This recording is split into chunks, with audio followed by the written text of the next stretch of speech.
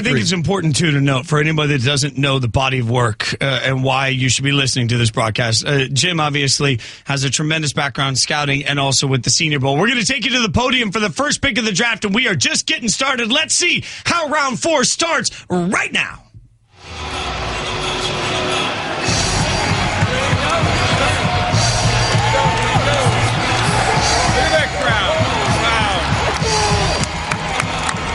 Wow, look at that crowd. Welcome to Draft Day 3. I think it's appropriate to start with a big thank you to the city of Cleveland and every one of the fans here.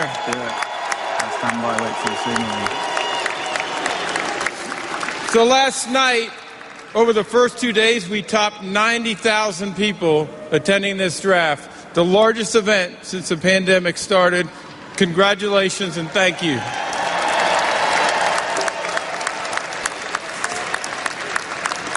And judging by that crowd out there, we expect to go over 150,000. Looks to me like it's going to be pretty easy to do. So thank you, guys.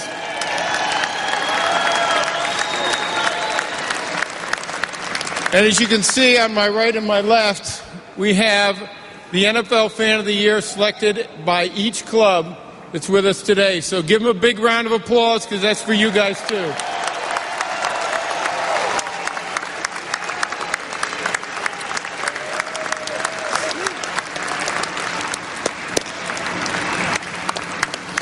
They've been having a lot of fun in that chair up here. We also would like to thank all of our healthcare workers who made this possible.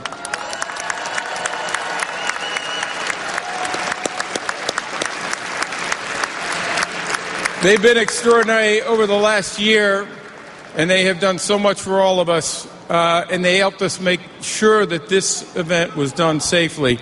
And I want to particularly point out Kendallin McKay, who is here on my right, the Fan of the Year for the Cleveland Browns.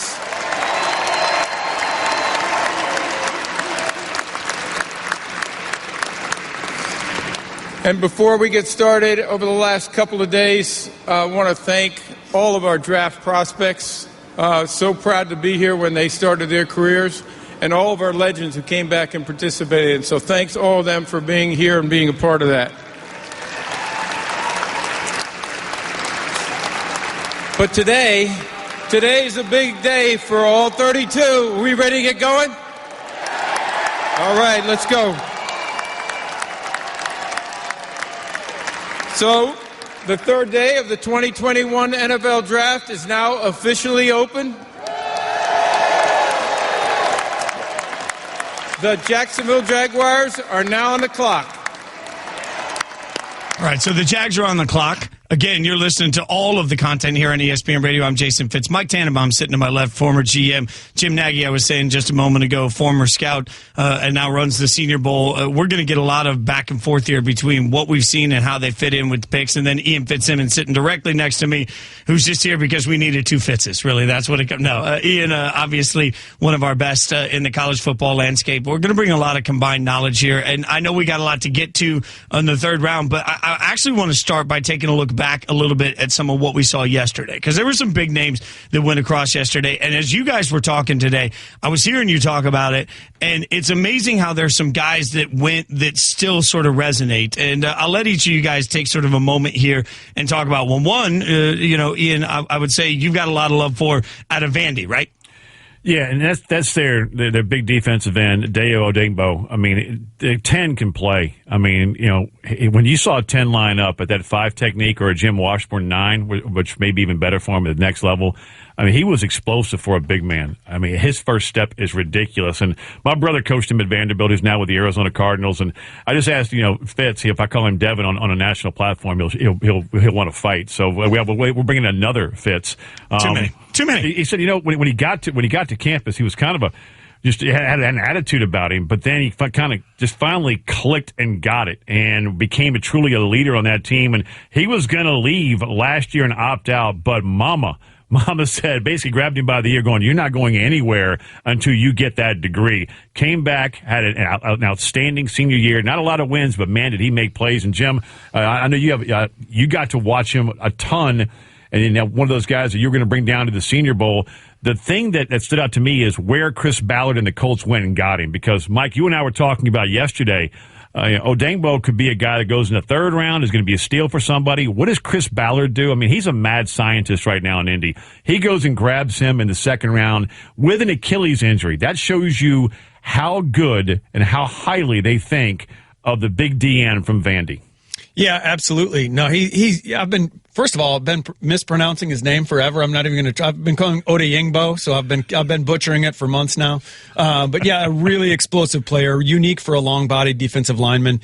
I think, he ruptured that Achilles about 3 or 4 days before he was supposed to come to Mobile for the Senior Bowl. Thought he was going to be a first-round pick had he come down. I thought he would have dominated one-on-ones and gotten there. So for Chris to go up and get him in the second, I think that's the right place. Really high-end player. You're talking about a Pro Bowl caliber player if it all comes together and that injury isn't too severe. Okay, another player that obviously deserves a little love today that you guys were talking about before. Let's go to the quarterback side. And, Mike, I thought you had an interesting point here. Davis Mills taken by the Texans. And, that's anytime we hear Texans right now in quarterback, I think ears perk up because of what it could mean for the future of the position for them. Yeah, just to take you behind the curtain, Nick Caserio, longtime scout, longtime personnel executive with New England, works his whole life, becomes the general manager of the Houston Texans, a position that he richly deserves, hires David Culley.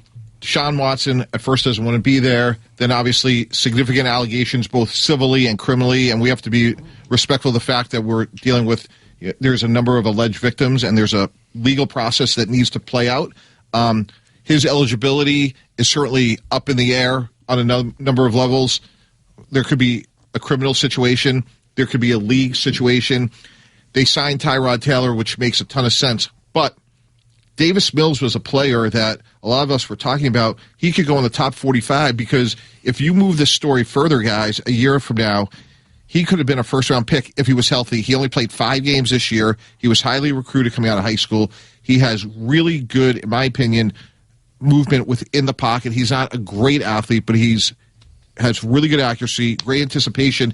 And for Nick Caserio, I think there's a really good value pick at the top of the third round. Yeah, I agree with you, Mike. And he was actually training in Mobile all spring for the combine stuff. All these guys get personal quarterback gurus. So I've seen this kid throw a bunch.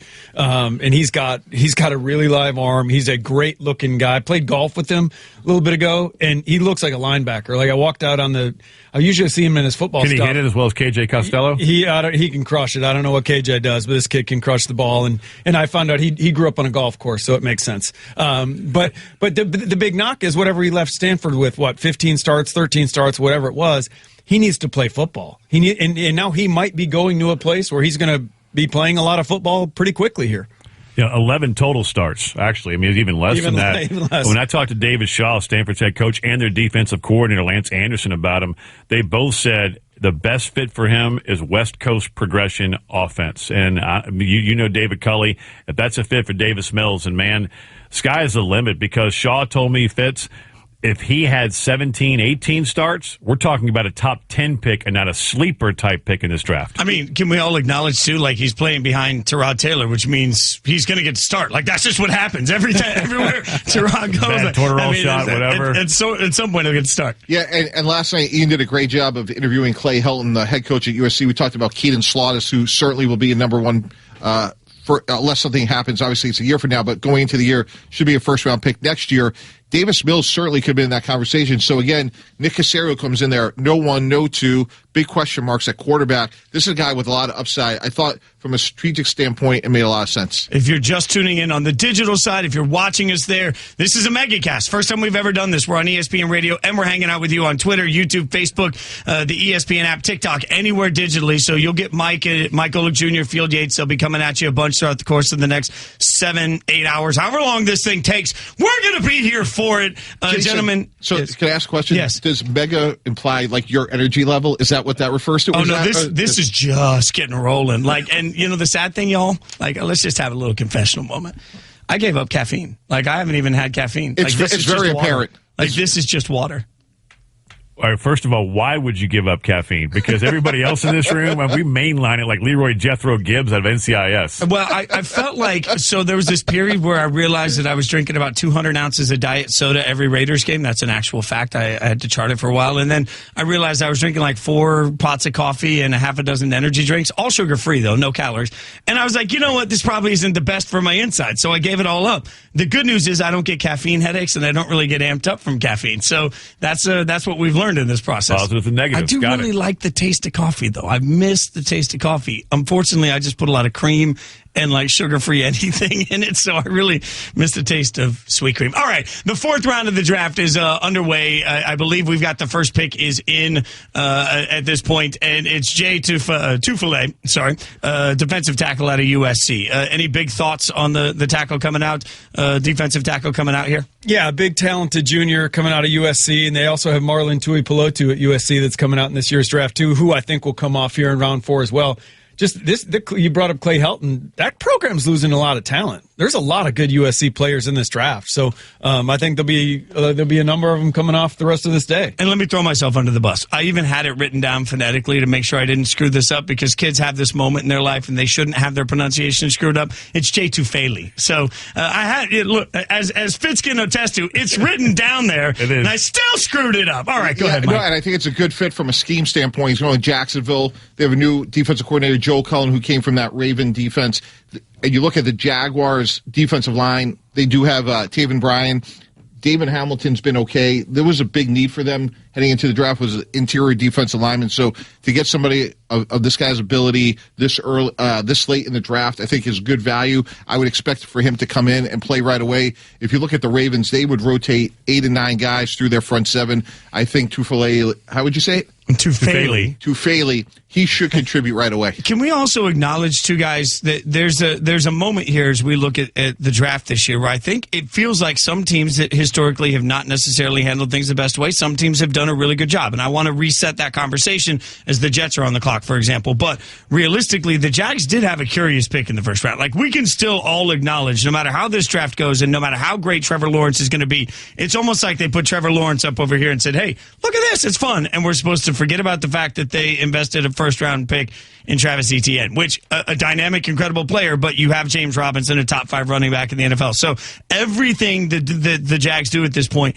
sort of feels to me like I keep going back to that and saying, what's the path here? What are we doing? And we don't know with Urban Meyer. Yeah, and I thought it was a bad pick as well, and here's why.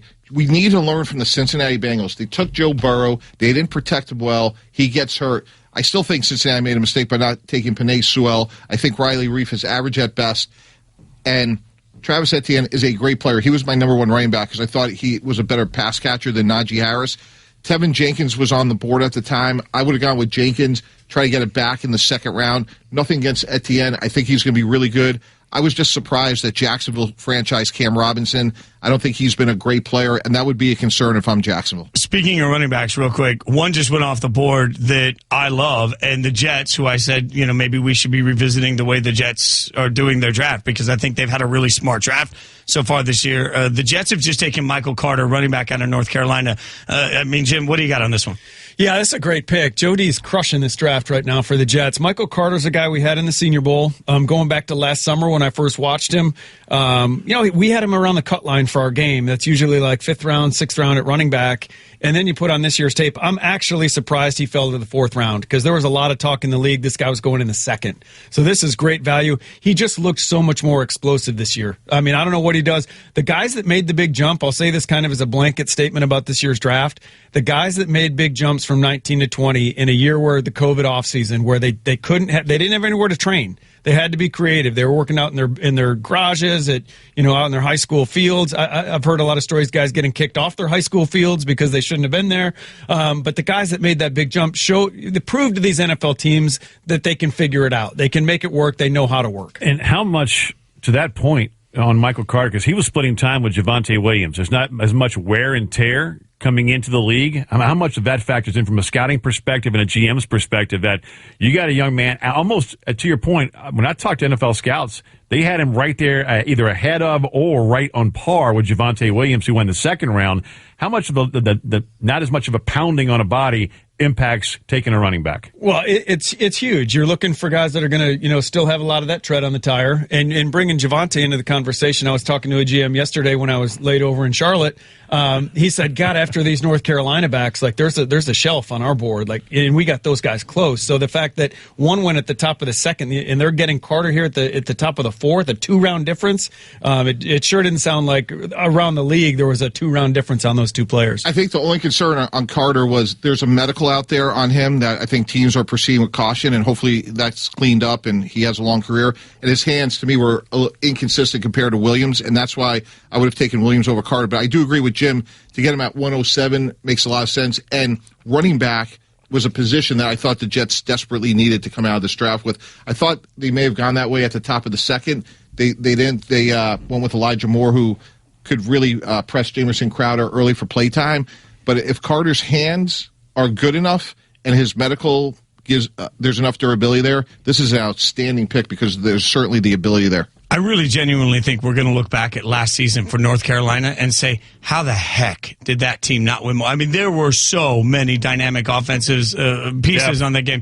And you're also talking about Sam Howell, who next year we're all going to be overhyping going into it.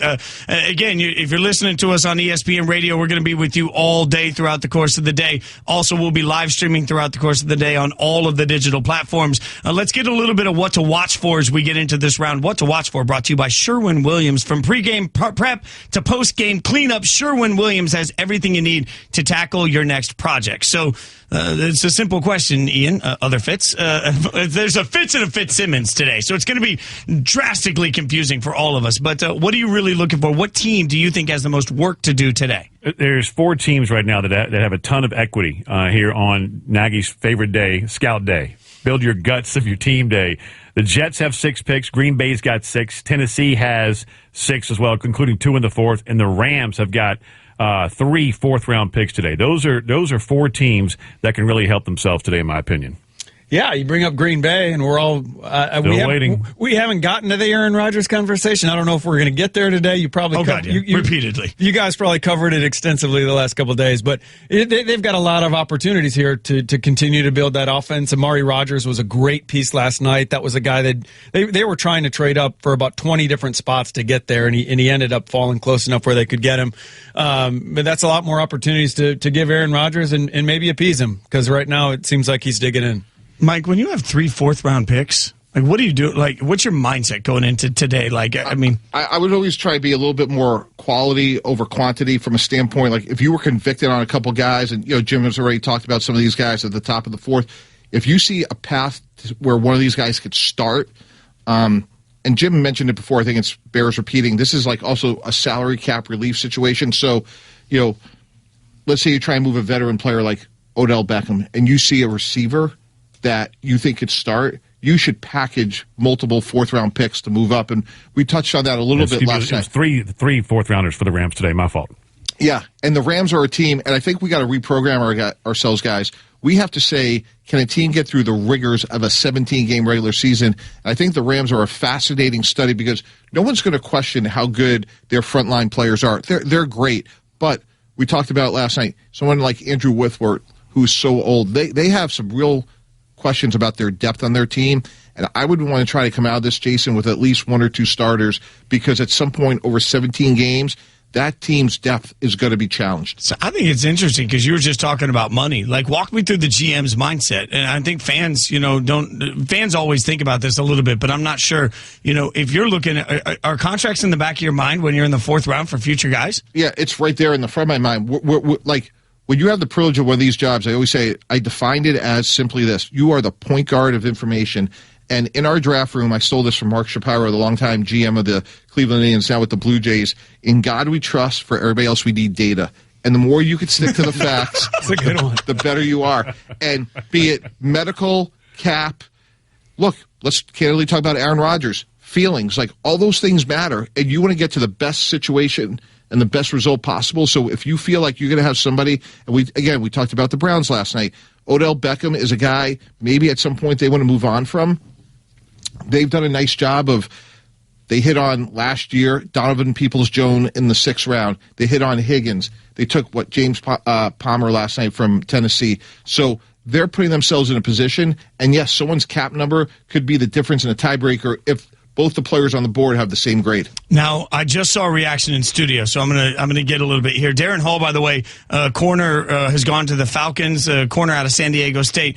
But the Titans from Houston via Carolina, I love these paths that we always give, have taken Dez Fitzpatrick, wide receiver. And Jim, you got a little light in your eye, a twinkle in your eye when you saw that. It wasn't about the player, it's about the name. It's another Fitz, right? We just added another Fitz to the broadcast. No, but Dez is a really good player. He was actually offensive player of the game on his side of the squad for in the Senior Bowl.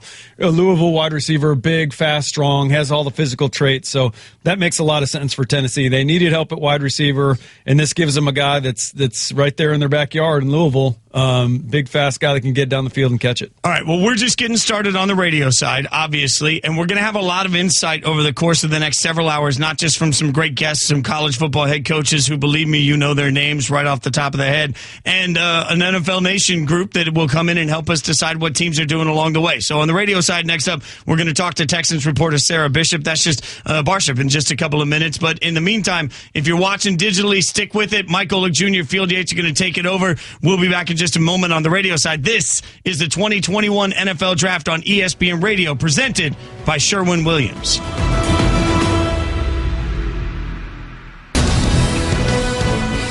That's right. You are listening to the NFL Draft on ESPN Radio with just a large crew of us. So you're going to be breaking it down all day. By the way, don't forget, and the NFL is doing something really cool. You can join the NFL family, including fans, players, clubs, and more, in driving awareness and support for pandemic recovery among our hardest hit communities. All you got to do is visit NFL.com/draftathon now to learn more and donate to deserving charities supporting the digital divide in education, health disparities, food insecurity, and mental health. Together we can learn, educate ourselves, and make a difference for communities in need. It's NFL.com/draftathon. I'm sitting with Jim Nagy, Ian Fitzsimmons. I'm Jason Fitz, sitting next to Mike Tannenbaum.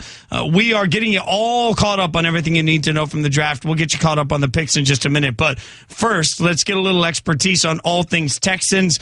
Sarah Barshop joining us now, the ESPN NFL Nation reporter. Sarah, thanks so much for the time. We were talking a little earlier about some of the names to watch. Davis Mills stood out as a quarterback taken by the Texans. What's been the reaction there of the pick?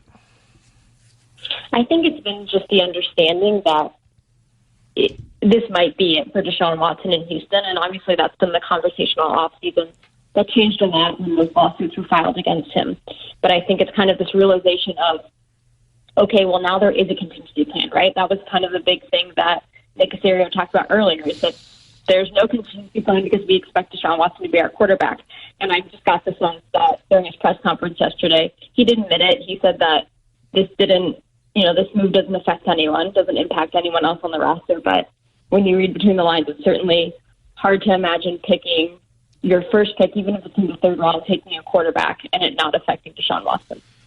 Well, what do you think is the next step with Deshaun Watson in terms of how are the Texans approaching this? Do they think the league is going to intervene? Do they think they need to do something? How do you think the next couple of months are going to unfold between now and the start of training camp? I think they're going to let the legal process play out, and obviously we don't know how long that's going to take. Right now there are the 22 civil lawsuits filed. Some of the women have said they've gone to the police, so I think a big thing is, will there be criminal charges? We just don't know that yet. The Texans have kind of said, we're not going to make another statement, and we're really not going to address this until the league has completed their investigation. And I think it'll be a while before the league does that. I mean, without any games for a while, it really doesn't matter. Like, there's really no decisions the league has to make soon.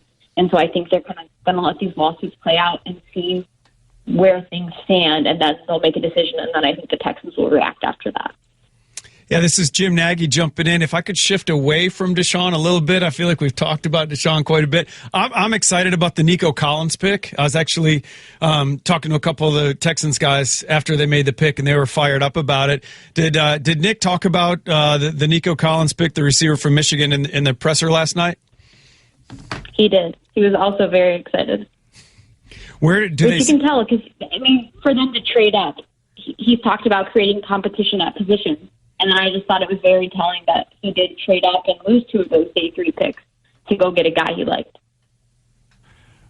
How much conversation was there in the building about not taking a quarterback with that first selection they had in the third round and maybe going somewhere else? There was conversation about adding on defense because, I mean, this is the thing when you look at there were so many holes on this roster just as a product of going 4-12 last year, having all that roster turnover this offseason and free agency. Nick Caserio made a lot of moves. And so there was a lot of conversation of, okay, well, do we improve the defense? Like Caserio said in his press conferences before the draft and then again last night, we really can't go based on need, and we hear that all the time, but he sounded like, we went in knowing we were going to take the player that makes the most sense, and so then last night they decided that it was a quarterback. Sarah, we appreciate your time. You guys can follow her on Twitter at Sarah Barshop. Keep up with everything happening. All things Texans. As always, you're a rock star. Thank you so much for hanging out with us today. Thanks for having me on. All right, so Kevin Winter, you want to get us updated? A lot of draft activity, a lot of picks going on here. Yeah, let's get you updated from the top of round number 4. Jacksonville taking Jay Tufele. Thanks for the pronunciation, guys. Defensive tackle USC off the hop. The Jets, Michael Carter. Running back out of North Carolina. Atlanta at pick 108, third pick of round 4. Darren Hall, cornerback, San Diego State. Dez Fitzpatrick went to the Tennessee Titans, the wide receiver out of Louisville, on a trade-up. Cleveland then took James Hudson, offensive tackle from Cincinnati. Cameron Sample then went to the Cincinnati Bengals, defensive end out of Tulane. The Lions, with the pick they had, took Amon-Ra St. Brown, the wide receiver out of USC. Detroit then went back-to-back, so the Lions then trade up with Cleveland. The Lions take Derek Barnes, linebacker out of Purdue. Atlanta at number 9, which is 114 overall. They will take Drew Dolman, the center, out of Stanford. So there you are. We are already 9 picks deep here in round number 4. Look at that, Kevin Winter. Thanks for the catch-up on that. If you're just tuning in on the live stream, we are going to continue on this side. Jason Fitz, Mike Tannenbaum, Ian Fitzsimmons, Jim Nagy, and Ian, you just, I know your eyes lit up a little bit at the St. Brown pick, right? Yeah, look, this is a very good route runner out of USC, and I don't care what he ran in a 40 time. He was a 1,000-yard receiver back in 2019 before the pandemic last year, and I saw him a lot in person, and all the guy does is make plays. If you look up, and number 8 was making a play for USC. And he's one of the smartest players I've been around. He speaks several different languages. Heck, he's the player that wrote the letter to the governor of California that triggered the Pac-12 actually playing football. If Amon-Ra St. Brown from USC doesn't take the initiative and write the governor of California that heartfelt letter of we want to play, after Trevor Lawrence did that exact same thing with the we want to play movement in Clemson, Justin Fields does it for the Big Ten and calling out their commissioner saying, hey, we want to play. Amon-Ra St. Brown was that guy for the Pac-12 that got them finally on the field. And when you look at everything he's done, remarkable family, brother's a starter for Green Bay. I don't think he's going to be a top 3 type guy for Detroit, but he could be easily a 3/4 in Detroit. And I'm telling you, seeing him in person a lot, every game I called with the men of Troy, 8 was making a play. And what I like about this is they lost a really good player in Kenny Golladay. They signed Terrell Williams, who to me is on the back end of it. As a Raider expert, I'm sure you would agree with that, Jason. But now you get a young guy that hopefully could grow with your young quarterback in Jared Goff. So, again, I think this is good value. When you could get a potential starter at the top of the 4th, it's good value. I think Terrell Williams is much more of a Band-Aid right now. And, look, they hit on Golladay. I'm not saying this guy's going to be that good, but I thought it was discipline for them not to spend that much money on I thought Golladay got more money than he should have. This is much better value. Guys, I love what they did with the next pick. I think Detroit followed up with a guy that's going to start, Derek Barnes from Purdue. This is a guy that got really hot through the draft process through this spring. As a junior, was more of an edge player. They rushed him a ton off the edge. He's got juice. This year they moved him off the ball, and he really showed his instincts off the ball and chased sideline to sideline. Came out of the Senior Bowl, one of the most professional, mature dudes you've ever come across. So he's crushed the Zoom's interview process this spring. And for a team that's looking to replace Jared Davis, they've got a lot of holes on that defense. This is a guy that, again, I thought this guy, Derek Barnes, could go in the second round. So for them to get him early 4, this was one of those guys. You hear about guys climbing and rising in the spring. Like, doesn't happen as much as people think it does. It was the case with Barnes. So educate me then, guys, a little bit, because I feel like last night at the end of the 3rd round, we were having some conversations about linebackers selected with the same sort of notion. Hey, this guy could actually come in and start. Like, am I confused on the value of linebacker in a sense? Because I feel like I'm hearing this a lot about guys being taken in third, fourth round, Mike. Yeah, no, and I think Jim makes a really good point, which is these are guys that are going to come in and play a lot right away, and there's really good value because on the other end of it, from a cap standpoint, Jared Davis graduates, Galladay graduates, and these guys are going to play meaningful snaps. Now, I think what we're going to see, and I've worked with Aaron Glenn, and he's the new defensive coordinator of the Saints, the Lions coming from the Saints. I think they're going to be faster than what Matt Patricia had, so how much the linebacker, quote-unquote, starts, I think that's a little bit misleading. He'll contribute, but I expect them to be a lot faster on defense than they've been in the past. It fits. I'll say this, too. It's not a premium position. Linebacker's just not anymore. I mean, you're addressing you're addressing tackle, you're addressing corner. Teams wait on linebackers, so that's why you're seeing. Unless you have that rare one like a Devin White. Right. If you have, Devin White, Devin Bush, but I mean, this is a position teams tend to wait on, knowing they can get starter level players in the third and fourth round. But I think also like Devin White, like those guys are 4-4 guys. Barnes is closer to 4-6. So I again, to me, knowing Aaron Glenn, like it's going to be about speed. And again, like in that division, you got to be able to defend. We think Aaron Rodgers, but prolific passing attacks, and I think that's why. Agreeing with Jim's point, like unless they have a lot of speed, I don't think you're going to see those guys go until the third day. And by the way, I think through all of that, let's just admit that we could talk about positional value all day long. There will be exceptional athletes at any of those positions that break those molds, right? So positional value just doesn't have to be one size does not fit all when it comes to that particular conversation. Now, we just saw Drew Dahlman go off, the center out of Stanford for the Falcons. I want to have a quick Falcons conversation here, though, because, Mike, I think the Falcons were in a really interesting sort of dilemma at 4. Do they rebuild or do they continue to stack on? Not just from the 4th pick, but from what we've seen since then in the draft. How do you feel about their decision now, knowing everything else they've picked, to decide that they're going to stack on and not start a rebuild? Yeah, this is one of those interesting situations where, from a front office perspective, you want to tie your head coach in a perfect world with a new quarterback and say, hey, for the next 10 years, it's Arthur Smith and fill in the blank. Trey Lance, Mac Jones, Justin Fields. Arthur Smith had a ton of success resurrecting Ryan Tannehill's career. When you're dealing with successful, headstrong offensive coaches, and I'm saying that in a positive way, I'm sure being around Matt Ryan, who's a football junkie, he's saying, hey, this guy still has another 3 to 4 years, so what can we do to amplify him to make him successful? Kyle Pitts is a historic mismatch, because if you cover him with a linebacker, he will run right by you. If they go small and put a corner or safety, he's going to have to block enough where you should be able to run the ball. Like, he's a real transformational player. So if you have Calvin Ridley, Julio Jones, it makes a ton of sense. But they had to make a decision, hey, we can win for the foreseeable future with Matt Ryan.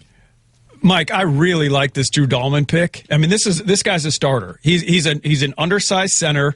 He's a center only. He doesn't have guard flexibility. You're not taking a center only backup. So they see this guy as a starting center. They drafted Matt Hennessy early last year. He'll now play guard. They drafted Lidstrom in the first a couple years ago. He's the other guard. And then they took Caleb McGarry in the first round a couple years. So they've put a ton of resources into this offensive line.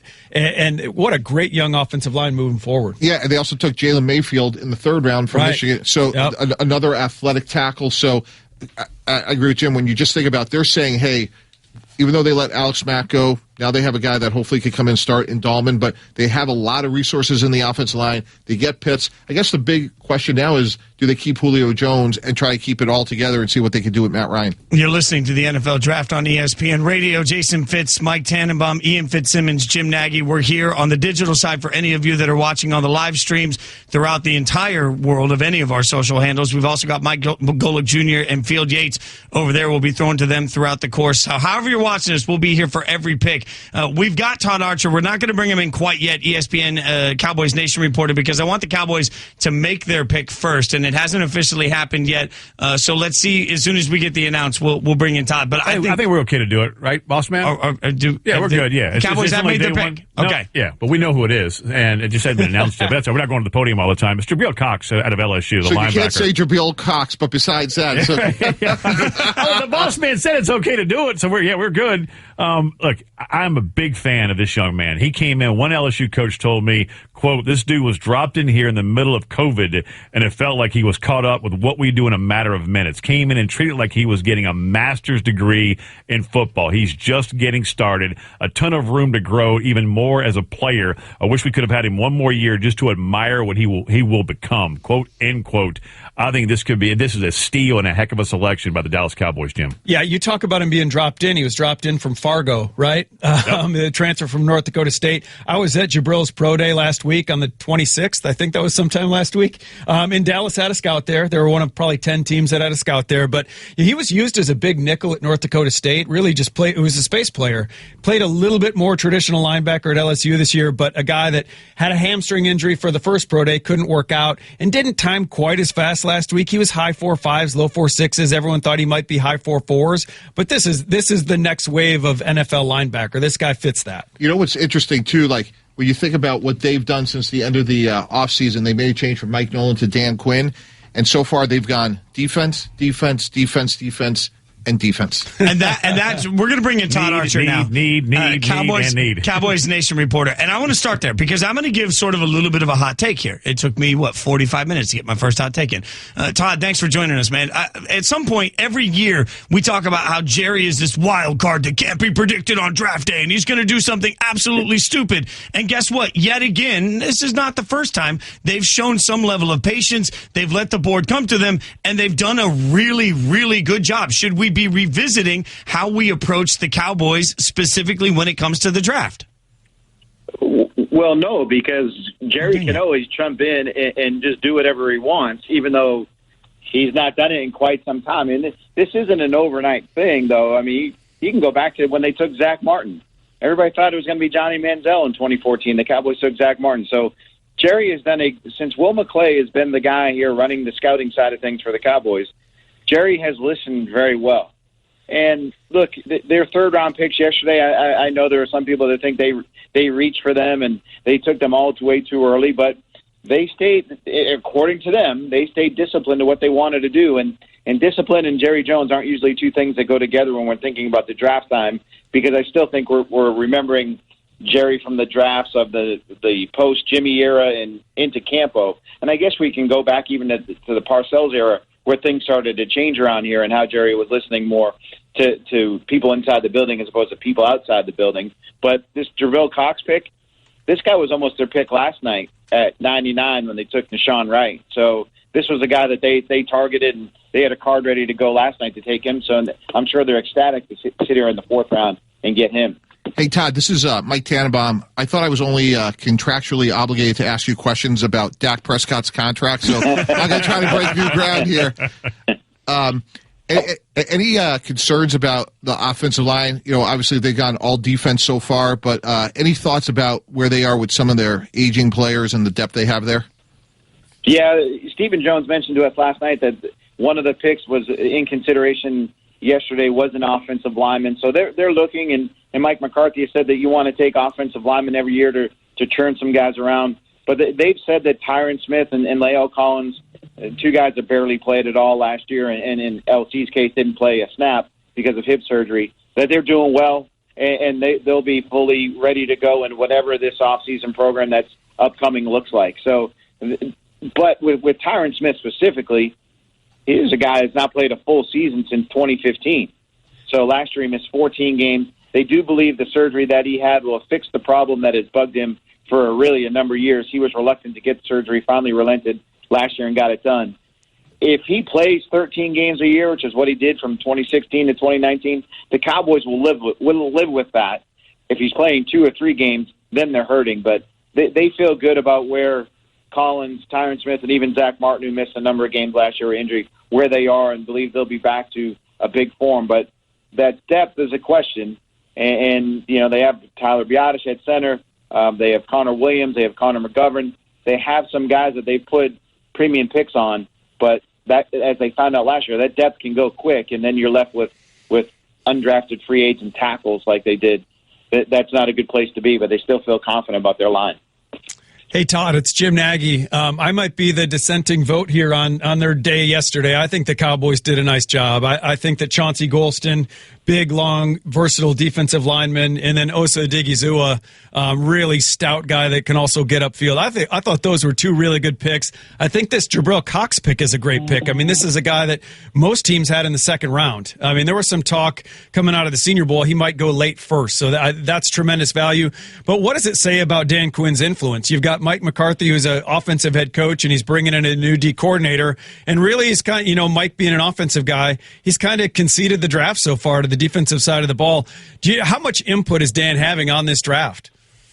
It's funny, obviously a large part, right? Because you look at Wright, the cornerback that they took, the kid's 6'4", out of Oregon State. Where's Dan come from? And Jim, you know this better than anybody, so I don't even know why I'm saying this to you. They love big corners. They have Browner up there. They have Richard Sherman up there. So you're looking at a guy who fits what Dan Quinn wants. The other picks that they had, Odighizuwa, fits what Dan wants. So obviously he's got a large say in what they're doing. And then you look at the Cowboys on offense, and all their money basically tied up in the offensive lineman that I talked about, the contract they just gave Dak to Dak, the contract they have to Zeke Elliott. Their money is tied up on the offensive side of the ball, so they need guys on defense to come in as salary cap balancers in some respects. So they knew they were coming in leaning defense here, and knew they were leaning on Dan Quinn to kind of right the ship after this thing fell apart a year ago. You remember, when Rod Marinelli and Chris Richard and Matt Eberflus were running this Cowboys defense, they were a 10 to 12, 14 ranked unit. And with those offenses, that was good enough. And that's what the Cowboys got to get back to. Last year was just an abysmal, and it was an embarrassment. And Dan Quinn doesn't need to have the Legion of Boom defense. He just needs to have a defense that can make some timely plays. And I know why you like the Odighizuwa and Golston there, Jim. It's because both guys really excelled at your game down in Mobile, and that's one place where the Cowboys.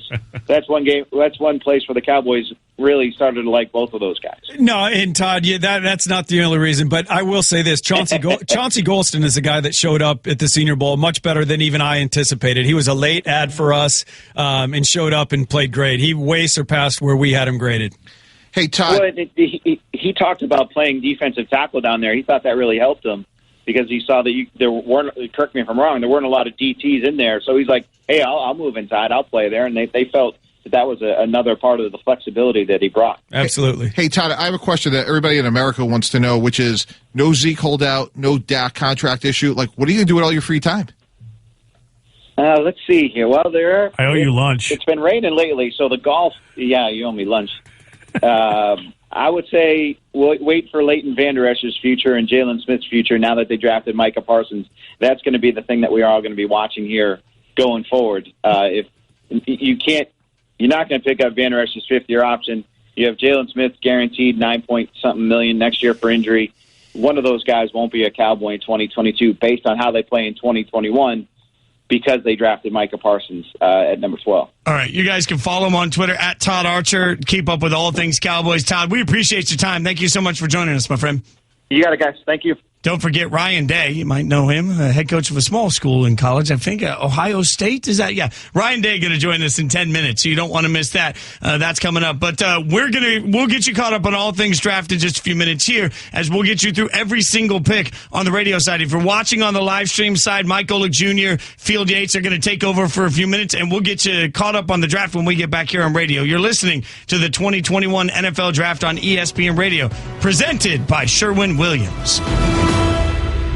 We're there. So, Jim, we just had a bunch of names go off the board, but I know that you're hot on Jordan Smith, the DE out of UAB. Well, that's going to be. That's never mind, Ian. I know you're hot on Jordan Smith, the DE out of UAB. They're going red rush out of Northern Iowa. The other guy. We got two Smiths. We got two Fitzies, and here we go. We're just going to go with it. Bring my little brother in from the Cardinals. We'll make it a party. If they're throwing another Fitz in this thing. Jordan Smith, man, it's a pretty remarkable story. He started his career with the Florida Gators, got caught up in that credit card scandal, along with 8 other players, suspended for the 2017 season because of his role in that alleged credit card fraud.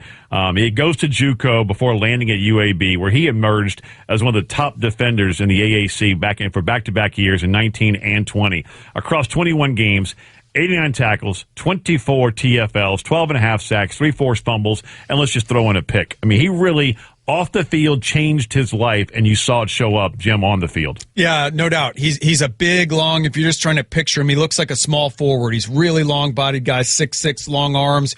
A legit 6'6". Legit 6'6". Huge upside because of the length. He's got pass rush to him. He just needs to get bigger and stronger. And then you look at what he did this spring, coming from Senior Bowl to his pro day, put on almost 20 pounds just in that couple months. So he's trending in the right direction. High upside player that they know they can hit on, at least as a situational sub rush guy. And the pick I really like. Yeah, I said it on Twitter this morning. Dave Gettleman, I feel like, is doing a great job in this draft. And to get Ellerson Smith, the first small school player, defensive player in this year's draft out of Northern Iowa, was a big get. Ellerson's another, almost 6'6" body, big, thick proportion, high test guy. I think he was 40-inch vertical jump, 10'8", 10'9" broad. I mean, he was one of the top testing defensive ends in this draft. So again, a guy they probably don't want to rush on the field other than to rush the passer. But you're talking 2 or 3 years down the road, Ellerson Smith could be a guy that's an every down impact player for the New York Giants. Jim, I like the fact that they doubled down. They took Azeez Ojulari. And I did like the original trade when they traded back with the Chicago Bears. I didn't like the fact that they took Kadarius Toney because they had signed John Ross, they had signed Galladay. I think Darius Slayton's a good player. Evan Ingram's basically a receiver. And when you have Kwity Paye and Christian Darrisaw on the board, I think those would have been better fits for the Giants in round one. But give them credit because I do like Ellerson Smith. I think he could contribute. I think Ojulari, if the medical is clear, I think he has a chance to start. So the fact that they're addressing defense, because their front seven has been really poor the last couple of years, and when we factor in how well a team does, you have to add they have a 1 and a 4 for next year as well. Yeah, Trader Dave. Want to say a quick hey to the digital audience that's swung over with us now. If you're watching on the live streams, again, the ESPN app, Twitter, YouTube, Facebook, Mike Tannenbaum, Jason Fitz, Ian Fitzsimmons, Jim Nagy. And I think the Gettleman conversation, we've mentioned it a little bit on the digital shows over the last couple of days, is an important one because we sort of, at certain times, we get narratives drilled into our head of who we think GMs are. And there has been a conversation that Gettleman won't trade down. He did that. There has been a conversation of who he is as a GM and can he build the right roster. And while the value can be questioned at some point, I think the job that the Giants are doing, to me, is a little bit of, again, the tip of the hat of, are there certain teams that we need to revisit the way we have conversations about their GMs? I mean, I think Gettleman's done a really nice job with this draft, and they got a king's ransom, rightfully so. We'll get into the Bears side of it, but all day, every day, they got a king's ransom to move down. Absolutely. And I understand what Mike was saying, but I actually like the Toney pick because I thought he was the second best playmaker in this draft behind Waddle in terms of being an explosive slot. And where he's different from Rondale Moore and Elijah Moore, he's 5'11 and a half. So just talking to the Giants guys, they know they can play him outside as well. And what they can do with him, from the slot, from the backfield, this dude is a playmaker, and that they've done a great job building up the defense. But what they needed to do was to continue to build around Daniel Jones on offense. So now Mike kind of ran down the skill people. They've got good skill people now. To me, this is a big year for Daniel Jones. Year 2 with the same coordinator, regular offseason, no COVID. I would expect Daniel Jones to make a big jump for this football team. Yeah, don't get me wrong. I like Toney. When I saw him at Jim Nagy's Senior Bowl, the Reese's Senior Bowl. Don't say that. Proprietary. Wait. Are there Reese's here?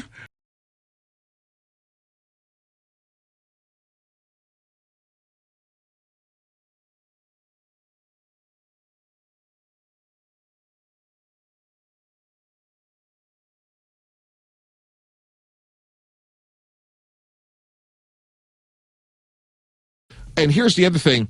If Justin Fields plays and they struggle a little bit in Chicago, and the New York Giants will not say this publicly, but I promise you every week they're going to see how they did, and they're going to see how their first-round pick's doing. That could turn out to be a top 10 pick next year. So we could quibble about where they took Ojulari or now Ellerson Smith, but they deserve a lot of credit because that future one, you never know how good it's going to turn out to be. How much is the Toney pick? And also, let's just throw the Jags in here as well because they've been kind of raked over the coals for taking Travis Etienne with the 25th overall pick when you could have gotten running backs maybe later, even maybe him because they had the number 1 overall in the second round, the start at the top of the second, if you could have waited. But how much is that just taking the best player available on your board? And then it goes back to the Bill Polian story he told me years ago when Reggie Wayne was on their board. They didn't need a wide receiver, and there was a big debate in the room. We have Marvin Harrison. We have all these weapons. We don't need Reggie Wayne. And then Polian, just as in true Bill Polian fashion, just stood up, hit the top of the board. He goes, "Who's the highest rated player we have on this thing?" Clean that up. Right? And they were like, "Reggie Wayne." He goes, "No, we're taking Reggie Wayne." And the rest is football history. Yeah, he's an 8-time Pro Bowler. So a lot of times, how much of that is Tony with the Giants possibly being the highest-rated player on their board, along with Travis Etienne with the Jacksonville Jaguars? Yeah, hey, look, those are fair points, but here's where I'll push back specifically with Etienne, which is I love him. Again, he was my number one guy. But you have James Robinson, and they really, to me, have an offensive tackle problem, and I would have addressed that. Look, I don't know what their board was, how Trent Baalke and Coach Meyer had it set, but if it's within reason, I would have gone offensive line there. And again, for all the reasons we've talked about, but it's a fair point. You can't go wrong by adding explosive players. But I think there's another portion when it comes to that particular conversation with the running back for Jacksonville. Part of that comes back to Urban Meyer's comments afterwards at the press conference that night when he says, essentially, we're going to use him as a change of pace back or a third down back. Now, maybe none of us believe any of that, but that's just a weird message to send your fan base when it's like, hey, we're all in on a position that most of us know you don't really take in the first round, but he's going to be a third down guy. It's going to be fine. Like, that just feels weird. Yeah, Jason, what's interesting about that, like the juxtaposition of what Mike Tomlin said, which is screw the studies. Like, we take first rounders in Pittsburgh. Like, they're going to give Najee Harris the ball a whole bunch of times. Yeah, absolutely. And I hear what you're saying, Fitz. The messaging a little bit, Coach Meyer, it's different. The NFL is different. Like, he's used to going out and picking 5 stars at Ohio State and getting great players, but actually going through this process, it's a little bit different for him. So, yeah, little unclear messaging coming from the head coach. Clear messaging here. It has been brought to my attention. I'm looking directly at the camera for our live stream audience that I have forgotten one of my closest friends in the world, Trevor Scales, is on the other set with Mike Golick Jr. and Field Yates. So this is my mea culpa, because if you've never seen Trevor Scales, Google a quick picture. Not only was he a remarkable running back at Harvard, but he also bench presses heavier than I am basically every day. So Trevor, I love you. I'm sorry. And in a non-COVID world, you can be Big Spoon all day, every day. I owe you that, because Trevor Scales doing remarkable work over with Mike and Field. That's my mea culpa, because now he's gone to Twitter, and I don't know what's going to happen. He's far bigger than I am. Let's pause 10 seconds for station identification. This is the 2021 NFL Draft on ESPN Radio, presented by Sherwin-Williams.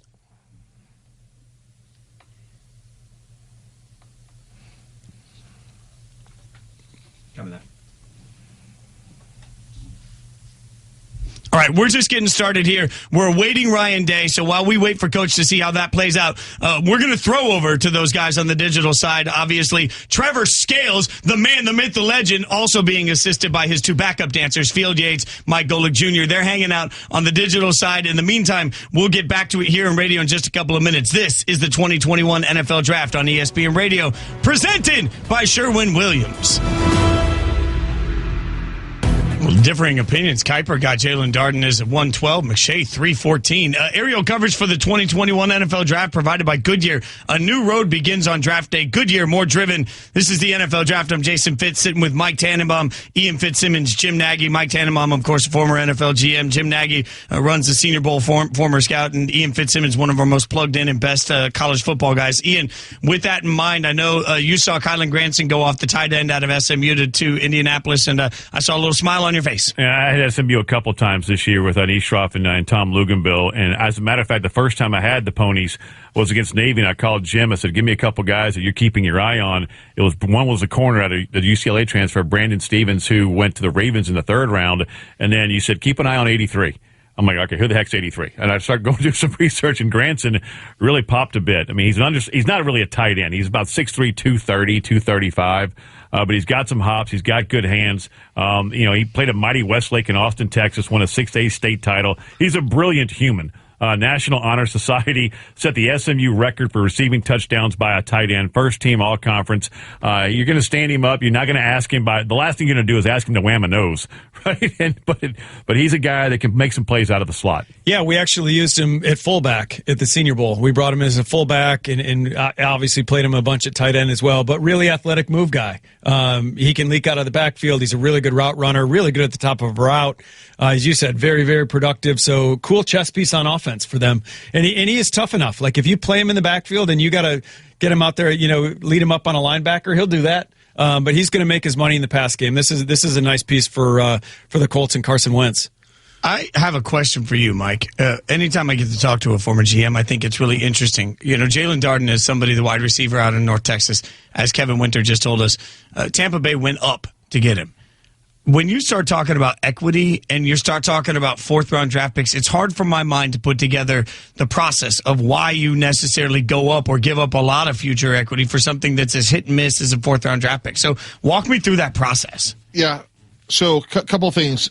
Right now, Chris Godwin's on a one-year deal as a franchise player. Antonio Brown comes back on a one-year deal. So there's a great axiom that applies when you're trying to build a roster. You want to win for today and develop for tomorrow. They've done a historically great job of bringing everyone back this year. We know all the players they've re-signed, including Antonio Brown. So now Jalen Darden happens to be small. I'm assuming he's very explosive. But the point being is, they're not going to expect a lot out of him this year. They still got Scotty Miller, for example. But in a year, if they can't get Godwin on the numbers they want, they let him graduate. They'll save $15 million that they're going to have to pay him. They let Antonio Brown graduate. And now by year two, hopefully when you get a guy from a small school like Darden, he's ready to go. What you don't want to do is you don't want to draft a guy like Jalen Darden from North Texas and expect a lot in year one. Yeah, I'll say this, Jason. When you see trades being made at this point in the draft, there's conviction across the board. This isn't a coach's pick. This isn't a scout's pick. This is everyone in the building wants this guy, so let's move up and get him.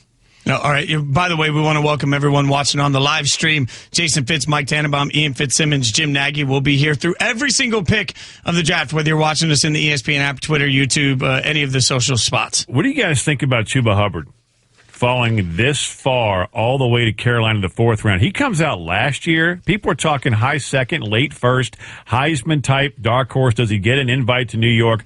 Comes back last season, and I don't think he had the same burst. So I'm going to defer to you guys. Jim, let's start with you. You talk about how the mighty have fallen. He could be a steal, but he cost himself some money. He did, and that's usually not the case. Usually when you come back, you look at money. Najee Harris is a great example. Najee made himself a ton of money. Travis Etienne. And Travis Etienne. And just keep it at Oklahoma State. We got Tylan Wallace coming off the board right now to Baltimore. And this guy was a Biletnikoff finalist 2 years ago, and he slid. That's two Oklahoma State players on offense that have been explosive players in that league. So, back to Chuba. He didn't look like quite the same guy, but if you're the team drafting him, where did Chuba? Carolina. Chuba went to Carolina. You're banking on we can get that guy from 2 years ago. And one thing about Chuba is, he had a time speed about 4.36. I think he played that fast, but I was also surprised he was there in the fourth round.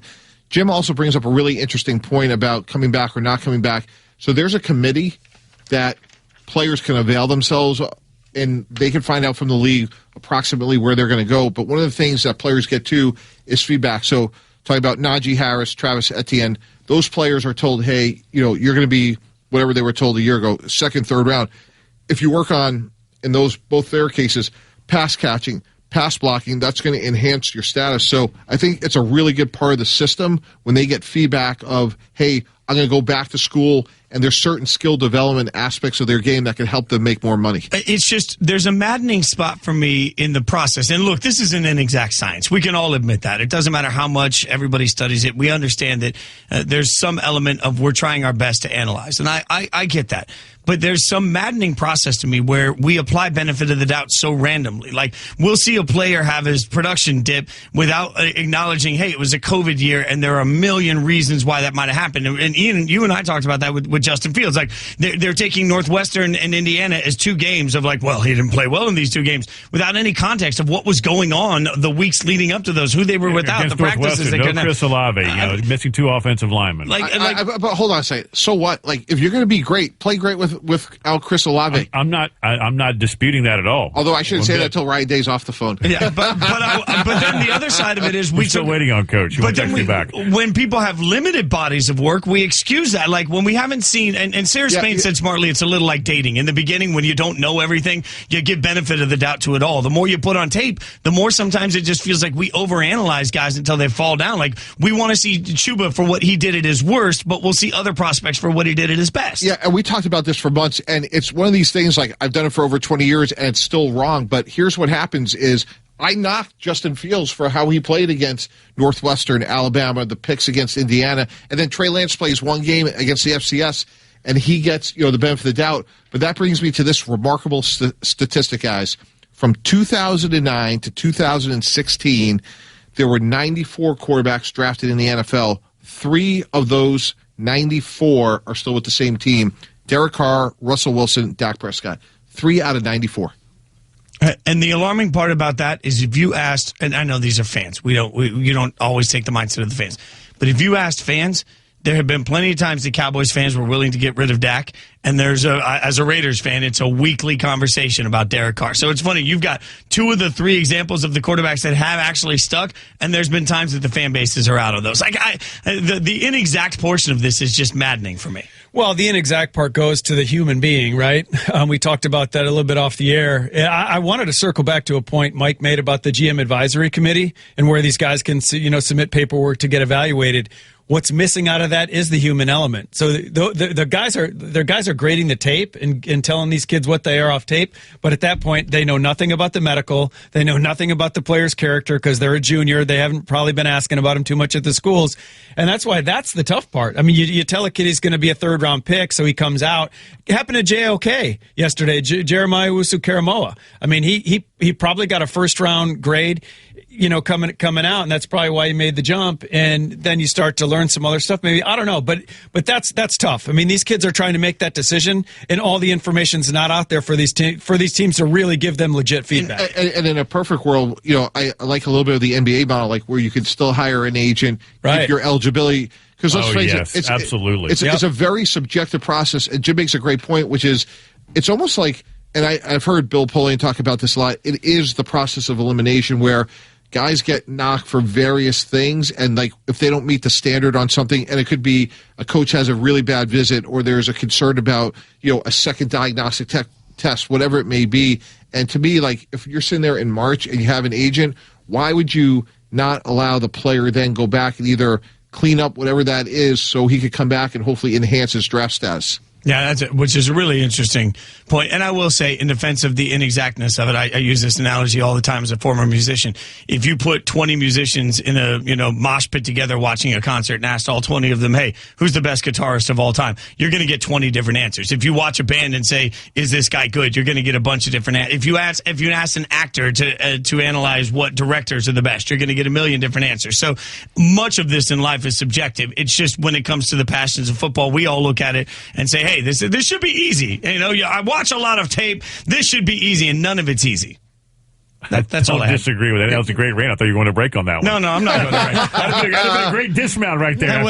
That's why you're a pro. That's why you're a pro, and I'm a semi-pro. All right, so obviously we've had they are saying, you know what? You're brilliant, Ian Fitzsimmons. Why don't we do that? Let's let the digital side take over. Trevor Scales, who, by the way, if you haven't seen him, is dashingly good-looking. His hair is perfect, and my God, is he a physical specimen, is joined by the one and only Field Yates and Mike Golick Jr. You can stay with them wherever you live stream ESPN on the socials. We'll get you updated on everything that's happened in the draft coming up. But you're listening to the 2021 NFL Draft on ESPN Radio, presented by Sherwin-Williams.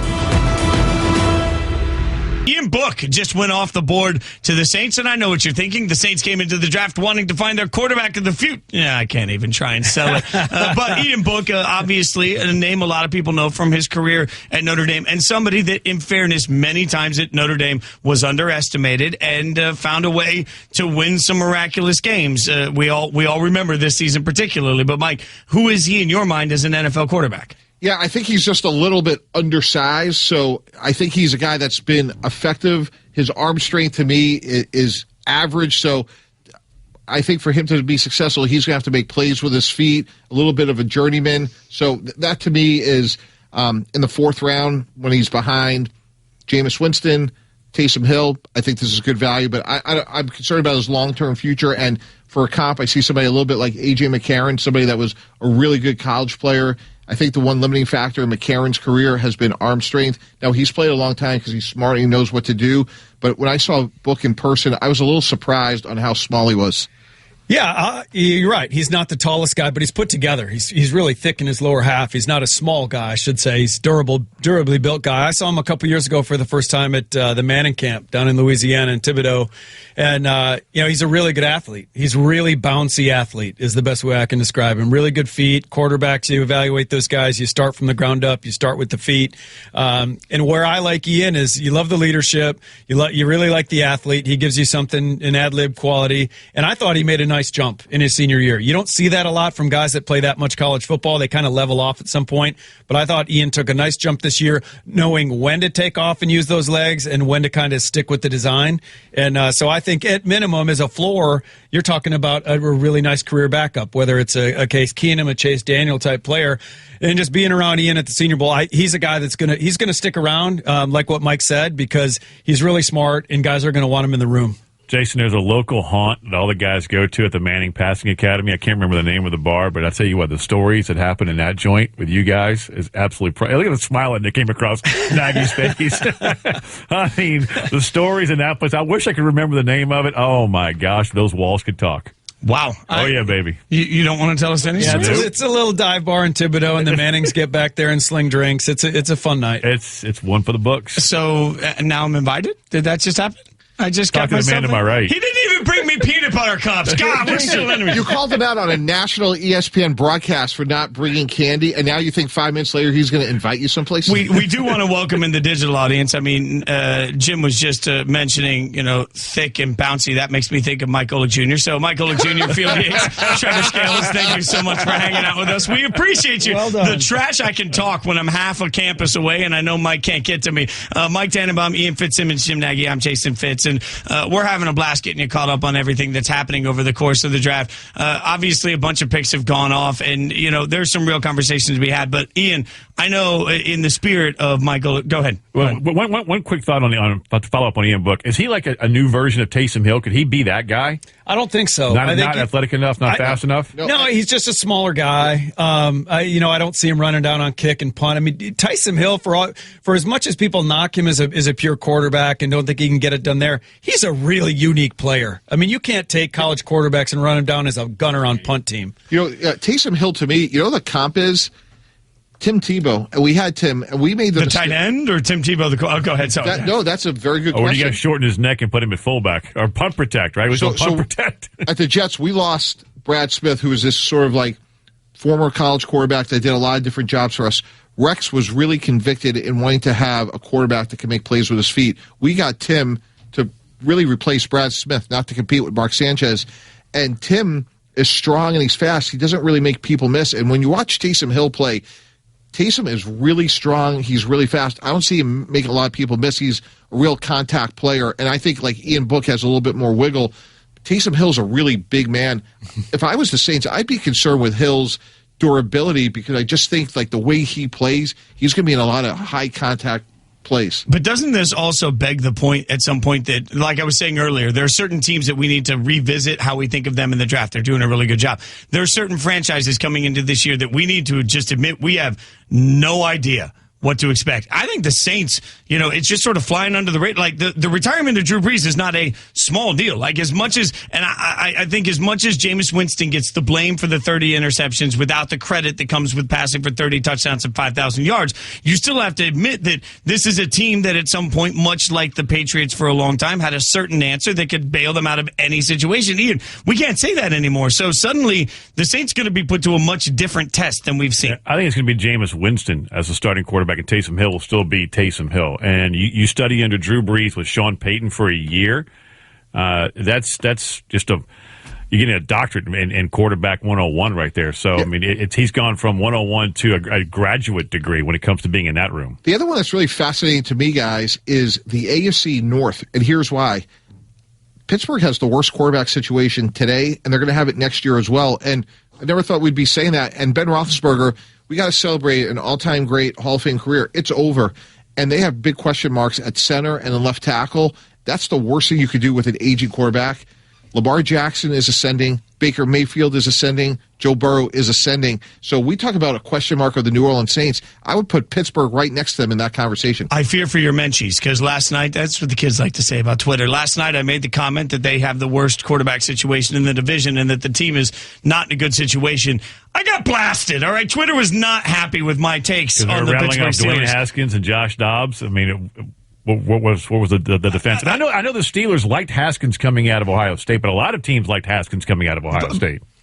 Yeah, and you hope Dwayne got the wake-up call. To me, it wasn't about arm talent. I mean, Dwayne was an average athlete all day long. He's never going to be a guy that moves around, so you have to protect him. He definitely has the arm talent, but did he get the wake-up call? It was totally a maturity thing with Dwayne coming out of college. Which comes back to what Jim said earlier. We'll talk about more as the show goes on. There's a human element to all of this. We want to be joined by Broncos Nation reporter Jeff Legwold.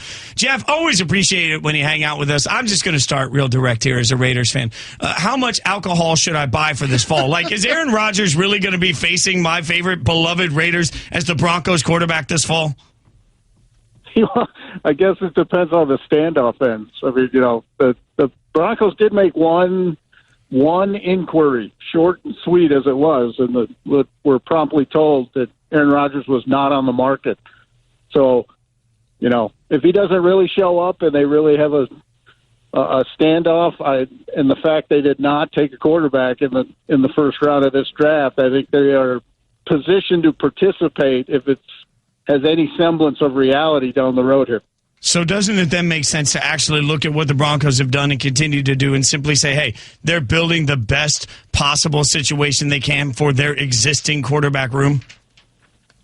I would say that right now for sure. And I've said since January to anyone who's asked, they like Drew Lock more than you do. I mean, that's kind of my phrase to people. And they, George Payton drafted Teddy Bridgewater in the first round when he was with the Vikings. So he likes Teddy Bridgewater. So, we asked him last night again, and George said he's comfortable with the room and likes the room. So I think they're trying to do the best they can around those guys. And, this is the make or break year for Locke anyway, and I think they feel good about their cap situation moving forward. So if they wanted to make a big dive in 2022 for somebody, that they'll be in position to do that. Yeah, Jeff, this is Jim Nagy jumping in. I'm in total agreement with you on Drew Lock. It's way too early to be pushing the panic button on this guy. I mean, you cover the team, you know this, but to end 4-1 in your final 5 games as a rookie, and then go into the offseason, a COVID offseason, an unusual offseason. And they say they drafted a lot of young skill guys, but I keep hammering the point. Those are young skill guys, right? They're trying to learn with Drew. He loses his go-to guy, Cortland Sutton, in camp, and then he gets hurt. So let's be patient with the quarterback position. Bringing in Teddy was a smart move by George Payton to create some competition and give Drew another guy that knows how to prepare with him. But I think George is doing a great job. I know some Bronco fans were upset he didn't go Justin Fields. But you look at Patrick Surtain, Javonte Williams, Quinn Miners. I mean, he's added some really nice pieces to this football team. To me, Javonte Williams was the number 1 running back on some teams' boards. Patrick Surtain was maybe the top defensive player on some teams' board. Quinn Miners is a guy that people think could start right away. So I think George, in his first year as the GM, he's handling that chair really well. Yeah, Jim, I thought it was sort of the draft. You could tell this is a GM who came up the long way through scouting. He played the board he had in front of him. I had all 4 of those players they took in the first 2 days. I had all 4 in my little top 100. So I thought they got great value yesterday, especially Williams, Miners, Browning. I thought those were all really, really good value picks from where they got them, and they're all going to contribute right away. And I think in the big picture, I mean, I said here that the quarterback question in the first round. If you don't have consensus in your building, you can't take a quarterback in the first round. The last time they did that here without consensus in the building, it was Paxton Lynch. And coaching and personnel, you got to be on the same page for that quarterback in the first round, and they didn't have it on Justin Fields. So I thought the prudent move was not to take him, but no no city panics about the quarterback quite like Denver. So, it's been a rolling wave of what if since then. But overall, I think he's done exactly what people say they should, which is they built a board over a year and they trusted it with every pick. You guys can follow him on Twitter at Jeff_Legwold. Jeff, we appreciate your time and your insight, my friend. Thank you so much for joining us. Thanks, everybody. See ya.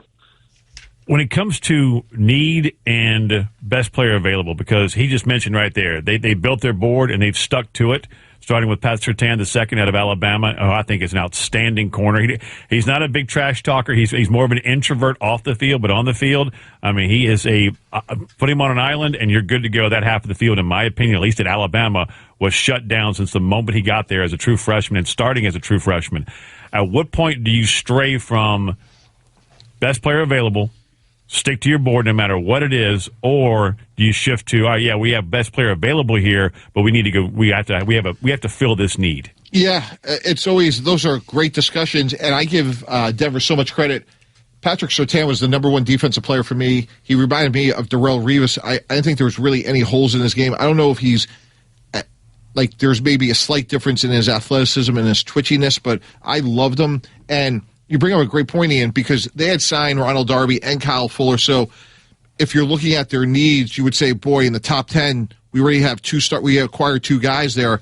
I just think this is the best 10-year pick that they could have made, with the obvious exception of the evaluation at quarterback. Obviously, they feel good about Drew Lock, who I agree with Jim's evaluation. I've always been a Drew Lock guy, but I think when you're sitting there and it's the number one defensive player on the board and you could get him despite signing those two players, you're going to be really happy if you're a Bronco fan 3 years from now, 5 years from now, 10 years from now, and Ronald Darby and Kyle Fuller will be long, long gone. We were having a conversation at breakfast because our man here in Jason Fitz, for people who don't know, he played the fiddle pretty well, Juilliard guy, back in his country music days before he came over to the dark world of sports. And you brought up a great analogy when it comes to music and how quickly, man, we are punting, and not us, but maybe the fans in perception with Twitter and social media today, just going ahead and punting on a quarterback so early in their careers. Yeah, if you go back, Bono was the one that said it from U2 years ago. He said that looking at the music industry as it was today, it took U2 4 records to really find their feet and understand who they were as a band. And so his point was that in today's music industry, there'd be no U2 because you don't get 4 records anymore. And I'd argue, hell, a lot of times in music, you don't even get 3 singles, right? Like you put out a couple, they don't work, you get dropped, you're done, and we move on. And so there is no opportunity to develop. And to me, when you look at the quarterback position, it's much the same when you look at young players in general. But I look at no further than Baker Mayfield, who year 1 was a sensation, year 2 suddenly was hot garbage, and now year 3 is in the middle. Like, we have to understand, to me, that it takes a minute for a quarterback to get their footing, and then the league will adapt to that, and then the quarterback has to adapt to how the league adapted to them. Like, there's a whole process that goes through. You can't rush that process, otherwise you won't get great music. I'm old enough to remember, Jason, that Patrick Mahomes didn't start as his rookie. I mean, that seems like a lifetime ago. What would Peyton Manning go through right now? Peyton Manning, 27 picks his rookie year, and Troy Aikman 1 in 15. And Jason, you bring up a really good point about that 3 years. It takes 3 years.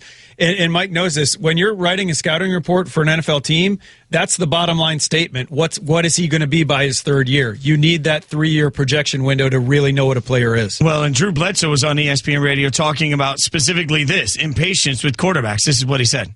Aaron Rodgers sat behind Brett for a little bit. You look at there are examples of guys that have benefited from being able to sit and watch for a second, but then you also have a lot of guys that started day one that go on to be successful.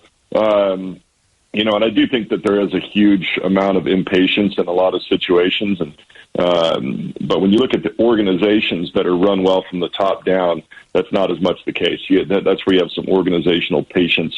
You get the right guy, and if you do have the right guy, you get in and let him develop and trust that it's going to come around. But if you're the Jets, you just keep changing head coaches and quarterbacks every couple of years and blame it on them. But at some point, not all those coaches were bad, not all those quarterbacks were bad. Maybe you got to look upstairs a little bit before you start throwing more quarterbacks and coaches into the great abyss. By the way, that's Drew Bledsoe on the Great Spain and Fitz, which you can listen to 7 or 9 p.m. Eastern, Monday through Friday. Drew Bledsoe, the former Buffalo Bill and New England Patriot, taking a shot at the New York Jets. I'm just shocked by that. But, one thing I wanted to mention, moving the story forward, guys, is I think there's 0% chance that Jimmy Garoppolo is moved for everything you just talked about, the Bono comment, Jason, which is this. I love Trey Lance. I think he has a chance to be really good for a long time, but he played one game at the FCS level. Why not, with such a good roster, if you're San Francisco, keep Jimmy Garoppolo? And my speech to him would be very simple. Play great this year. And guess what? That'll be good for you and your economic future, and it'll be great for the 49ers. So I think all that talk about Jimmy Garoppolo not being there goes away now that they have Trey Lance. We'll keep breaking down everything that's happening in the draft. If there's anything I know, Trevor Scales, who, by the way, is dashingly good-looking and smart, charming, I should mention all of those things. Up. He's still going to crush you when he sees you. A tremendous running back at Harvard. I don't know if I've mentioned that either. Trevor Scales is hanging out with the always dapper Field Yates and also a guy named Mike Golick Jr. They're on the digital side. If you're watching on the live stream, they'll still be there. Mike's going to kill me, too, by the end of this. We'll keep breaking down every pick that's happening, though, right here on ESPN Radio coming up. This is the 2021 NFL Draft on ESPN Radio, presented by Sherwin-Williams. This excitement, y'all, like, for anyone that doesn't know, doesn't listen to anything that I'm on or hasn't watched any of the shows that I've been a part of, the draft is my favorite event of the year, and I could not be more honored or excited than I am to be with these guys that I've been able to be with today. And throughout the course of the days on digital, this has been really exciting for me. I love hosting this every year, and part of the reason I love it is because there's more to every story. And Ian, there's somebody that just went off the board that there's more to the story too, that you got really excited when you saw his name. Yeah, he's going to play for Steve Keim, one of our good friends, the GM of the Cardinals, and my little brother, obviously, on that staff out in Arizona. That's Marco Wilson, the corner out of Florida. You heard Kevin Winter there reference the shoe toss. That was his only unsportsmanlike conduct penalty he had in his entire career at Florida. That was it. His dad played at the U, meaning when the U was the U. His brother's a corner for the New York Giants. And when we were getting ready to talk to him on Freddie and Fitzsimmons last week, I asked him, and I'd mentioned to one NFL coordinator, we got this kid on, he's known for throwing a shoe, and that's it. He said, do me a favor, ask him how he prepares for a game, because as you guys know better than anybody, they're not allowed to be around. They couldn't be around these guys to get to know the person nearly as much. So this is one of those questions that a lot of teams would like to ask a player. You may not have had the time to ask the player. I can't wait to get, Jim, your reaction, and Tannenbaum, your reaction as a scout and GM. This is how Marco Wilson, cornerback Florida, prepares for an opponent. Usually what I do, since we played on Saturdays, Saturday you play the game, and then Sunday I would cut the film on like at nighttime, and just check out. They would have cut-ups, like the individual receivers, and I'll just look through those, not really trying to dial in on anything specific, just to get a look at the guys that I'm going to be playing against next week. I'll look at that, and then Monday will come around, and then I'll figure out like who's the main guy, who's their best guy, or the guy that I'm going to have to covering, and then I would watch him in detail, like his cut up, look at how he's releasing and stuff like that. Then I'd go over first down on film, watch the first down, try to get a feel for what they're trying to do on first down. It's a lot of film work. I'm watching a lot of first down cut-ups. And then I would review, while I'm doing this, I usually take notes, and then I usually would try to read my notes like every night before I go to sleep, just so they can stick with me. And Tuesday I would do the same thing, watch the cut-ups of the receivers, maybe watch a different receiver, maybe not their best guy.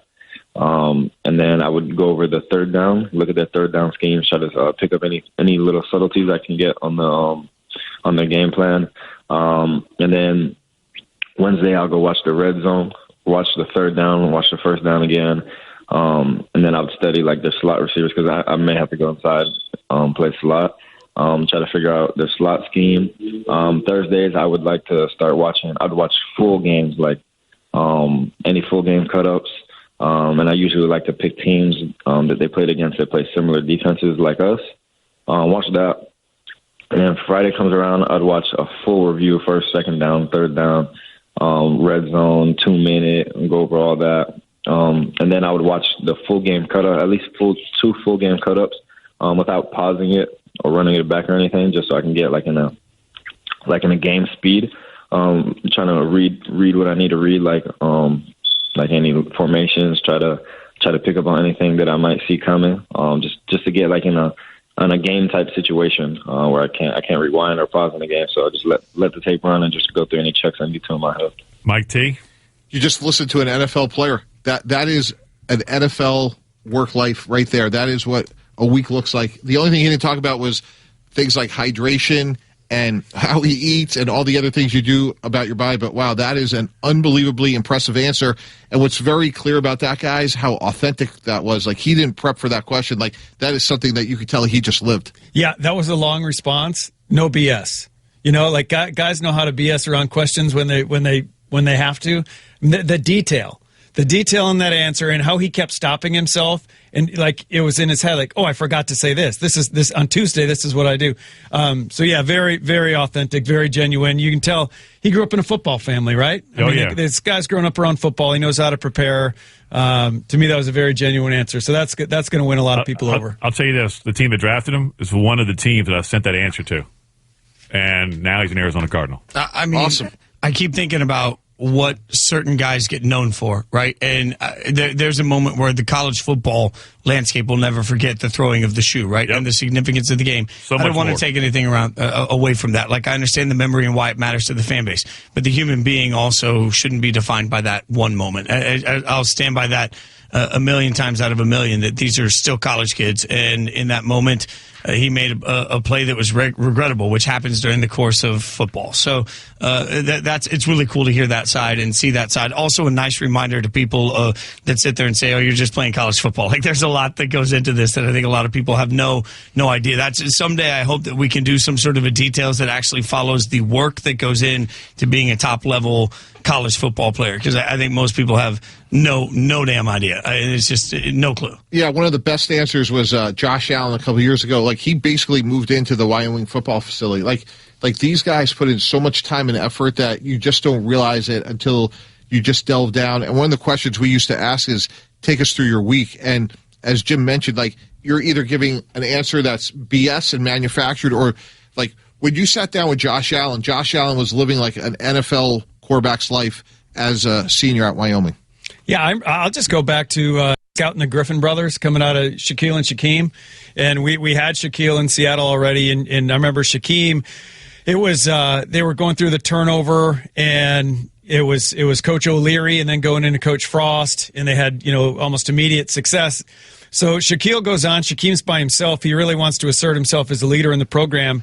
He literally put a cot in the team room and slept over the summer, slept in the office all summer. Like, it was unbelievable, just to show the level of commitment. But you're right, Jason. I mean, it's these guys, when you're on campus and you see what these guys go through on a weekly basis. I mean, they are putting in so much time above and beyond. I know they can only meet with coaches 20 hours a week, whatever that 20-hour rule is, but that's not where the players stop with that thing. All right, so I'm going to ask you guys a selfish question as we continue to break down the draft. Everybody knows I'm a Raiders fan. They moved up in the 4th round to pick somebody, and I got to get some level of thought on it, because my beloved Raiders have moved up in the 4th round to take Tyree Gillespie, the safety out of Missouri, which Jim is giving me fist bumps for, which makes me very excited. We'll start with that. Anytime you're making fist bumps at a pick as a Raiders fan, I'm going to say, please go on, tell me more. Okay, I might upset you a little bit. I think Gillespie's got a better chance, a chance to be a better pro than the guy they picked, Trayvon Merrick, early on in the 2nd round. Wow. If you watch the first 15 plays of the Alabama game on Tyree Gillespie, you'd think he'd be a first-round pick. I mean, this kid, he's big, he's strong, he can roll, he runs alleys, he can really close, he knocks the you-know-what out of people, and he can play in the back end. Like, he's got range, he's got instincts back there. To me, this was one of the most undervalued players in this draft. I think this was I just texted Mike Mayock, not to drop a name or anything, but I just texted him, like, Mike, that was an unbelievable pick. I swear to God, if I don't end up buddies with Mike Mayock by the end of this draft broadcast, I'm throwing Nagy out in the middle of the street. All right, forget the Reese's. Forget the Reese's. I need Mayock's number. So Gillespie, but I will ask you a question here, because Gus Bradley, new defensive coordinator, they're putting in a cover 3 scheme. There's been a lot of question marks about safety, which is why Trayvon was such an important pick, I think, for the Raiders. But Jonathan Abram has been the other safety for them and has, frankly, not been a consistent player they can rely on at times. You look at the Raiders draft board, they took Merring. They've also taken Divine Diablo, who they identify as a linebacker, but is also identified as a safety. And now they take Tyree Gillespie. I mean, at some point, it's the writing on the wall for what they were attempting to do for a previous first-round pick with Jonathan Abram. Yeah, and I was just going to say, I see it differently than Jim. I really like Mooring because I think he's more of a traditional free safety with good range, and I think he complements what Abrams doesn't do well. And let's give them credit. If it winds up being Mooring and Gillespie, if they admit that they're wrong. Merrick. What? Merrick. Yeah. What did Trayvon Merrick. How did I say it? Morg. Okay. Sorry. The player. It's all about the player. Numbers. Exactly. That's all numbers. Numbers. You guys know numbers. But that shows great leadership to admit that you're wrong. They drafted 2 safeties. If they both beat out Abrams, then that's okay. Like, you got to be able to admit that you're wrong. They've had a number of first-round picks. We've talked about Cleenan Ferrell, and who's a good but not great player. So I have no problem with this from a rated perspective. If you're going to double down to fix a previous mistake, that's what good organizations do. Yeah, fair. I'll give you that. By the way, we're going to be joined in just a couple of minutes by Coach Ed Orgeron from LSU. You don't want to miss that. A really fair point, Mike, but also you got to stop missing on first-round picks. I mean, that's the other side of it. You're right, you got to admit the mistake, but part of the sales pitch to the entire fan base, and not that matters, but part of the approach in trading Khalil Mack was look at the way we're going to restock the cupboard, and then you look back on it and you say, okay, well, every year, I mean, Damon Arnett felt like a bit of a reach, and we don't know if he's going to be able to play or not. And, Jonathan Abram has had great moments, and that he's a kid that's easy to root for, but he's also a kid that you watch for 2 seconds and realize that he, for every play he puts himself in, he takes himself out of a play also. So, there's a maddening portion to that. So, from the Raiders' standpoint, I agree with you. You don't hold on to a mistake too long, but you also got to look up and say, dang, we got to stop making mistakes, no matter who's in charge of that. Yeah, and the other thing we got to talk about is, they moved on from 3 offensive linemen, Trent Brown, Rodney Hudson, Gabe Jackson. That, to me, is a much bigger discussion than, look, their secondary obviously has not played well, but to me, that would be job number 1 coming out of this draft is we got to replenish the offensive line. Well, they think within the building that they've got a couple of guys that will do some of that, but you're absolutely right. The question is, have they done that? And also, when you have a quarterback in Derek Carr that doesn't play well when he's pressured, and you just made his life more difficult, there's a lot to question there. We're going to pause 10 seconds for station identification and for me to really collect myself. This is the 2021 NFL Draft on ESPN Radio, presented by Sherwin-Williams. Mac, just...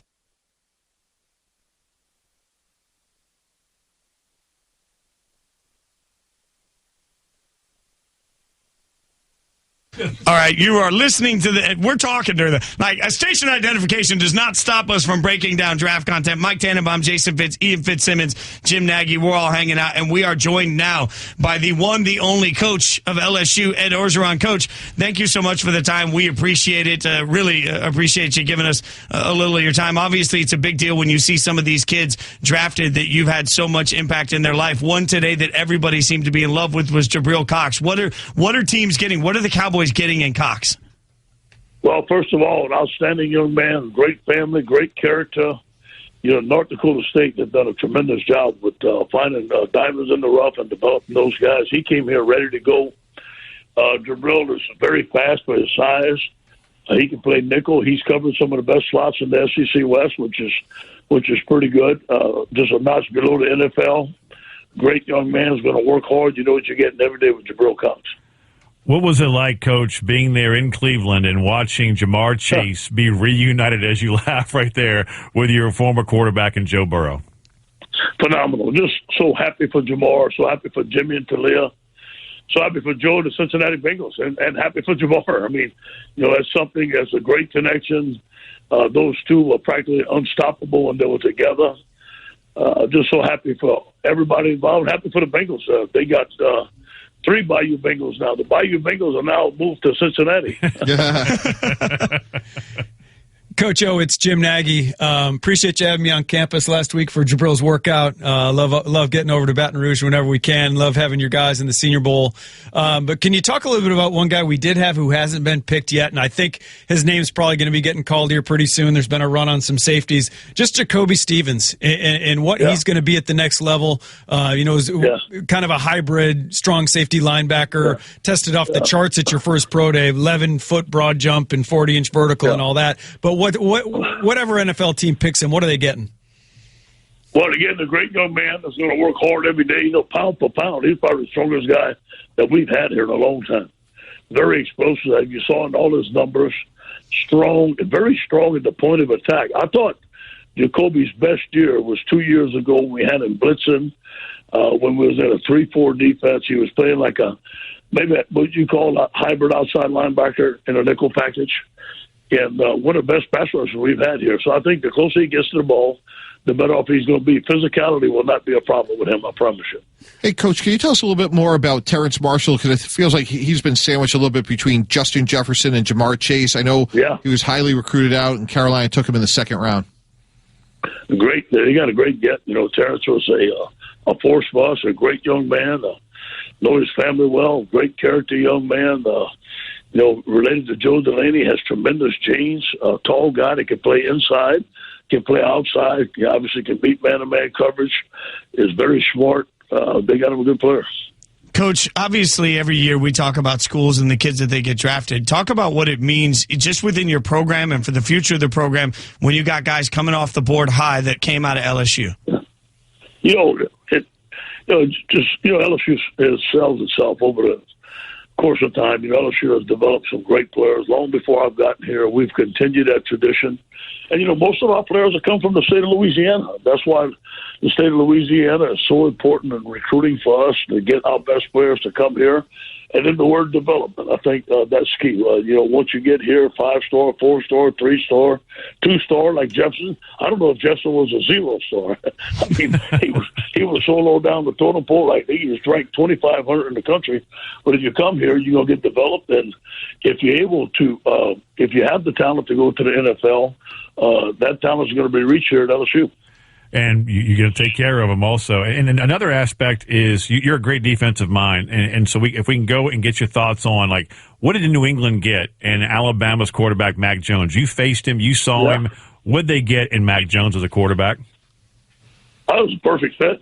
Although he went 15th, I think that, sometimes, I'm not talking about him, but, sometimes it's better for a player to wait to go to the right team than go high and go to the wrong team. I think that was a great fit for him. Very smart, can operate within the offense. Obviously, was surrounded with some great players. Steve Sarkisian did a good job, made some great decisions.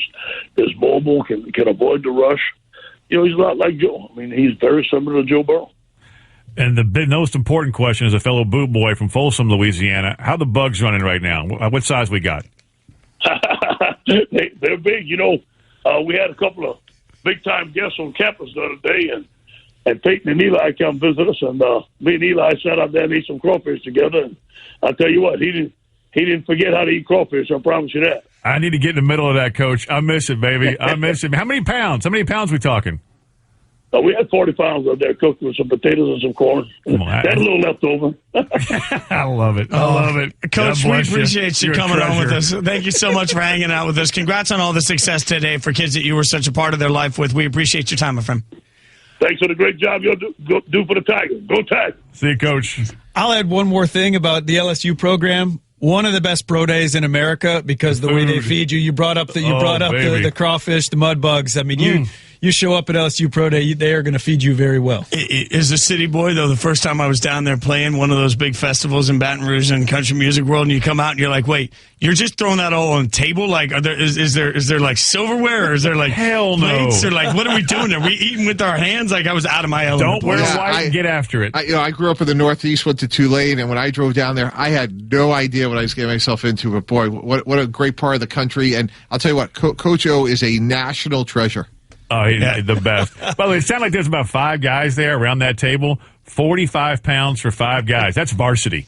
I mean, that's gonna bust a button on some pants, man. I will never forget a couple of years ago traveling with Game Day, being at Bat. He is the culture, and the culture is him. It's really special to see. It's incredible to watch, and it's part of why I think sustained. This is going to be a really nice chapter for LSU football. All right, and one thing I know is that Field Yates, Trevor Scales, Mike Golick Jr. They're like the three bears. I'm Goldilocks. Where did Trevor Scales go to college? Trevor Scales went to Harvard. I don't know if you know that. What position did he play? He was a particularly smart running back. Also, I think he could have been a star in the NFL. I think guys like you missed on Trevor Scales. That's how good he is. All right, Mike? Well, Ian wants to know if we're going to miss on lunch. Oh, yeah, we are going to miss. I want to know if Trevor Scales is handsome. Oh, Trevor Scales is dashingly good looking. Field Yates the best dressed. Trevor Scales the best looking. And Mike Golick Jr.'s Mr. Personality. We'll go with that. If you're watching on the live stream, you can keep hanging out with them. In the meantime, we'll get you caught up. We'll keep you caught up on the draft on NFL on the NFL draft on ESPN Radio coming up. You're listening to the 2021 NFL Draft on ESPN Radio, presented by Sherwin-Williams. This is the 2021 NFL Draft on ESPN Radio. I'm Jason Fitz, sitting with Mike Tannenbaum, Ian Fitzsimmons, Jim Nagy. Don't forget, you can join the NFL family, including fans, players, clubs, and more, in driving awareness and support for pandemic recovery among our hardest hit communities. All you got to do is visit NFL.com/draftathon now to learn more and donate to deserving charities supporting the digital divide in education, health disparities, food insecurity, and mental health. Together, we can learn, educate ourselves, and make a difference for communities in need. Again, just go to NFL.com/draftathon. Go check it out. Have a good time. If you're watching us here, if you're listening to us on ESPN Radio, we're also being live streamed wherever you get your ESPN digitally. So the ESPN app, ESPN.com, Twitter, YouTube, Facebook, I don't know, TikTok, emo book, Instagram, whatever's out there, we're on it. If it's something that's digital, you can watch us. So be sure to check that out when you're not listening to the radio. But in the meantime, guys, there was an interesting pick that went off the board. I'll show a little bit of homerism here. I get the chance every Monday to talk to our ESPN affiliate in Memphis. I have a lot of love for the Memphis football program, a program that a few years ago was on the precipice of closing down, and then 2 years ago we were there for game day. Like, Memphis has slowly, quietly built themselves a little bit of a college football sort of institution within the group of five, and they had a draft pick go off that I know Ian's got a lot on. Yeah, Kenneth Gainwell, running back out of Memphis. And by the way, that game day scene, for some of the people that were there that morning when College Game Day was there, if they would have breathed on you, you'd be drunk for a week. I mean, that was a varsity performance. That was a hard charging crowd, man. They got after it early. So what are you saying, Ian? I mean, I was proud of them. You're right, though. So I was hosting a digital. Over the last few years, I've hosted a Countdown to Game Day, a digital pregame show before game day, and we were on site because we were allowed to travel, and it was me and Maria Taylor and David Pollack. And so one of my jobs was to go to the scene, usually around 4:30 in the morning, and start fleshing out people that you can talk to. And then what you try to do is go up to them. I gave everybody the same spiel, right? I'd say, hey, remember, we're going to come to you live, all right? And we're going to have a camera. And if you wouldn't say it to me, you wouldn't say it to Mickey Mouse, you can't say it to me. That was always the rule. It's just explaining, hey, language. So I try to find people at 4:30 in the morning that are pretty sober, which is usually fairly easy. This is back in 19, right? This was not easy that year. As I'm walking around like, nope, never mind. We'll look for the children. Let's find a kid somewhere. That's all we can do. Go ahead. Hard Chargers, man. And again, Kenneth Gainwell is the latest Memphis running back. Tony Pollard with the Cowboys. Look at Antonio Gibson with Washington. I mean, he's not the biggest guy, but he's from Yazoo City, Mississippi. And Freddie Coleman and I talked to him about 2 weeks ago. And we were asking, about, no one's talking about you. It's all about Najee Harris and Travis Etienne, right? And Javonte Williams, Michael Carter, the UNC guys. Again, no one's talking about Kenneth Gainwell. And he brought up Willie Morris, who wrote the book My Dog Skip, and a lot of other books, a very famous American literary author. And I said, yeah, well, he's on the Wikipedia page here. He goes, guess what? It's going to be updated at some point because I'm going to be on there too. He's got some attitude to him. And he noticed how he's not being talked about at all. I'm telling you right now, the Eagles have a running back coming in hell-bent on proving a lot of teams wrong. Yeah, and what's really impressive about him, he's a former quarterback. He's a really good route runner. He was really productive out of the backfield. He's a guy, to me, that will be an ideal fit. He had 51 catches, and he's not just a guy that can catch it. He can make a lot of plays once the ball's in his hand. So I think this is a really good compliment for what they have in Philadelphia. And to get him at this point in the draft, I think he'll slot in really well behind Miles Sanders. And this guy he's just not a guy that you're going to check the ball down to. He is a really good route runner. And again, former quarterback. I think he has really good upside. By the way, the Browns have just made a pick coming off the board that I know Jim is hot on. Tony Fields, the second linebacker out of West Virginia. What do you like about him? He's headed to the Browns. He's a tackling machine. They got Jeremiah Owusu-Koramoah on day 2, and I know the Browns fan base was fired up about that pick. This is a point in the draft where when you see linebackers go, you're thinking special teams players. I'm telling you, this guy's got a chance to be a good starter in the league. He's an Arizona grad transfer. You put on Arizona tape over the summer and you watch them, he makes about every tackle, and then he comes off the field. And then he enters the transfer portal, goes to West Virginia. I call some buddies that were on Arizona. I'm like, why'd you ever take him off the field? What's the deal? This guy makes every play when he's out there. So then he goes to West Virginia and was the newcomer of the year in the Big 12. And I talked to the Browns. This isn't a surprise pick. They called and asked about how he was at the Senior Bowl. This dude is so instinctive, not the biggest guy, but so instinctive and plays.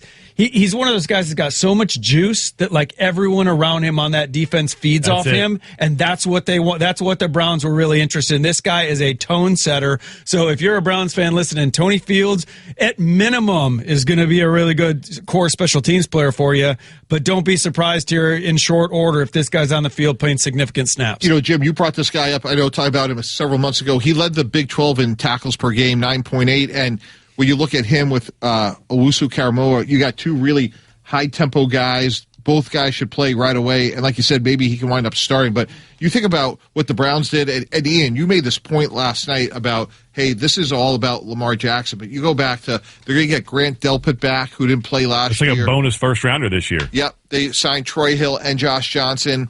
Then they drafted Greg Newsome with these other linebacker front seven types that they've really attacked their weaknesses on defense. And I'm a big fan of Newsome, the Northwestern Wildcat cornerback. I'm with you. But going back to Fields, Anish Shroff, Tom Luganbill, and I had West Virginia against Texas Tech. And when we were talking to head coach Neil Brown at West Virginia, he said he's brought in a vocal attitude that he backs up with his play. He has been a tremendous addition.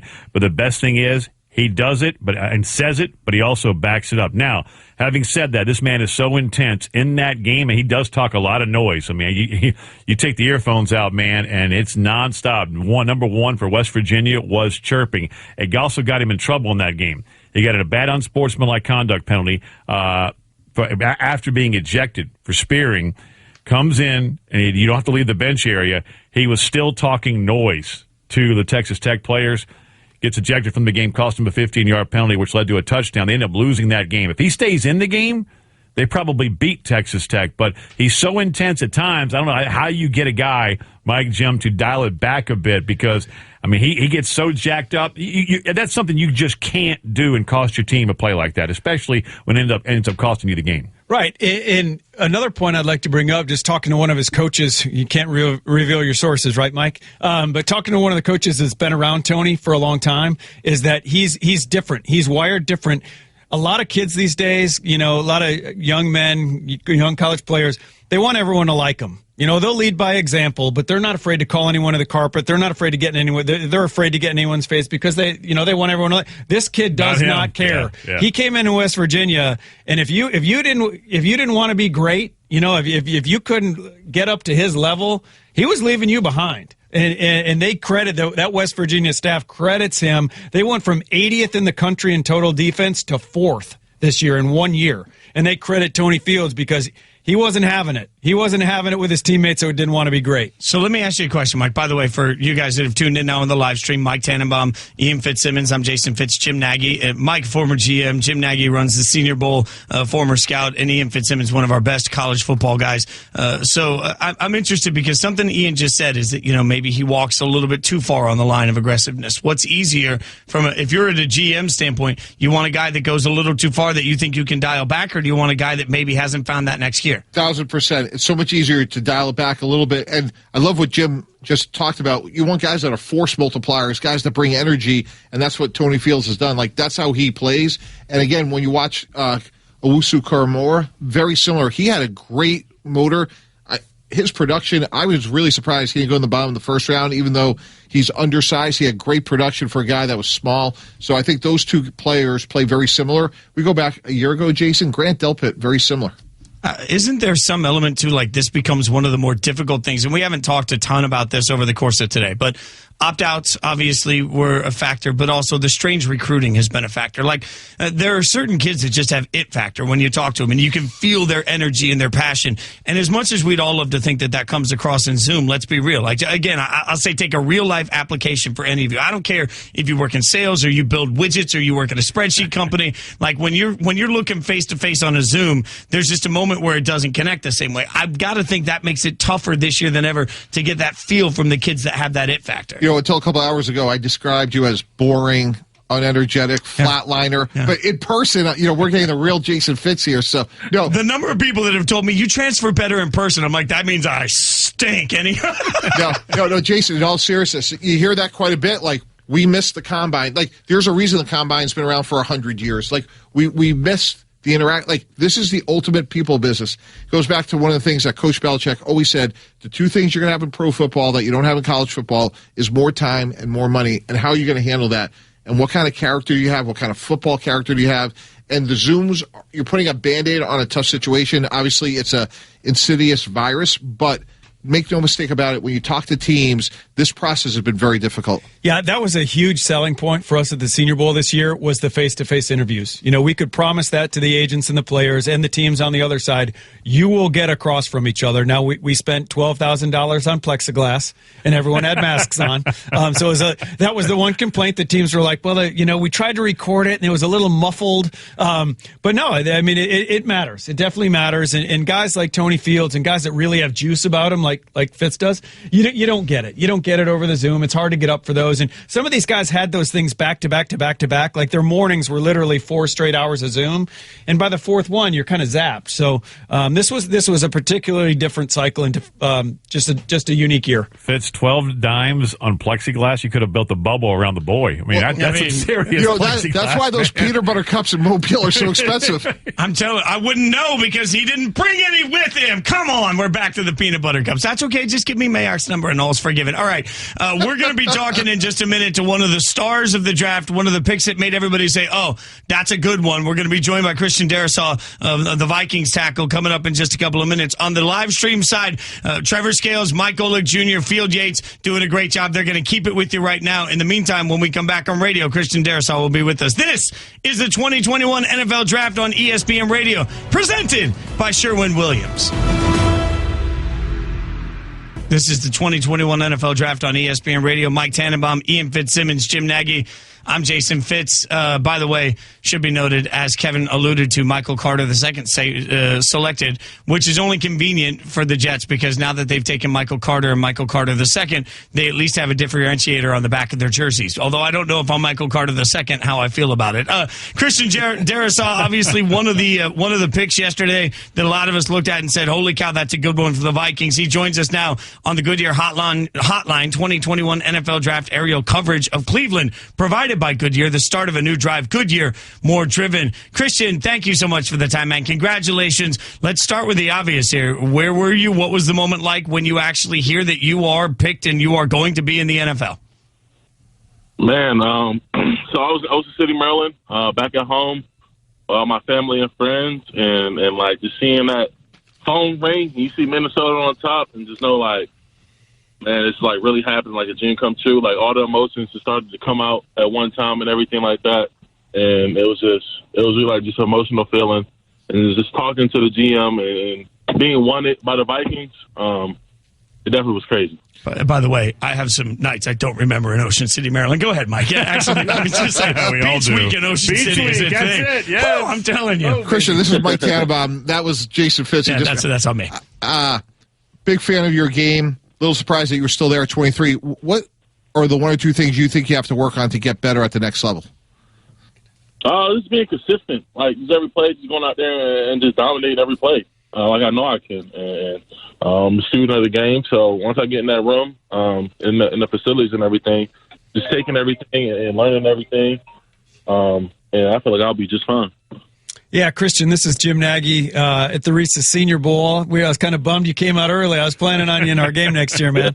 But no, seriously, in a weird year like this where you couldn't go on 30 visits and things like that, like, did you have any way of knowing who liked you and you know, like going into the Thursday night? Did you have a sense of where you might go? So the Vikings definitely wasn't like high up on my list. I talked to them one time. It was only with the offensive line coach, so I didn't know I was going to go there. But I definitely kind of got like a feeling, like of different, like 5 teams who told me like they were actually interested in me, and if I'm there, they were going to take me. So you definitely can get that feeling from a few teams, but some of them was kind of hard, like to catch the vibe. Christian, how much did you also learn from one of the best defensive linemen as an offensive tackle when Darryl Tapp came back to Virginia Tech? We always refer to Darryl Tapp as Hokie Bird. Being around him and having him go, look, you can do this to match this. What did you learn from Darryl Tapp? I learned a lot, just from the transition that I'm going to need coming into the league, and like how to practice and everything like that, and being out there on the practice field with him. we might be doing one-on-ones, and he's coaching the D-line, and he might tell me something of how to take that away, like what the D-line was going to do. So I definitely gained a lot from Tap for sure, and I miss him. Christian, I always think one of the most interesting things, by the way, we're talking to Christian Darrisaw, now Minnesota Viking.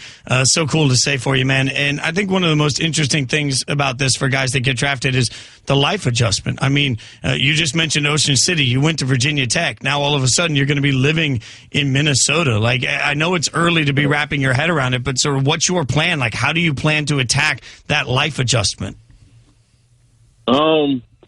I definitely, I went out there in Minnesota yesterday just like to catch a feeling and see how everything was.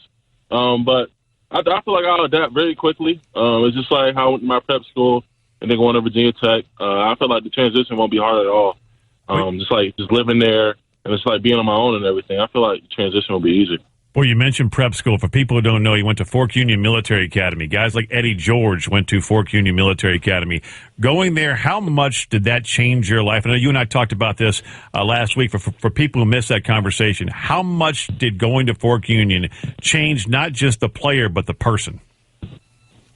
It changed the person tremendously because usually I'm not like an outgoing person and wanting to talk to everybody. I usually like to stand back and everything, but being at Fort Union, like you don't have anything, you don't have your phones or nothing like that. So you got to communicate with people and everything. So just being there, it definitely helped me just like to be a better person. It's like interact with people and engage. And I feel like that really helped me the most. How crisp is that bed still being made? I mean, is it still pristine, perfect? Oh yeah, it's still crisp. Christian, I know you're not gonna throw any shade at anybody. I'm not asking you to. It's the opposite here. Who are you looking forward to most, like playing against? Definitely the Rams game, Aaron Donald. And then I know we got the 49ers and the Chargers. So the Bosa brothers for sure, and Myles Garrett.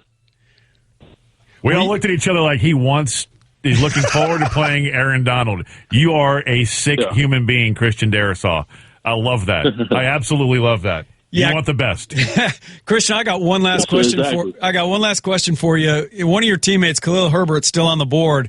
Had an unbelievable season toting the rock behind you.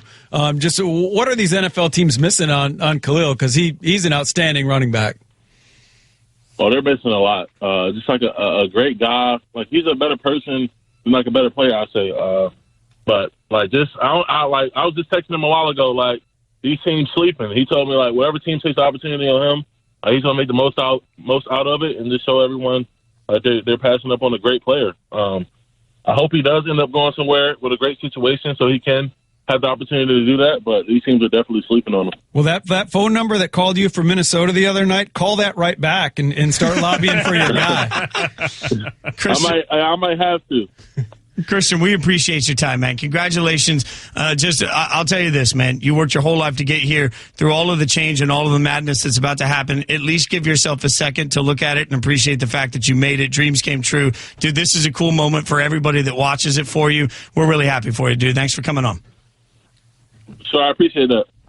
Christian Darrisaw joining us. And look, I say that only because like it is so easy to immediately, and Mike, you know this better than anybody, these kids get drafted and all of a sudden, bam, they're in the thick of it.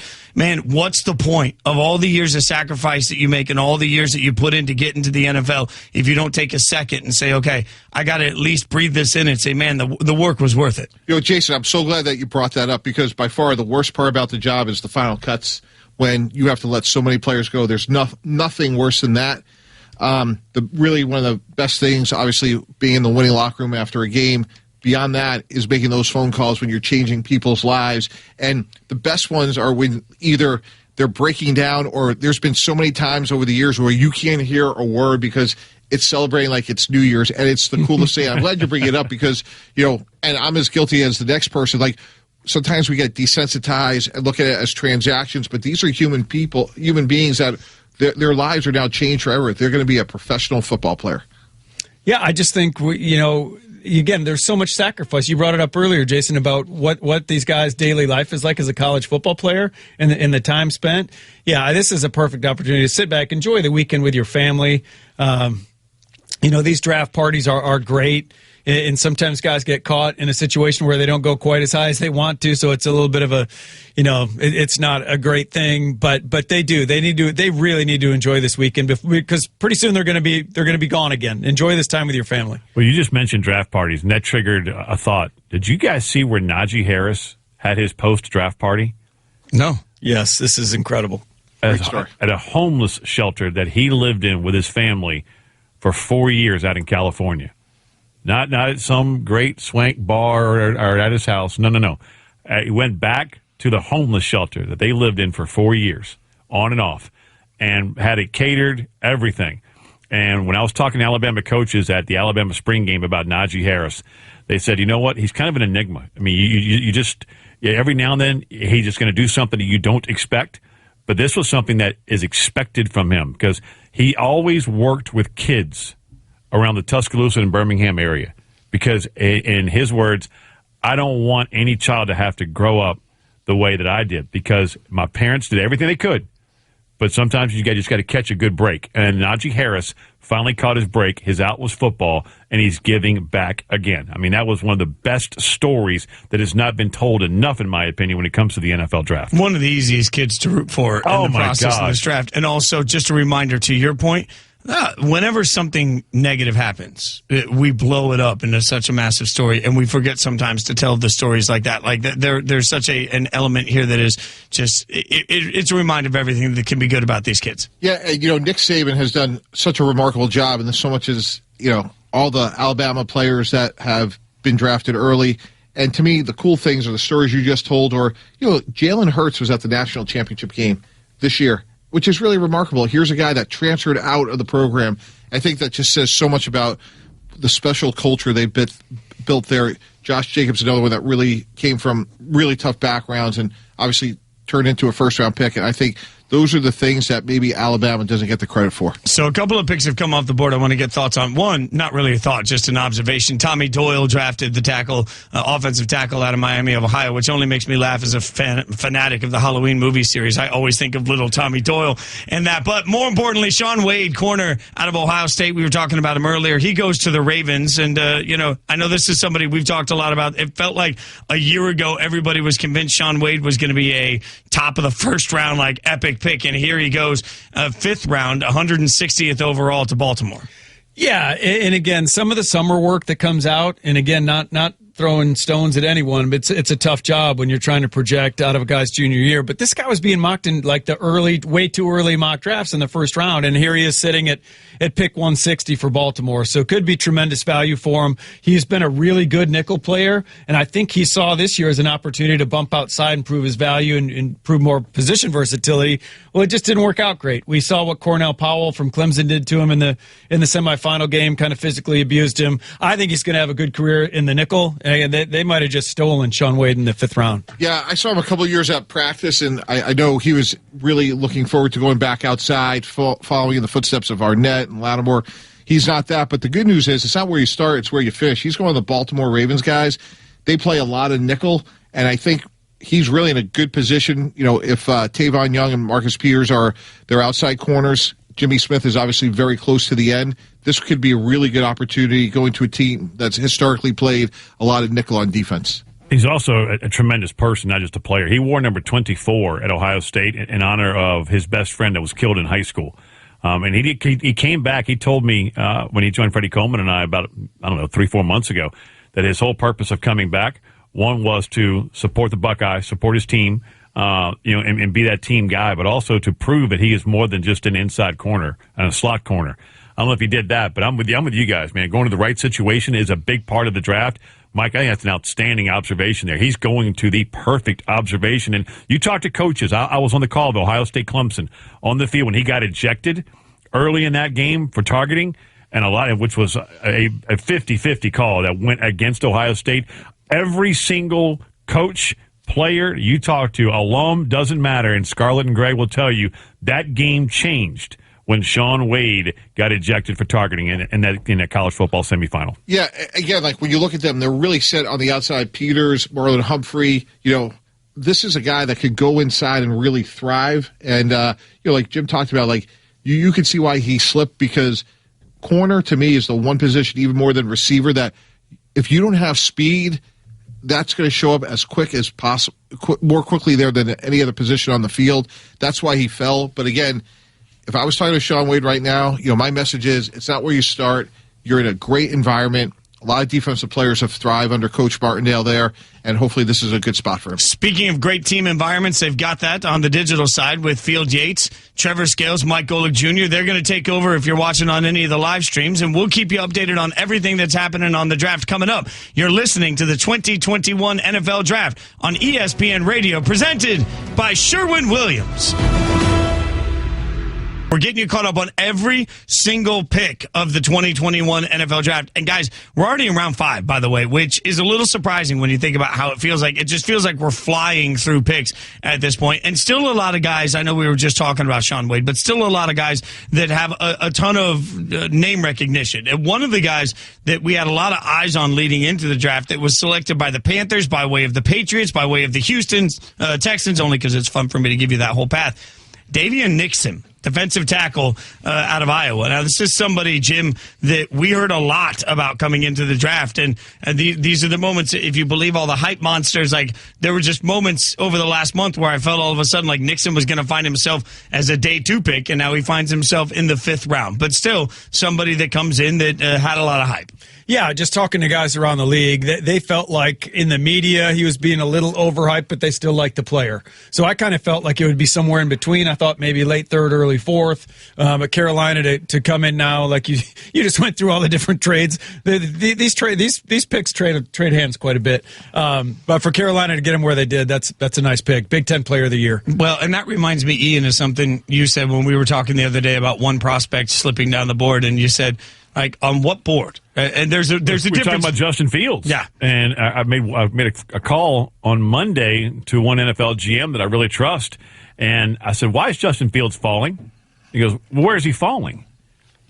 I said, well, I mean, you look at all these boards. He goes, whose boards? Because on my board, and this particular team does not need a quarterback at all. Because on my board, he's still the 2nd-ranked quarterback on this board. He hadn't fallen at all. Have you seen my board? Mm-hmm. No. He goes, well, Vince, have you seen the other 31 boards out there? No. Well, will you tell me what bleeping board he's falling on? And that, to your point, right, it's public perception is completely different than NFL reality. But that's also because we respond to different things, right? In the media, we're looking for great stories. And that realistically, we're spinning the dough over and over and over again looking for good stories. Nixon just became one of those stories. It's much different than actually being in a draft room. Absolutely. And this is the part of the draft where you're going to try to develop somebody with upside. Jim referenced his production. There's a lot to work with. He has a good frame. There were some concerns about his ability to transition. He started off at a JUCO college. But in the 5th round, this is really good value. And one thing that you got to give Matt Rule a lot of credit for, you go back, this is now his 2nd year in terms of what they've done. Last year they went all defense. They started off this year with J.C. Horn. They obviously took care of the quarterback position. And Nixon's in a really good place. Like, if he's going to be successful, this is the coaching staff that'll get it out of him. Yeah, they're a great developmental staff. And you go back in Matt Rule's history, year 2 at Temple, took a big jump. Year 2 at Baylor, took a big jump. And we talked about what they've done in the draft. I mean, look at the young pieces on defense now. You said J.C. Horn. Derek Brown was a terror on the inside last year. It doesn't always end up in production like most interior defensive tackles do, but what he did to create for people around him. Jeremy Chin, runner-up for Defensive Rookie of the Year. They're building this team really quickly in Carolina. You mentioned Derek Brown, and that leads us to this part, because this is where, again, guts of a team, that's where it's built. I'm looking at best players available, and one name is jumping out to me, and it's the only player that I ever saw just completely stone Derek Brown in a game, for the entire game. And that's Deontay Brown out of Alabama, the offensive guard. Now, people want to rip his weight because he's, at times north of 355. But you go look at the LSU game last year. Deontay Brown is running down the field step for step with tight ends. I mean, he's a big dude. Yeah. It's just a massive body.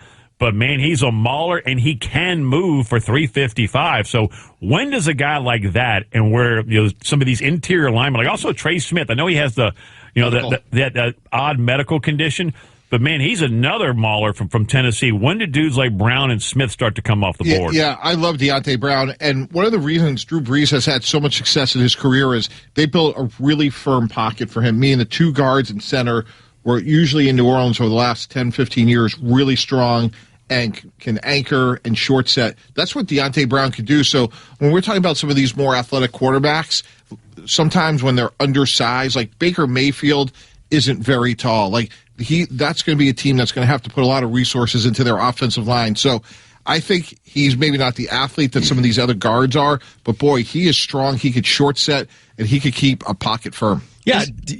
Deonte showed up in Mobile for the Senior Bowl. He's 360. He was north of 360. Got it down. He was in the 340s at his pro day, right at 350. He took off significant weight in the matter of about 6 or 7 weeks. And you said his plan. That matchup against Derek Brown, you're right. I mean, Derek Brown that year, nobody gave him problems except Deonte Brown. And I'll bring it back to a really similar player from last year. The guard from Damian Lewis, the guard from LSU. Seattle takes him in the 3rd round. He makes first-team All-Rookie.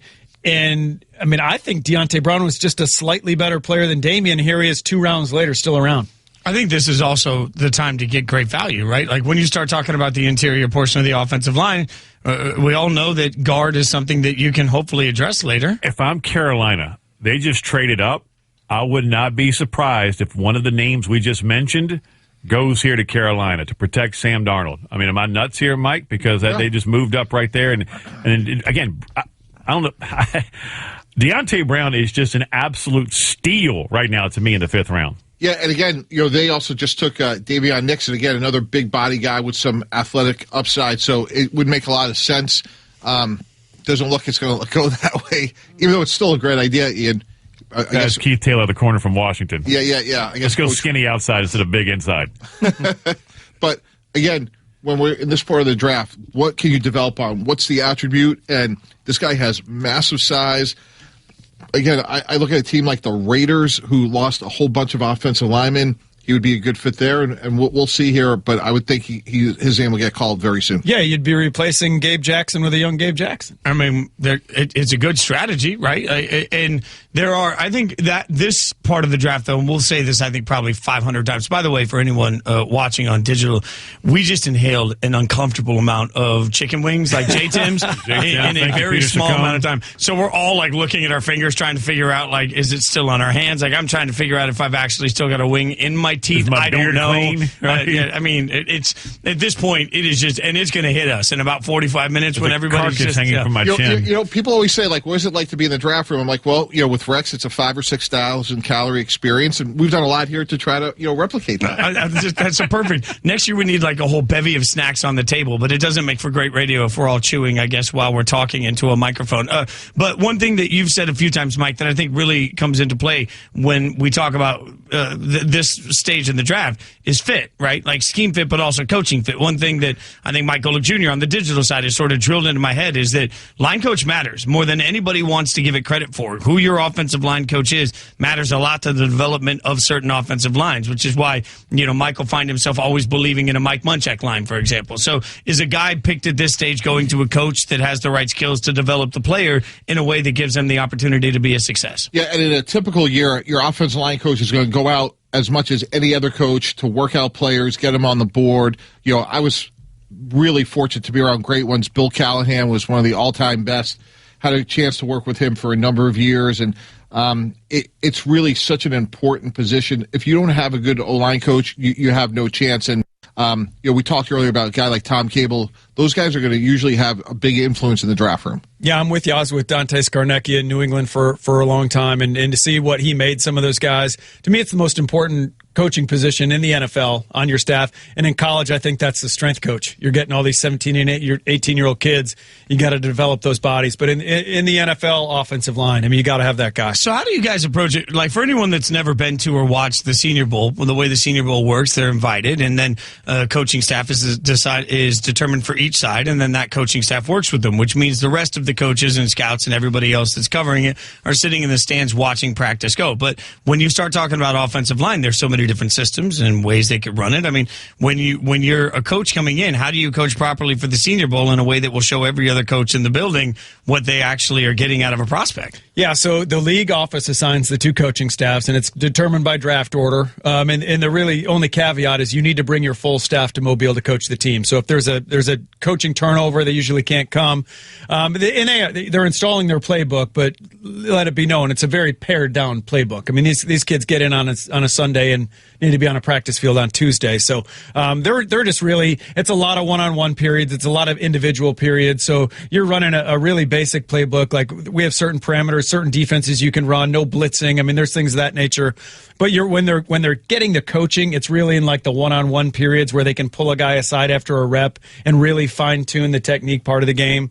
That's a good question. Yeah, it's interesting to see when you're down there in the field which kids can bounce back. They take 2 reps in a row in one-on-ones. Like who gets their butts whooped and then can bounce back the next rep and get a win, and who can take the coaching point in between and apply that coaching point the next rep.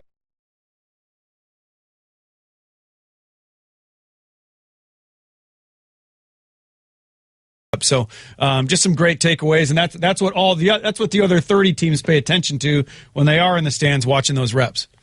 Watching the Senior Bowl from my couch, the practices, one of my favorite moments this year was Mike T talking about how Matt Rule is looking at Mac Jones. And I can't remember if it was you or Louis Riddick goes, I just want one human being to look at me the way Matt Rule is looking at Mac Jones. Yeah, that was you. Me. I mean, he has fallen in love with this kid in about 3 days. And that's part of the stuff that you get in that unique setting. Yeah, and really, to give both head coaches credit, Brian Flores from Miami and certainly Matt Rule, I just could believe the attention to detail. Like Matt Rule is chasing a running back who's crossing the goal line with the ball in his wrong hand. Like, it was incredible, the passion. And I think part of it, Jim does a great job. It's easier for us to speak about Jim, but like Jim has done an incredible job elevating game. The facilities now are world class, and I think people were energized to be around each other. But those practices this year, Jim, I don't know what the number you're up to now, but I know you're hoping to go over 100. That's not by accident. Like,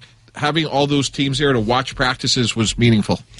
Yeah, and you nailed it with Matt Rule and Brian Flores. I mean, they did an awesome job. They were really low maintenance, easy to work with, but the main thing was they wanted to be there.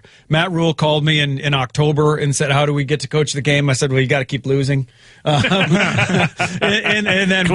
then Brian Flores, they were hoping they'd get in the year before, so it worked out. They both were there, and they were invested. You can tell they weren't down there just to go through the motions. Their staff was on point all week, trying to glean as many nuggets as they could because they knew this process was going to be, kind of so cloudy and so difficult. Let's pause 10 seconds for station identification. This is the 2021 NFL Draft on ESPN Radio, presented by Sherwin-Williams.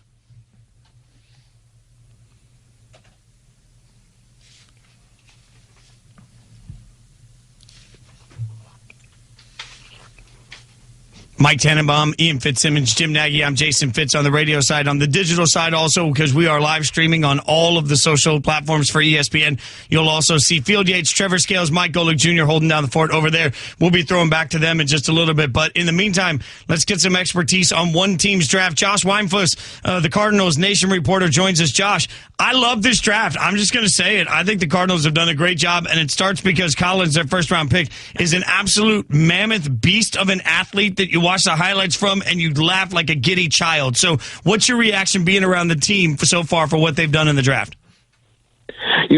I like the players that they picked. I have questions about why they picked those players when they were such obvious needs. Zaven Collins, an absolute beast, like you said. I mean, one of the best players, if not the best player in college football last year. He'll definitely have an impact. But in the first round, picking 16th obviously put the Cardinals in a bind because so much happened between 2 and 15 that they didn't have the top 3 receivers on the board. The top 2 corners were gone. So obviously this was one of those best player available situations. But they didn't need another inside linebacker, and obviously that doesn't always play into it. But then you go into the second round, Rondale Moore out of Purdue, a great little speedster. When I say little, like literally like 5'7", he's tiny. But he can be an impact player for Kyler Murray, and especially in Cliff Kingsbury's offense, taking the top off of a defense. But they already have two other small speedsters. So just some of these picks, just the reasoning behind them did not make a lot of sense to me, but the players they picked were very talented. Yeah, Josh, it's Jim Nagy, and you bring up Rondale Moore. Is there any plans to use him at running back? Because you did bring up 5'7". That's what people don't get. That's a small target. It's a small catch radius. We went through that when I was in Kansas City a little bit. We had Dexter McCluster, and we'd come from New England, and we thought that Dexter was, as talented or more talented than the Troy Browns and Wes Welkers we were playing with. But what we took for granted was we didn't have Tom Brady that could put the ball exactly where he wanted to and put it right on a little guy. So is there a plan to maybe use him in the backfield and incorporate him, in different ways, not just out of the slot where you're going to have to be really, really accurate, especially when you're talking about connecting from one small guy to another little guy. You're going from 5'9", 5'10" quarterback to 5'7" receiver. Are they going to be really open-minded how they use him? This might be the smallest quarterback receiver connection in the history of the NFL. Cliff Kingsbury will use him in a variety of ways. I don't think they're going to flat out use him as a running back. I do think that they're going to use him, out of the backfield in certain ways, jet sweeps, stuff like that. But I think he really just wants a guy like Moore to take the top off, right? To spread this defense out as far as it can go, because Kyler has the arm strength to hit him deep, and he has the accuracy where he can put it where just Rondale Moore can get it. But if you have a guy like that who can make one or two plays early in the game and force a defense to start paying attention to him deep especially, well, that opens up things underneath for a guy like A.J. Green, or lets DeAndre Hopkins go to work on his side of the field. So they're going to use his speed. They're going to take advantage of it. I don't see them converting him to a running back or using him in a running back role. I see him using him as a receiver out of the backfield type of role. Hi, this is Mike Tannenbaum. Can you sort out their front seven? How do you think they're going to deploy between Collins, the versatility of Isaiah Simmons, obviously Chandler Jones coming back off of surgery, and J.J. Watt? How do you think all those pieces are going to fit together? If I knew that answer, I'd be driving to Vegas right now. They just have so much depth up front. Obviously, I think you have to install Chandler Jones back in his starting spot now that he's healthy from the biceps injury. J.J. Watt will probably get one of the other starting job. Then you have two really good backups in Devon Kennard and Marcus Golden. I think the biggest question mark now is what do you do with Jordan Hicks, the veteran inside linebacker who was the green dot. He was the quarterback of the defense. Do you keep him around and let him mentor a guy like Collins, or do you say we're going to install Collins as day one starter? Because Steve Keim, the Cardinals general manager yesterday, said that he plans on Collins playing alongside Isaiah Simmons. So if you're going to put those two guys at inside linebacker, one of them has to be the green dots. You're going to have two guys with two or less years of experience running your defense. Little concerning to me, considering how important this year is for you. But it could be a situation where maybe they do keep Hicks, put Collins next to him, and then you move Isaiah Simmons around like they did a lot last year. He played a lot more safety than they let on, so I could see that happening. I could see them moving Simmons a little bit in the slot, a little bit off the edge. But Collins, I think they're going to want him inside, and he has great sideline to sideline speed. But he's a big guy, so he can do a little bit of everything if they need him to. But I think they're going to keep him inside, put Isaiah there when needed. But I think the biggest question now is going to be what do they do with Jordan Hicks, and where do they line up Isaiah Simmons most of the time? All right, so Josh, what do you expect the Cardinals to still get accomplished throughout the course of the draft? I think that they need one more offensive lineman. I think they need a tight end. I think those are probably the two biggest needs at this point. I think if the right wide receiver is on the board, they can use another big body, tall guy. But I think those are the three main priorities left. You guys can follow him on Twitter at Josh Weinfest. Josh, we appreciate your time, man. Enjoy beautiful, beautiful Arizona while we're here in Connecticut. I'm not jealous or anything. Enjoy it, my friend. Thanks for having me, guys. I think the Cardinals have put themselves in a really nice situation. Go ahead. Yeah, I disagree with him as far as Zaven Collins goes because he's not inside. I mean, he's going to be lining up outside. That's why I asked the question. So you've got Watt and Jones. I know Simmons is going to play further away from the line of scrimmage, but if Collins is going outside, just seems like to spend a premium pick like they did, I was curious to see how that's going to sort out. And talking to Zaven Collins last night, I mean, he says, you just line me up wherever you want me. When you put my hand in the dirt, I'll put my hand in the dirt. You want me to cover, I can cover. I can carry a tight end up the seam. You name it, I'll do it. And then Marco Wilson, we just talked about him about an hour and a half ago for people just tuning in, the corner out of Florida. Most people remember him for the shoe toss in the LSU game that ended up costing Florida the game. It's his only unsportsmanlike conduct in his entire college football career. His dad played at the U. His brother plays corner in the league. I think they got a steal in Marco Wilson, and his hops are ridiculous. And I'll say this about Marco. The reason he slid, it wasn't because of talent. There was times on tape this year he just looked disinterested. There were games where he just didn't look like he really was dialed in. Almost protecting himself, maybe? Maybe. And that happens. That definitely happens. So it's not a talent issue. If they hit on the talent, they've got a guy that can play. All I know is this. Anything the Arizona Cardinals do, I think it's great. Well, I will say for anyone that goes back and looks at the Zaven Collins highlights, they're remarkable, and it's astounding. I'll also say this. I know a bunch of people this year that called different games for Tulsa. Every single one of them came back to me afterwards when you talk about it and said, look, there is one kid. It's not about the highlights. It's about every single play. There's one kid there you have got to check out that's a beast, and it's him. I called the man sitting to my right, Jim Nagy. I normally do every game that I call. Give me a couple guys, and it was one. He can't come to the Senior Bowl, but just go watch 23 and enjoy. Yeah. And it was it. I mean, man crush. Pick 6 against Tulane. I mean, won the game. At 270 pounds, that's really rare. Yeah, absolutely. I think Cardinals fans have a lot to be excited SMU. Yeah, game-winning INT against SMU when we called that game. All right, so we're going to let the guys over at Sports Nation with Trevor Scales, Field Yates, and Michael Jr. take over. In the meantime, when we come back here on radio, we'll get you caught up on everything that's been happening. This is the 2021 NFL Draft on ESPN Radio, presented by Sherwin-Williams.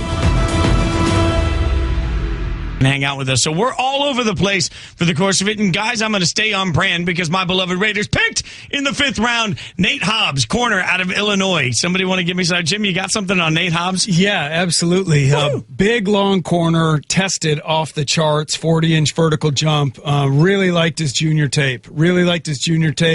Good man cover player, aggressive, will tackle in the 5th round. That's a really nice pick for the Raiders. Well, and secondary continues to be a need. I don't care how much you draft. Like, how weird is it, Mike, from a GM standpoint? You mentioned earlier that some teams do a better job than others of admitting their mistakes. But when you have a bunch of draft equity invested in your secondary, how difficult is it year in to year out to say, well, I know we've used first-round picks and second-round picks, and we just don't have it right, so we're going to keep picking? Yeah, so the axiom is you got to win your division to get to where you want to go. And the reality is you got to go beat Patrick Mahomes and now Justin Herbert. So this is the third resource this year that they've thrown in terms of draft choices. They took Diablo, who he probably projects a little bit closer more to a linebacker than Trevor Merrick. And this is their third DB that they've taken in Hobbs. So to me, this is about either, hey, we haven't been good enough with Damon Arnett. We haven't been good enough with Jonathan Abram. But also, and look, when we were at the Jets, when we did have success against New England, which wasn't a lot, there was one game we beat them in the playoffs. We had 45 players dressed. 11 of the 45 were DBs. And that's sort of the mindset that I'm sure that Gus Bradley, the new defensive coordinator of your Vegas Raiders, has, which is, how can we defend the pass against these explosive passing attacks? But that brings me to another question that affects a lot of teams in the NFL, not just the Raiders. What do you do when you've got a roster that was built around a particular defensive coordinator, and then somebody comes in? Because let's face it, the Raiders have been essentially a man-to-man team, right? Now they're bringing Gus Bradley with a cover 3 zone system. Like, it is possible some of the high draft equity they've paid to get players isn't the type of player that fits this system. So how do you manage that from a front office standpoint? Yeah, you want your coaches to put your players in the best position possible. It's not going to be perfect. Hey, Coach Bradley, you're going to have to probably tweak things a little bit. But, you look at a guy like Divine Diablo, like he may play a little bit more, in a sub package at linebacker. But, one of the things I'm sure they're thought about with Gus Bradley is, as you said, they play a lot of zone. They're going to do everything they can not to get beat deep. If they're going to lose to Kansas City, at least make them go the long, hard way. And it's probably not going to happen overnight. Like some of these pieces, they may have been drafted in a different system, but that's what coaching is. You got to make the best of what you have. Well, in the meantime, Field Yates is not only hanging out with us digitally, he's also hanging out with us in some ways on radio. He told us his opinion on one of the teams that he thinks is the most improved in the AFC West. Check out what Field thinks. The NFL Draft on ESPN Radio's Field Vision. It's always easy to turn to the team that drafts the first quarterback as the likeliest to be most improved. And by all accounts, the Jacksonville Jaguars are heading in the right direction. But let's go in a bit of a different direction for a team that I believe has a chance to make a leap in 2021 based off of how their draft shaped up. NFL draft analyst Mel Kiper Jr. What team am I watching? I'm watching any team Justin Herbert's on right now. They got Rashawn Slater to protect that blind side, be the left tackle. Now you add an outstanding corner. The Los Angeles Chargers, who stood pat at pick number 13 and wound up with a player that fit their most glaring need. That, of course, being Rashawn Slater, the Northwestern left tackle, who some thought would be long gone by the time the Chargers picked at number 13 overall. GM Tom Telesco has a well-established track record of operating in silence. Good luck in trying to figure out what he's going to do before the draft begins. But the team stood exactly where it was slated to pick and landed Rashawn Slater to protect Justin Herbert. As we know in the NFL, when you have a young quarterback, the most important thing that you can do is protect him. And with an outstanding group of pass catchers led by Keenan Allen, an effective running game led by Austin Eckler, the Chargers, they filled their biggest need in the 2021 NFL Draft. A little nugget there from Field, and look, I don't disagree with it. Talent's never been the issue, though, guys, for the Chargers. It's getting guys to be healthy on the field. I mean, there's a combination of they make a coaching change thinking they can get a better maximization of the offense, but I repeatedly find myself saying this about the Chargers. If we were playing life on Madden, the Chargers would be one of the best teams. They always have a ton of talent. I think Tom Telesco has drafted as well as anybody and was one of the best talent evaluators in the league right now as a general manager.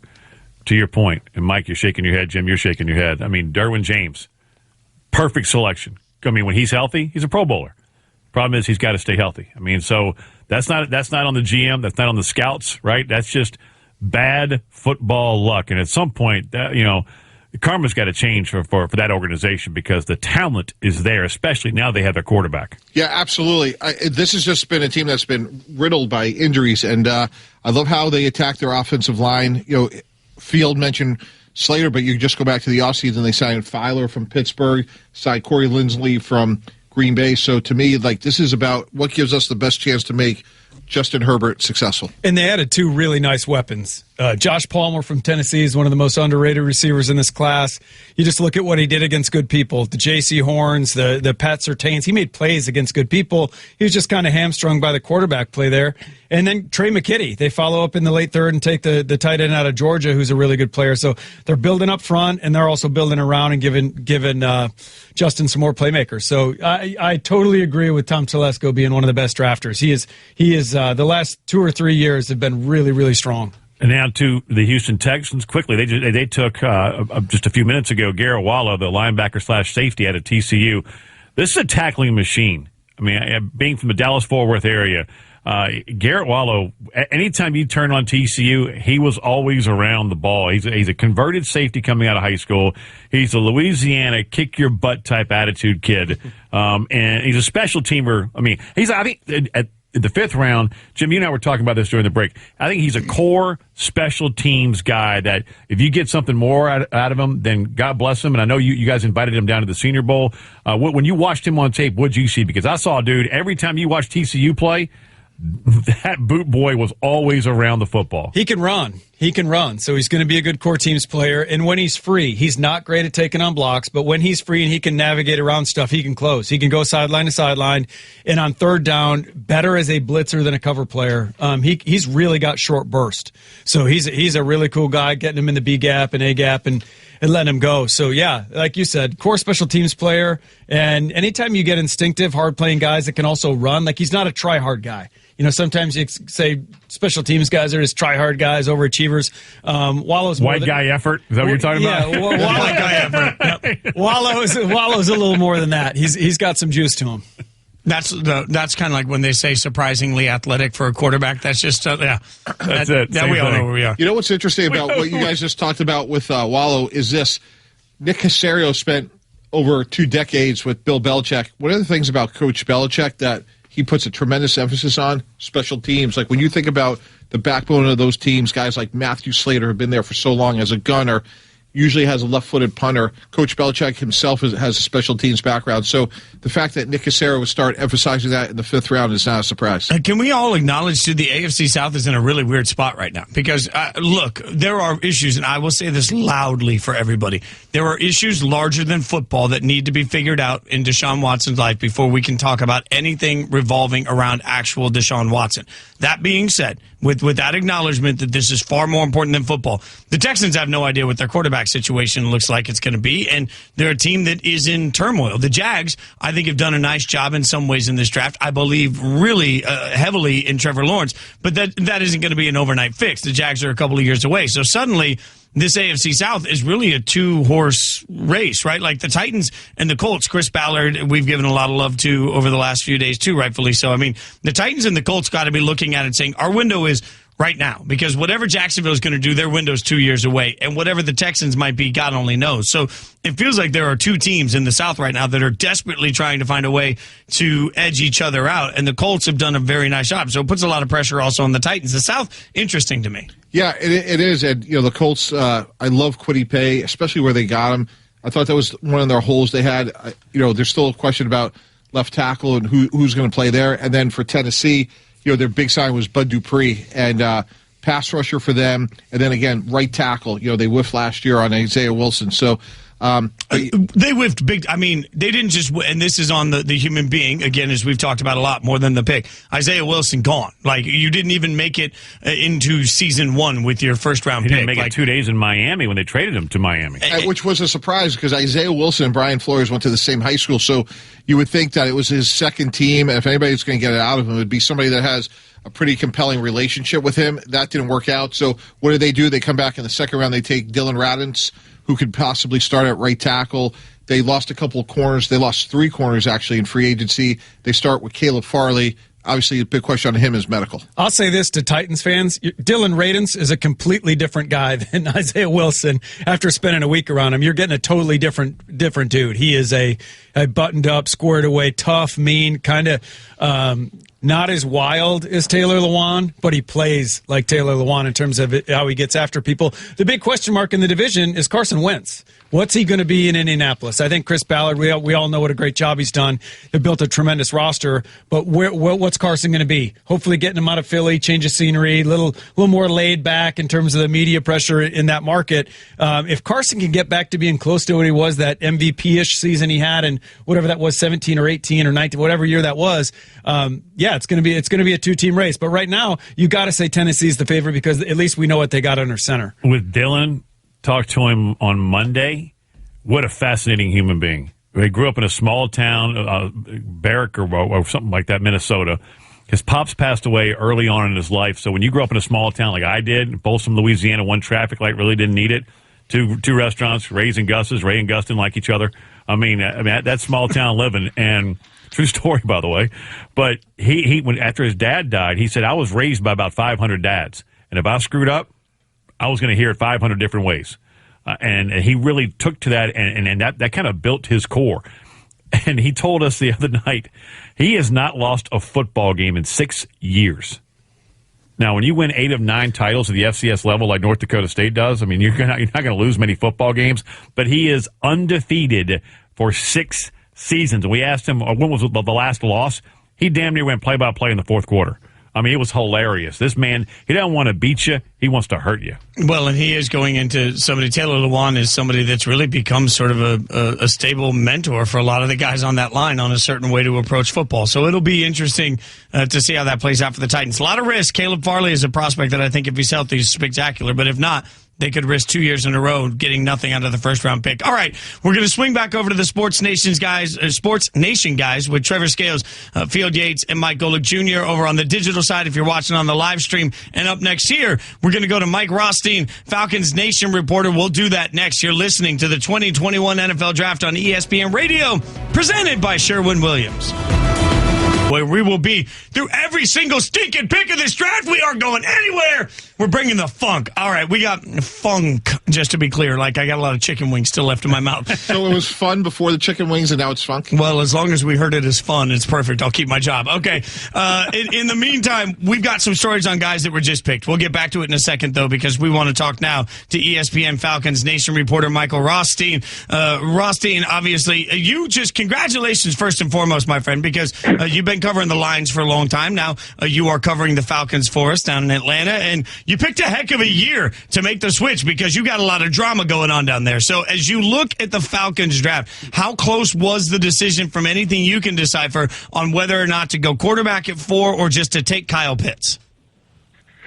It's really tough to tell. I'm not going to make something up here. It was really difficult to tell. Terry Fontenot played it pretty close to the best. So did Arthur Smith. I actually asked them on Thursday night or last night, everything kind of blends together. How much of the quarterback stuff was smoke after you go and you take Kyle Pitts? And they were just like, hey, none of that came from us, which is the answer I think you'd expect. To me, I think it was they were going to evaluate every quarterback. They only had one quarterback on the roster when the draft opened, so they needed to look at a quarterback. And to me, that made sense that they were going to investigate that. At the end of the day, I think Kyle Pitts became too attractive to them to pass up because he's a generational player and he's a guy that, frankly, makes a lot of sense. And even though I think the decisions are separate, maybe makes even more sense if they do move on from Julio Jones later this offseason. I was just going to follow up, Michael. This is Mike Tannenbaum. Curious, with the rumors about Julio Jones, how do you think that plays out between now and training camp? Listen, I think it's real. I think the intrigue is real because Terry Fontenot did not dismiss it. He said, yeah, we're listening to any calls we get from any player. Now, to me, that's any player except somebody with a guaranteed contract or somebody you just restructured that's going to cost you a lot of money. So any other player, and they didn't restructure Julio Jones, but they did Jake Matthews, Matt Ryan, and I asked them why restructure those guys and not Julio Jones. They danced around the answer. So to me, that says yes, this is real, that they're going to at least listen. I don't think they're just going to trade him for like a 5th or 6th round pick, but they have major cap issues. They have to make room, frankly, just to sign these rookies they're drafting this weekend. They have to make room in their cap just to sign them because they don't have that type of money. So I think that right now, if they found a good offer for Julio Jones after the June 1st deadline, I think that you could see it happen. I'm not saying it's going to happen. I'm not saying I think it's definitely, going to happen by any stretch. I think it's a possibility if a team were to come and say, hey, give you a 2nd-round pick, give you a 1st-round pick, give you an attractive package, I think you could see it happen, but it's not something that I think is a certainty. I think it's something that they're investigating. So we had something go viral on the digital show night one, and that would be Trevor Scales, my buddy's reaction as a lifetime. Saw that. I mean, he is a lifer for the Falcons, and believe me, everybody picked up his reaction. But his question was a measured one, and I think an important one. How the heck are you going to stop anybody if that defense is still bad? What is their approach there? Well, I think the approach is that you're not going to fix it in a season, right? Like, their defense had holes at every level beyond the top-end elite talent, particularly at linebacker and at defensive tackle with Grady Jarrett. And then, depending which Dante Fowler they get, if they get the Rams Dante Fowler, that's a really good player. If they get the Dante Fowler from last year, maybe not worth that money that they paid him. But they have a lot of depth issues, and they have issues all across that defense.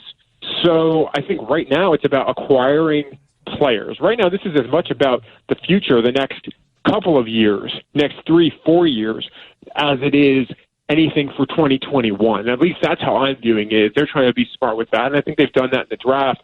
They've gone offense, defense, offense, defense. I think they just took back-to-back defensive players here as they were on the clock at 182, and they're now on the clock again at 183. And I look at it as right now they're just making decisions for that. And the one thing that I've noticed over and over and over again is they've taken players who are versatile, guys who can play multiple positions, whether it's corner and safety, whether it's multiple techniques on the defensive line. That's been something that's been key in almost every selection that they had. Even Kyle Pitts, who, listen, he's going to be listed as a tight end, but you can line him up in line, in the slot, out wide. That's key for Arthur Smith, and that's what they've done in almost every selection they've taken over the last 3 days. Yeah, Michael, Jim Nagy jumping in here. Just a question about Richie Grant. You talked about versatility. He's a guy that can play really interchangeable. He's got some free safety, some strong safety to him. And then he's also can cover. You know, we had him at the Senior Bowl this year, and he did handle himself really well in one-on-ones out on the perimeter. Is there a plan? Is there a plan where Atlanta, is there something in mind where they're going to plug him in, or are they just going to get him there and kind of move him around and see where he fits best? Or is there a plan for like someone he replaces on the roster?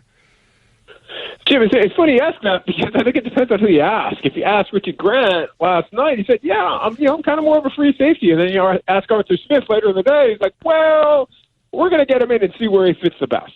The thing with safety with the Falcons is this: they got rid of both of their safeties, or I should say, rather, they left in free agency, Keanu Neal and DeMonte Kazee, and then they brought in 2 new guys, Eric Harris and Deron Harmon. Both of them good players. Both of them starters last season in Vegas. Well, not. Harris wasn't a starter last season in Vegas, but have been a starter prior in Vegas and in Detroit. But here's the thing. They're both on one-year deals. They're both over 30. So they need to replenish that safety spot anyway. Richie Grant is a good start with that, and I think that they can move him a whole bunch of places. And that's the other thing, too. They can move Richie Grant, if they wanted to, in sub-packages down into the box, have him maybe play in the slot if you need him there, too. Dean Pease loves versatile safeties, loves to have a lot of safeties on his team that can do a lot of things, and Richie Grant, I think, fits that. Where they use him, I think, remains to be seen. And frankly, that might depend as much as how Eric Harris and Deron Harmon play as much as what Richie Grant does right out of the gate. Well, the biggest thing is you got a Georgetown Prep alum as the head coach down there in Atlanta, and Arthur Smith. Prep pride there, Mike. You got to love it, man. He's right about that. You guys can follow him on Twitter at Mike Rothstein. Mike, as always, appreciate you, my friend. Stay safe down there. Congrats on the new gig. Thanks. Appreciate it. Anytime. All right. And by the way, Dean Pease quickly mentioned there, somebody Titans fans last year desperately missed as that defense was not nearly as good as it was. And then add pour a little salt in the wound as Arthur Smith leaves the staff, goes down to Atlanta, and Dean Pease is like, you know what?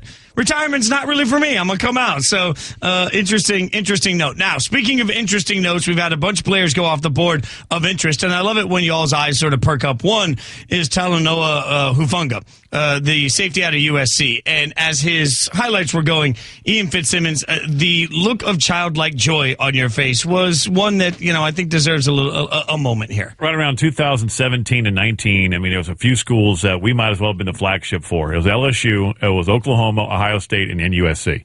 That's a pretty good group. I mean, like Kevin Winter he did pre and post for us. I mean, that we were in those locales more than any other school. And 15 for USC is just a ball-hawking, hard-hitting safety. 90 tackles back in 2019, all around the ball. 4 INTs last year. The first Trojan to have four INTs in 4 straight games since 1996. Leads the team in tackles. Heart and soul of that defense. Durability is the problem. Every NFL scout, GM, is Nagy, you're nodding your head. That is the biggest concern. Broke his collarbone not once but twice, so the concussion isn't even the issue. It's the bone and joint injuries for a hard-hitting, ball-hawking safety. But if he can stay healthy, that's a steal. All right, there's another player that got everybody's eyes sort of raised. I joked yesterday that Tampa Bay should just start turning in a card that says, we're good. Like, instead of a name, just be like, no, we're fine. As they return 22 out of 22 starters. Should be noted 2 of those were drafted last year, though. So a little bit of a love for their draft prowess. But, Jim, I know KJ Britt went off the board, and that was somebody to Tampa Bay linebacker out of Auburn that you were a little twinkle in your eye, buddy. Yeah, kind of like you piggyback on the heart and soul comments. I mean, this guy's the alpha of the Auburn defense. They've had a lot of NFL players on that defense over the last couple of years, and KJ's the leader. KJ makes them go. Big, strong, physical. His nickname is Downhill Britt. So that should tell you something right there. When your nickname is downhill, I don't know if that's a great fit for the NFL these days. We're not playing downhill as much. We're playing more laterally, a little bit of a throwback, but brings a temperament, brings a mindset, brings a physicality. Going to be a great locker room guy. This is a nice addition for a team that, quite frankly, in day 3, how many of these guys are going to make the Buccaneers football team anyway? I think KJ Britt makes it because of how he's wired and what he brings, just from a leadership standpoint to this team. And worst, a special teams guy. But to your point, you talked to Gus Malzahn.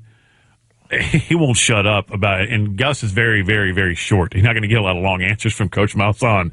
But you talk about KJ Britt, and I mean, I'm telling you, we had him on about 3 or 4 weeks ago, and he said, last year, Derek Brown, Big Cat Bryant, Marlon Davidson, Mike, got all the attention. But you want to talk about, as Jim just mentioned, the core and heart and soul, the alpha of that defense, it was KJ Britt. My question is, does this game translate to the NFL right now? Yeah, no, that's a good question. With that sort of desire, though, and temperament, it really translates well to special teams. And when they just re-signed Levante David to a long-term extension, obviously Devin White's going to go nowhere. That's what you want. You want a backup linebacker who can play teams. And a lot of times with teams, it's about mindset.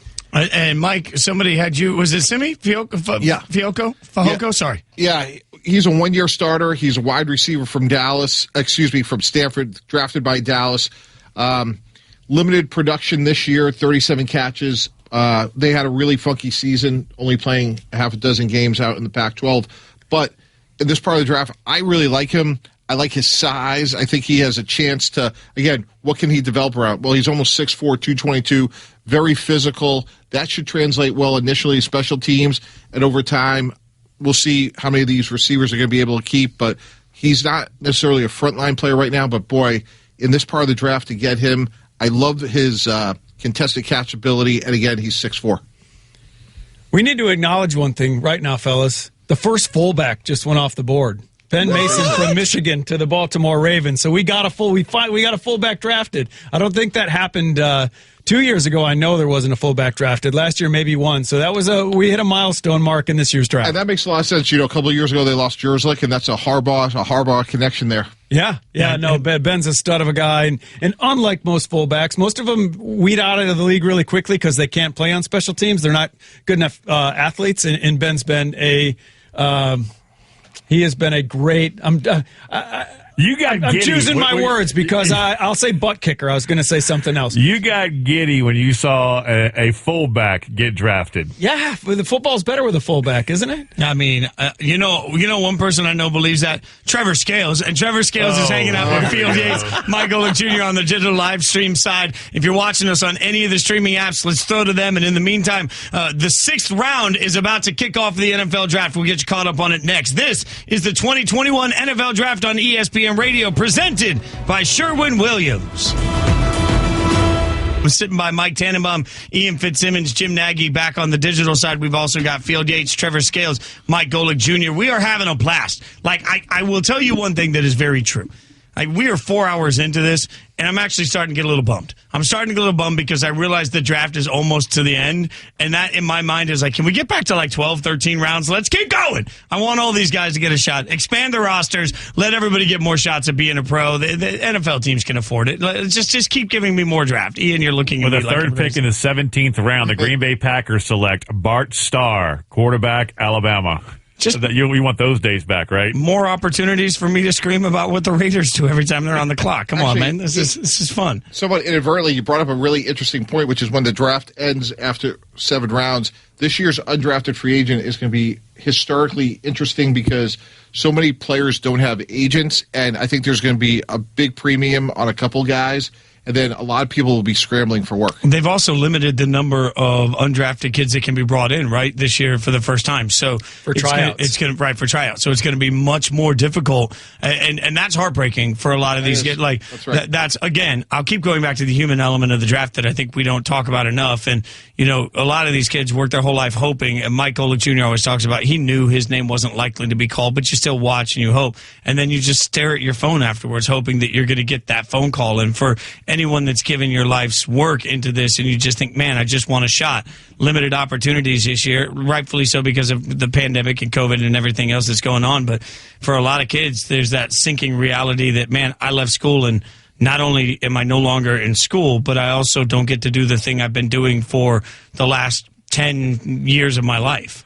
Well, that's one thing that, just to take people behind the scenes, we were talking about off air, and that is a lot of these players that have come out, a certain defensive lineman out of Iowa, you can go on down the list of players that decided to come out early. They just got bad advice, man. When we talked about this, I guess, on air about 2 hours ago, but for people just tuning in, you get a lot of agents feeding a lot of these kids, a bunch of just BS about where they're going to go, and then moms and dads and aunts and uncles and brothers and sisters start listening to it, and the next thing you know, you're going, wait a minute, I went from, being a late first, early second to, hey, you still haven't gone yet. Yeah, and again, we talked about this earlier, but it bears repeating, and Jim's certainly familiar with this as well. There's a committee where, as a junior, you could say, hey, to the NFL, where would I go? And then this committee gives feedback, hey, you'd be a third rounder, second rounder, and you hope, and we've touched on this earlier, that certain players from a skill development standpoint, they stay in school. So we talk about those running backs, Najee Harris, Travis Etienne of Clemson. Hey, maybe it's pass receiving or pass protection. They come back, they make a lot of money, they go higher. That's when the system works well. What's disappointing is when guys declare and they don't get drafted high or at all. Now they've exhausted eligibility, and now they're really, those are to me the most tragic situations because now they don't really have a future. Well, we're talking about this year's draft class being smaller and limiting tryout players. Again, I think the best case of a tryout player working out is Malcolm Butler, right? From West Alabama going up to New England. He wasn't even signed. I mean, that people think undrafted rookie, that means that guy got a contract. The team offered him a contract. He's making money. Tryout guys just go up there. I mean, they go up there to try out, and if they get signed, they get signed. And then he goes on and does that in the Super Bowl against my Seattle Seahawks. But no, so this year's class is small. There's not going to be many opportunities. Then next year, there's going to be this massive wave. I mean, this next year's class is going to be so big. So a lot of years you'll get 1 year removed from coming out of college. Maybe you'll get a second chance the next year. Someone will bring you back and you'll get another shot. These kids really got 1 year because next year's class is so big, they're going to be moving on.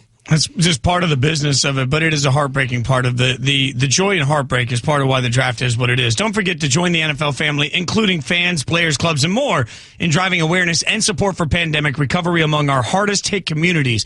Visit NFL.com/draftathon now to learn more and donate to deserving charities supporting the digital divide in education, health disparities, food insecurity, and mental health. Together we can learn, educate ourselves, and make a difference for communities in need. Just go to NFL.com/draftathon. Now, one thing that I think we should note in this year's draft that is particularly of interest, and I've got these great draft minds, so I don't want to spend a ton of time on this, but I do want to acknowledge special compensatory picks were new this year. And so a few teams got a few extra picks, and, I'll let you talk a little bit about the process. But for anyone that doesn't know, special compensatory picks were given to teams who had somebody, anybody on their staff that was black that was hired by another team to be a general manager or a head coach. So it's basically incentivizing certain teams to say, hey, if you can help bring opportunity, help the pipeline, you will actually be rewarded as well as the coach that's rewarded with new opportunity. 49ers, big example, they get a couple of special compensatory picks this year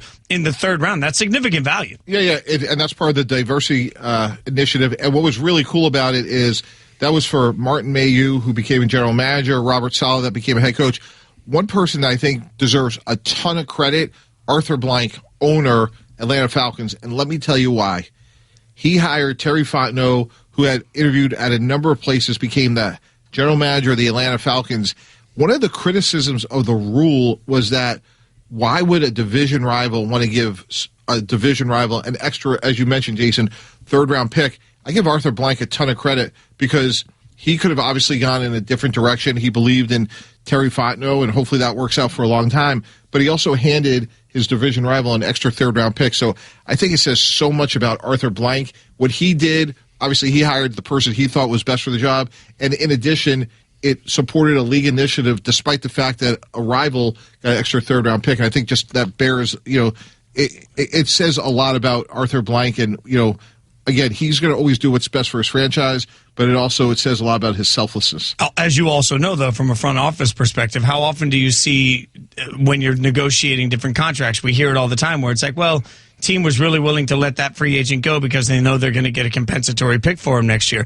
The hope is that over time it incentivizes the same way. Hey, the team was trying to get better opportunities for some of their assistants to be able to rise up the pipeline because they're going to get a third-round pick. It's a ton of equity. And to spin this story forward, guys, and again, we were not in the room, so I don't want to be unfair here because we truly don't know, but it's reasonable to speculate that if you're the 49ers – and you trade 2 first-round picks and a third-round pick in the future for the right to go up that turns out to be Trey Lance, you do feel good by the fact that, hey, we have these extra third-round picks. Again, it's still a very steep price to pay, but I'm sure that had to be part of their calculus to say, like, you know what, we got these 2 extra threes. It gives us a little bit more flexibility to err on the side of abundance to get that deal done. So let's get back to the draft that's going on right now. Courtney Cronin going to join us, Vikings Nation reporter, with us on the show. And my God, let me tell you something, Courtney. I had this little hope, like this quiet hope in the back of my mind. Not hope, but quiet expectation, I should say, that my beloved Raiders, who are always in the quarterback chatter, right or wrong,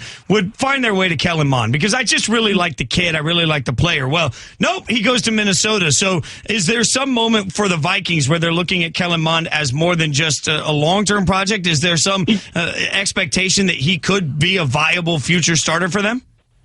Well, I think it's a statement, regardless of how you spin it. Like, if they were able to actually land Justin Fields, who they were in play for, and they were really hoping that they were going to get him past 10 when they see him falling in the first round, and then beyond that, Chicago goes and gives up the farm to get him. The Vikings honestly thought they were going to be in play for him. So if they take Justin Fields, that's a legitimate, true succession plan. You cannot write yourself around that. But they're taking a flyer on Kellen Mond, who is a backup quarterback. Like, he's not threatening Kirk Cousins for his job, certainly not in 2021. But in the future, who knows? Like, I think beyond anything else, it's a statement because this team has not had any sort of contingency plan, succession plan at the quarterback position behind the starter for quite some time. And Mond is somebody who needs a year at minimum, maybe 2, to develop into an NFL-ready quarterback. I mean, time is on his side, and I don't think he could have gone to a better place than Minnesota, where he's going to get to learn under Kirk Cousins and not be pressured to fill any sort of role. And here's the thing behind it. If the Vikings want to have some sort of backup plan, beyond just like a backup quarterback, but a backup plan for when Kirk Cousins eventually prices himself out of what they can afford. Because remember, he signed a 2-year, $66 million extension, March 2020. He's got a $45 million cap hit next year. He could choose not to play ball and say, I'm not going to restructure, I'm not going to extend. You're going to pay this and I'm going to play, or you're going to, I guess, sit me and I won't play, and you'll be wasting a whole ton of money and people will probably get fired. But nonetheless, like, they could choose to eventually down the road, if it's Kellen Mond or somebody else, be looking to move on financially from the restraints of someone like Kirk Cousins in that contract. I don't think it has anything really to do. I mean, we know Kirk is durable. He's only 32 years old. He could play another 8 to 10 years. But financially, the Vikings have to start thinking about other ways that they want to build the roster. And if they don't want to be locked into an incredibly expensive veteran quarterback, then they might try to go younger. And maybe Kellen Mond is, starting that trend for them down the line. Courtney, this is Jim Nagy. They've added, Rick Spielman's added 10 players in this draft already. Amazing. Some really good developmental guys like Janarius Robinson, the edge player from Florida State. He's one of my favorite guys in this draft in terms of what he can become in 2 or 3 years down the road. I mean, you just look at from the beginning of the 2020 season to the end of the season, what he became. He's an exciting guy. But Chaz Surratt, to me, athletically, what he brings to the table as a space athlete and fitting in today's game. I thought he was the best blitzing linebacker in the draft. Did Rick talk about kind of what the plan for Chaz is for next year in that defense? Yeah, I think for sure. I mean, so they lose Eric Wilson in free agency, so immediately you've got somebody who can play at weak side linebacker. And you think about it, we talk about contingency plans and succession plans. This could be, they draft Troy Dye last year. That's your Anthony Barr replacement if Barr chooses to, move on in free agency next year because of the way that they restructured his contract. He's a free agent. This could be your eventual replacement for Eric Kendricks down the line. I mean, he's an all-pro player, but, eventually people retire. So, I mean, they've done a really good job with the depth that they've replenished at the linebacking core. And, I think someone like Chaz Surratt, who it's pretty amazing, I think, when you look at what happened to him the second he switched from quarterback at UNC to linebacker. That first season, he's the ACC runner-up for Defensive Player of the Year. But that's a special kid, and that's something when, Spielman talked about the instincts he has and just the ability to cover, to run, and to tackle, like that's stuff that you don't. I mean, a lot of that's like natural ability that I think the Vikings look at as a prospect who, they can develop in this defense. And they got a true steal in the third round yesterday that he was there. He's a really talented athlete. And for, all that they do with their linebackers, he's somebody who can play outside. And like you mentioned, with his blitzing ability and prospect on the edge, like I think that you can do a lot of different things with him. But he, in my mind, I view him as the Eric Wilson replacement for the right now.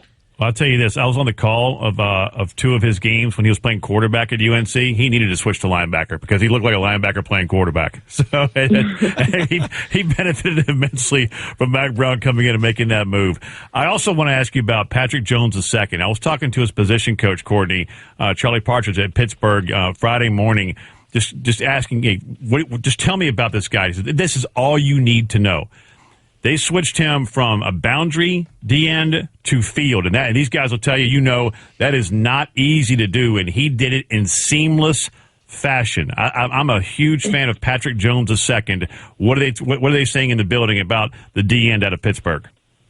Well, I mean, he fits all of the athletic traits that the Vikings look for at that position. Like when you look at, the mock draftable site you type in Danielle Hunter, DJ Wanham, Patrick Jones, even the guy that they got earlier this afternoon, the defensive end from Florida State, Janarius Robinson, they all fit that same bill athletically. And, yeah, I mean, he's probably a little bit more raw, but so was Danielle Hunter when they got him in the third round in 2015. So I look at this as this is a pure pass rusher. This is somebody who, 99% of his snaps over the last two seasons on pass plays were with him rushing the passer. He only dropped back into coverage on 5 plays. So you're getting somebody who could potentially compete for that spot outside Danielle Hunter. They knew that they needed to shore up the defensive line. They brought Stephen Weatherly back in free agency. They really seem to be high on what DJ Wanham, the strides he made as a rookie and what he could potentially do his second season. But, this is somebody, I like this prospect a lot. I think that they've gone into the third round and got some good defensive ends before, and just the way that they've been able to develop them. It's been, I think, honestly, since Erasmus James, that was like 2005. That was the last time they drafted a first-round defensive end. And so you looked at what their priorities were going into the first round, and it was either offensive line or defensive line, whatever they were going to be able to get the most value for. Clearly, they did the right thing in getting Christian Darrisaw, and certainly the 2 third-rounders that they picked up in the process are huge. So, they can get defensive ends. They don't have to go get first-round defensive end talent and know that it's going to pan out in Minnesota, because that's what they've done historically with Rick Spielman as a general manager and with Andre Patterson in the fold, developing these guys, knowing that you can get a day 2, early day 3 prospect, and that somebody could be a starter within a season or 2. You guys can follow her on Twitter at Courtney R. Cronin. You can also listen to her tonight. She's hosting on ESPN after Dodgers at Brewers ends around 9:30 until midnight on ESPN Radio. Courtney, as always, you're a rock star, my friend. Thanks for coming and hanging out with us. You're welcome. Thanks, guys. All Get right. some sleep eventually. No, sleepers for the week. Let's pause 10 seconds for station identification. This is the 2021 NFL Draft on ESPN Radio, presented by Sherwin-Williams.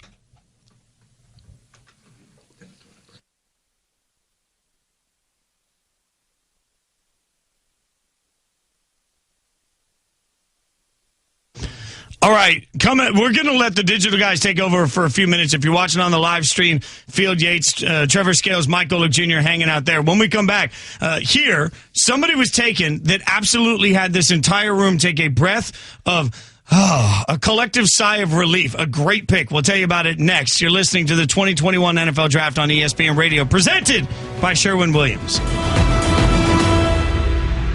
Tara, I need somebody to cut off the way you just said Tuipulotu and bring it into my life because it was a delight. I want more of that. I'm Jason Fitz, sitting with Mike Tannenbaum, Ian Fitzsimmons, Jim Nagy. We are getting you through every single pick. We're not going anywhere. Neither are you, gosh darn it. Also, we're joined on the digital side by Trevor Scales, Mike Golick Jr., Field Yates. If you're watching us on any of the live streams, you can hang out with us there. If you're listening on the radio, we'll be here again through every single pick of the draft. Now, it is rare. We've been working together so far today for 4 hours, 14 minutes, and 56 seconds. It is rare that I see the whole room go, and I felt that a few minutes ago, and it came in the form of the 6th round, 193rd pick to Carolina, Deontay Brown, guard out of Alabama. Ian, talk to me, brother, because there was a joy for you when this happened. Just a joy to see a kid go off the board. When I was talking to Kyle Flood about all the Alabama offensive linemen, Alabama's former O-line coach now at Texas as the offensive coordinator and O-line coach with Steve Sarkisian, I said, just give me one guy that nobody's really talking about that NFL teams are calling on. He goes, it's not even close. And in my opinion, he said he's the best guard in college football, and that's Deontay Brown. He said, quote, he's the only player I've ever seen that could consistently handle Derek Brown when Derek was at Auburn, who was a first-round pick by Carolina. Kyle Flood, who was a former O-line coach for the Atlanta Falcons, said this man is a day one starter, zero doubt in my mind. And you look at and people look at his size, Jim, and then they see him at 360, 365, where he can't run. Go watch the LSU game, folks. There's the big hog molly running step for step with tight ends 40, 50 yards down the field. So I think Carolina, forget Steele, I think they may have a plug-and-play day one starter they got in the 6th round. I agree. They coached him at the Senior Bowl, so they know him well. He's a big, square, big-body guy, massive, can move you off the ball. Not every team looks for a guy like that, so he only fits a handful of teams, but that doesn't justify him sliding to where he slid. The only thing I'll add to this, I really like Deontay, got to know him well. He's a great young man, and his nickname is Cornbread. How great is Cornbread? I want to hug him. I think if teams would have known that, he might have went higher. Jason, you said that the three of us were relieved. The one guy that was actually celebrating was Sam Darnold because so far they've added Brady Christensen, a tackle. Now they added Deontay Brown. Again, I see this guy as a starter. I had him really high up in my mock draft. I like guys like this because when you could set a firm pocket, you give your quarterback a chance to step up in the pocket, make throws down the field. And, there's been a lot said about the Jets, and did they give Sam Darnold enough in terms of supporting cast? And if I'm Sam Darnold so far, drafted Terrence Marshall in the 2nd round, take 2 offensive linemen now between Brady Christensen and Deontay Brown, and they also drafted the tight end Tony Tremble in the 3rd round. So Carolina's added some nice pieces here on offense. Now think about if you're Sam Darnold. We haven't talked about that. If you're Sam Darnold right now coming from the Jets, and you have those weapons on the outside, you're watching how they drafted today, especially getting Deontay Brown in the 6th round. And you think about what Christian McCaffrey, when he's healthy, from 2017 through 2019, McCaffrey had more receptions than, you ready for this? Julio Jones, Travis Kelce, Jarvis Landry, Devontae Adams, Robert Woods, Mike Evans, Tyreek Hill, Amari Cooper. Not bad. When that dude is healthy, that's who Sam Darnold gets to play with now. It's a little bit different from New York. Also, let's keep in mind, Carolina did not draft a quarterback. And look, this is the moment where so many people are going to say, every quarterback's supposed to be mentally tough. Fine, cool. But I'll always go back to, I'll tie it back to a music story as usual for me. For a long time with the band Perry, I was the music director, the band leader, right? So I'm in charge of all the guys in the band, right? And after a particularly bad show, I went up to one of our drummers, and as I was wont to do at that stage in my life, I started the what the F was that and why are you doing it? And I've known this guy for 15 years. He didn't talk to me for 3 days, not in a mad way, but in a despondent way. And I went up to him afterwards, and I was like, dude, what's on? What's up? And he said, man, it's just you hurt my feelings. Like there's a spot where that communication doesn't work for me. And I stepped back from that, and I looked around, and I'm like, man, it doesn't matter where you think somebody should be or how much experience they have. Part of being a leader or being a manager of things or being a communicator is realizing what gets different guys to feel the right way to be their best. What the Panthers have done over the last couple of days is they've said, hey, we're not going to take somebody else. We're going to pick up your 5th-year option. I don't care what happened in New York. We're going to give you a bona fide chance to be you. And while we think every athlete should be mentally tough, Mike, I think that there's a statement for a lot of guys where you can say, man, they believe in me. Hell yeah, I will run through walls for that guy. Yeah, Jason, I see it differently, and here's why. There's a difference between being a drummer and a frontline NFL quarterback. And for everybody listening out there, go Google Bill Parcells' 10 Commandments about being a starting NFL quarterback. Rule number 1, we want a battlefield commander. We want Eisenhower. We want wartime heroes. We want tremendous leaders that are mentally and physically tough, that will set the entire standard for your organization and your program.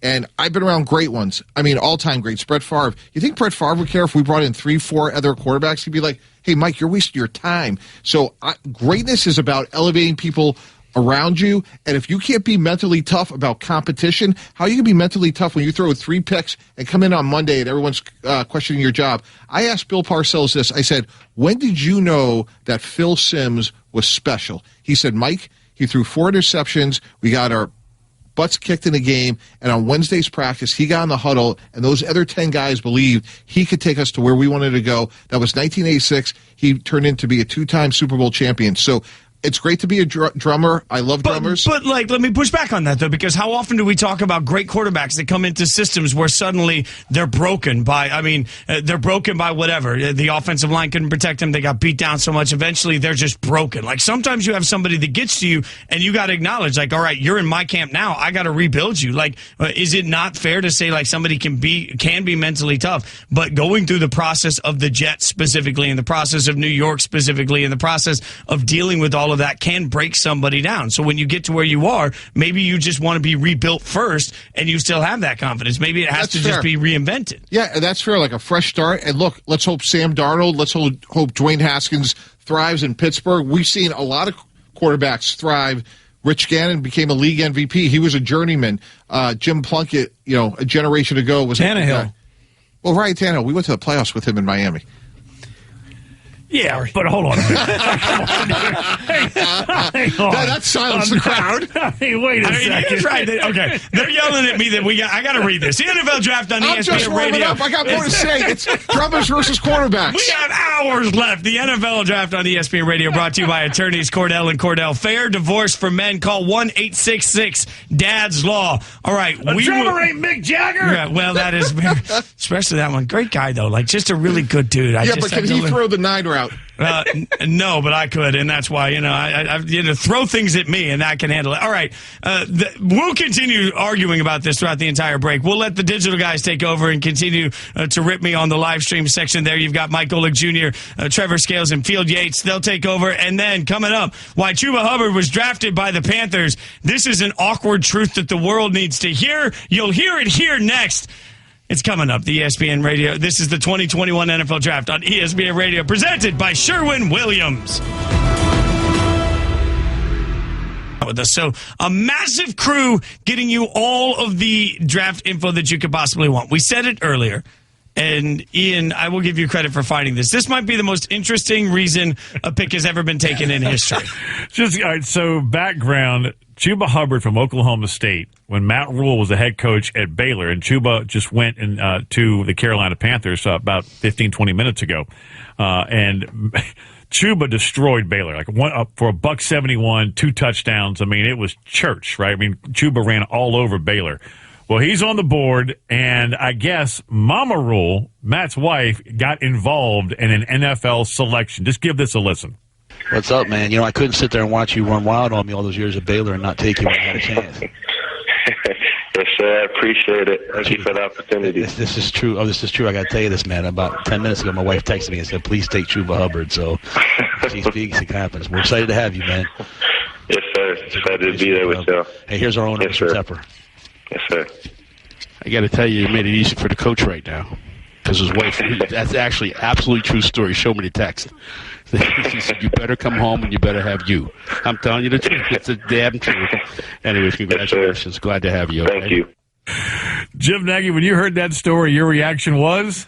First wife to ever make a draft pick in NFL history. That is it. Hey, We made history today. baby. You know, and one of the signs we had in our draft room was success has many fathers and failure is an orphan. If Chuba Hubbard goes into the Hall of Fame, everybody in that draft room was like, "Yeah, I know. Like that was I wanted him all along." If it doesn't work out, hey, coach's wife really wanted him. That's exactly how it's going to work. You are so right about that. I'm also right about drummers versus quarterbacks. I mean, what do you keep talking about the psyche of individuals? I'm just saying sometimes, greatness needs to be brought out in chapters. That's all. I don't know. We can keep arguing it for the next several hours because we'll be here for every single pick. Raiders Nation reporter Paul Gutierrez is joining us now, and the rest of you guys can just sit back and eat some wings or something. No, you really can't. You have to actually stay There's here. some out there. I'll be back. In the meantime, in the meantime, Paul, thanks. So this is weird, and I know it's weird. I'm just trying to make sense of, my disdain for night number one. I never want to open up ESPN.com and see my face as trending. And when you look under the Raiders page, my face is trending. And I think it's probably because of the absolute despair that I felt when Alex Leather was picked in the first round. But then Trayvon Merring goes in the second round, that's what everybody thought they were going to get in the first round. Makes sense of what the hell the Raiders draft process is to me. Yeah, and here's you want me to make sense of it, but I'll just be the straight objective journalist here. I won't offer my takes either way. But basically, when they hired Mike Mayock to be the GM, this is basically what you're getting. You're getting a guy who has his own rankings. And he doesn't care what Mel Kiper says. He doesn't care what Daniel Jeremiah says. He's going to have his own rankings.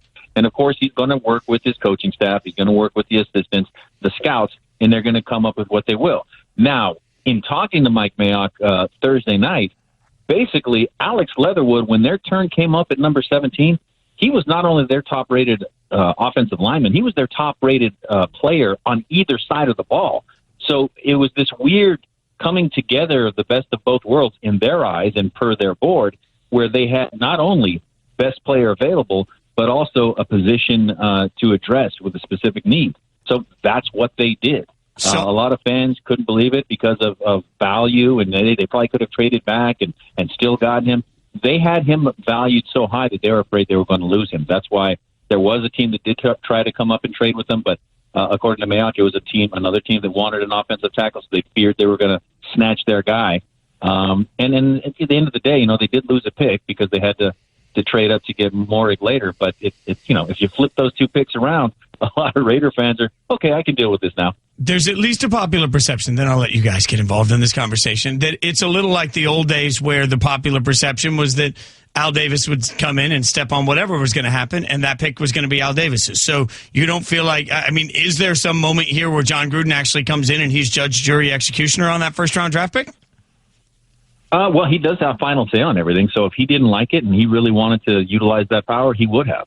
And it's interesting, though, of all their draft picks thus far, they've all, except for Leatherwood, been defensive players. So that tells you something there that John is taking a step back and looking at it and looking at what the roster and what the needs are. They got that offensive player. It's not a playmaker, but he's got playmakers already all over the roster anyway. So it does address a specific need. It's just bizarre. And if you listen to everybody else that forecasts draft picks and where they should go here and there, that Leatherwood would be their highest-rated tackle and the highest-rated player on the board at number 17. But that's what they did. They stuck to their board. They did it. And then, again, it goes back to the Al Davis line of thinking. Al Davis liked to build the team from the cornerbacks in. John Madden liked to build his team from the offensive line out. So this is kind of, you're seeing a little bit of a different change here. Hey, Paul, it's Mike Tannenbaum. I'm just curious in terms of, we've talked a lot about Leatherwood, guard tackle flexibility, but they also lost not only Trent Brown, but Gabe Jackson, Rodney Hudson. How do you think the rest of the offensive line is going to sort out for the Raiders? Well, Mayock said that Leatherwood, starting right here, is their starting right tackle. So for better or worse, they're going to see if he can hold on to that job, excuse me, even though he was a left tackle in college. So going across, it's going to be Goldmiller at left tackle, Richie Incognito at left guard. I'm trying to think here now the name. I'm blanking on names. Okay, right. No, Andre James going to start at center? Andre James is going to be the center, and then Leatherwood's going to be the right tackle, and Denzel going to be the right guard. So that's the way it looks here, again, on May 1st, and they'll just kind of go from there.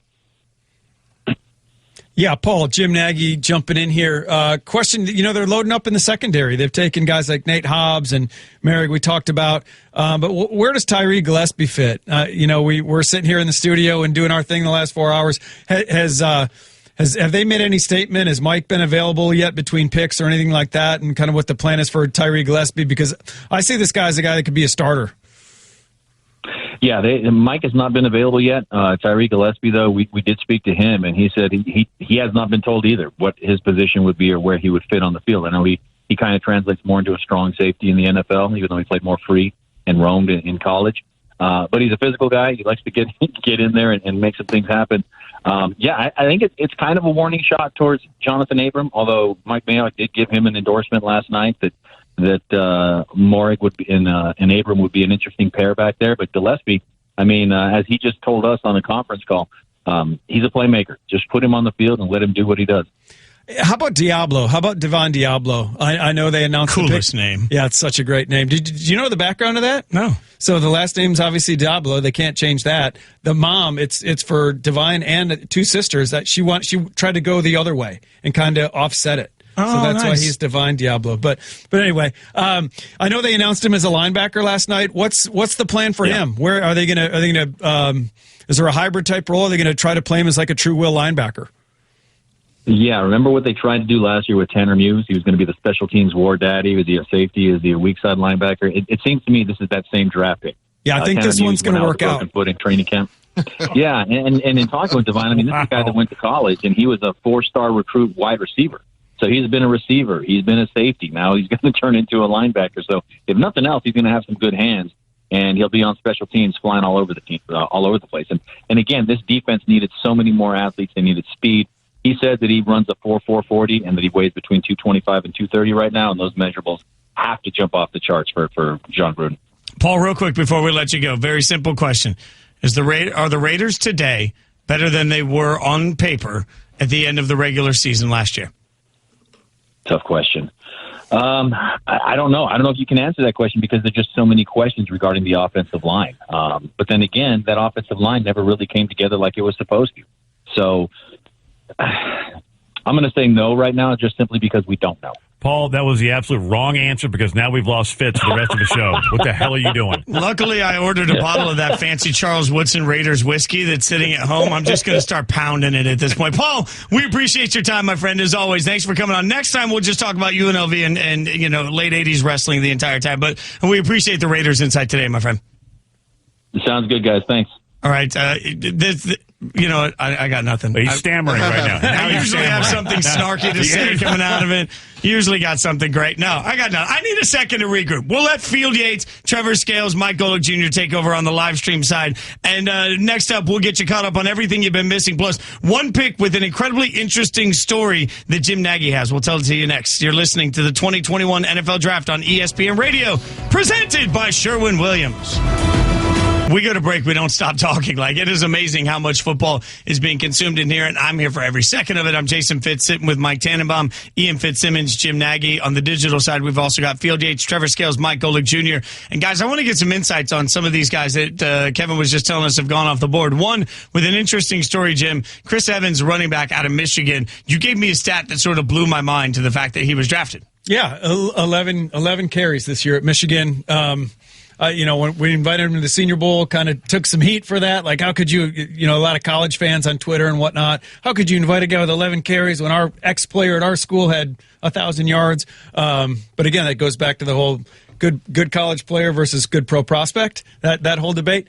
No, but Chris was academically ineligible in 2019, had to sit out football. A lot of guys would have entered the transfer portal, taken off, entered the draft, done something. But Chris stayed put in Ann Arbor, worked 3 jobs, including one of them helping coach a high school football team, got back in good standing academically, finished out, and now the rest is history. So to see him get picked in the 6th round here by the Bengals, it's pretty awesome. He tested great, 40-inch vertical jump, ran in the low 4.4s. He's got all the testing stuff, and what he really has in the pass game, he is a really good pass catcher. We've seen like Kamara and McCaffrey; those guys can detach and run routes out of the slot. Chris can do the same thing. He's got a lot of wide receiver in him. How do you judge somebody like that, Mike, that has 11 carries this year, but then you're still trying to figure out what to make of him? And I mean, is it just you see him at the Senior Bowl against that competition and say, yeah, the measurables? I mean, do you just sort of not evaluate the tape at that point, or how's the tape actually influence it? Yeah, it's a smaller piece of the puzzle. Ideally, you want it to be a bigger piece of the puzzle, but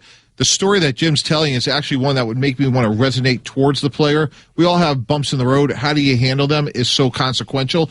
He goes to the Senior Bowl. He competes there. And look, everything here is within a context. When you get him at 202, if he doesn't work out, you could live to fight another day. So it's all about risk-reward. And the fact that he didn't play a lot, you could actually almost look at that in some ways as a positive from a running back standpoint. You just want to see the ability on tape. You want to see him flash. You want to see short area quickness. You want to see somebody miss. You want to see him be able to catch. Jim already talked about that. So when you show those skill sets, even though he hasn't done it a lot, that gives you sort of like the foundation to say, hey, this is what he can do, and the confidence to turn the card in.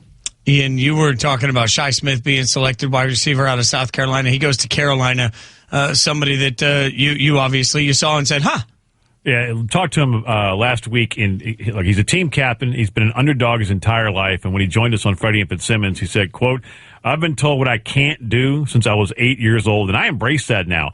It drives me along with my entire family." His son Braylon told me that is his why. And I said, just elaborate more on that. And he said, there's more to life than just the guy in the mirror. And when my son Braylon was born, that is my why. That is my everyday. That is why I do anything. That's why I breathe. And that's going to make me a better football player. So when you hear stuff like that, and team captain also, and an underdog that has that proverbial chip that has had to have the chip, not manufacture it, like we're going with Trevor Lawrence here, who that's another guy who told me, I just want to be better tomorrow than I was today. Shi Smith could be a nice special teams fourth wideout for the Carolina Panthers, Jim. I think this guy could be a starting slot. I really do. You look at that lineage. Wow. You go back 2 years ago to Deebo Samuel, then last year Brian Edwards, and this year it was Shi.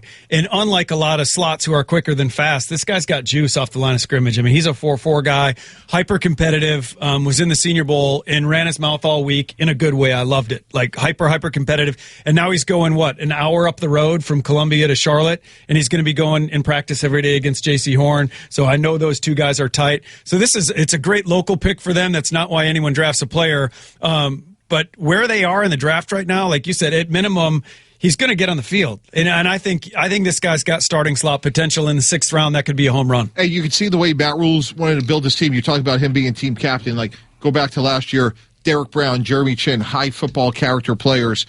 Sam Darnold, high football character. Terrence Marshall. So they're bringing in players that all have great football character. The fact that he just drafted another captain is no surprise. Mike Tannenbaum's instant analysis right there. That's brought to you by O'Reilly Auto Parts, your professional parts people. Another wide receiver goes off the board to Tennessee, and that's Racey McCrath out of LSU. And I know that we've had a lot of conversation during the break about him. So Mike Vrabel is a disciple of Bill Belichick. Was I going to say what you said? No, you drill it. Go, man. Hit it. Yes. So one of the things, getting beaten up against New England for over 20 years, I have a lot of scar tissues. One of them is in special teams. Matthew Slater is maybe the most underrated player in their long dynastic run. He's a gunner that forces a lot of fair catches. He's a guy that could really help flip field position. And when you look at Racey McCrath, there's a lot of people that thought he was going to be a difference maker in special teams. No surprise that Mike Vrabel would take somebody. And I think there's great value because, again, now that we're in the 6th round, one of the things you say to yourself in the draft room is, how does he make our team? How does he get on the field? Shi Smith, Racey McCrath, similar conversations. There's a path not only for them to make the team, but to get on the field. Fitz, just read this text message from one special teams coordinator in the league. It says, Racey McMath is the next Matt Slater. Right. That's funny. That was 10 minutes ago, man. You're spot on.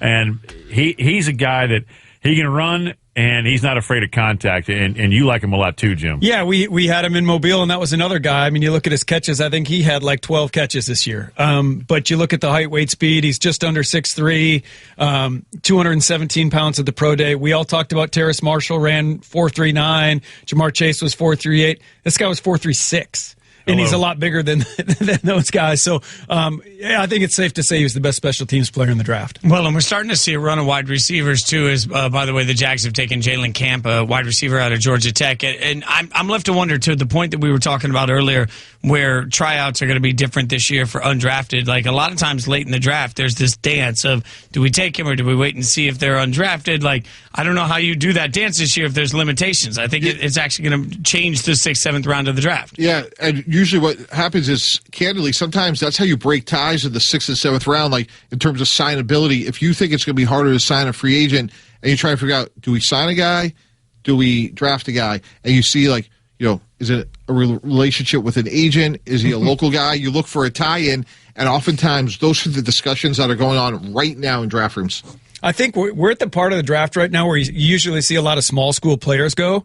Again, because college football at that level was canceled this year. A lot of those guys didn't come out in the draft. And the ones that did, the guys that go to pro days, smaller school players that go to pro days and blow things up, that's what usually gets a position coach flown out, or they get flown out for a 30 visit. None of that happened this year. So they don't have medicals on these guys. Those guys aren't getting drafted. That will be the free agent class this year. Those workout warriors from the spring that no one has medicals on, they will not be picked this year. They will be free agents. That is a fascinating aspect because at this moment, we have FCS playoffs going on.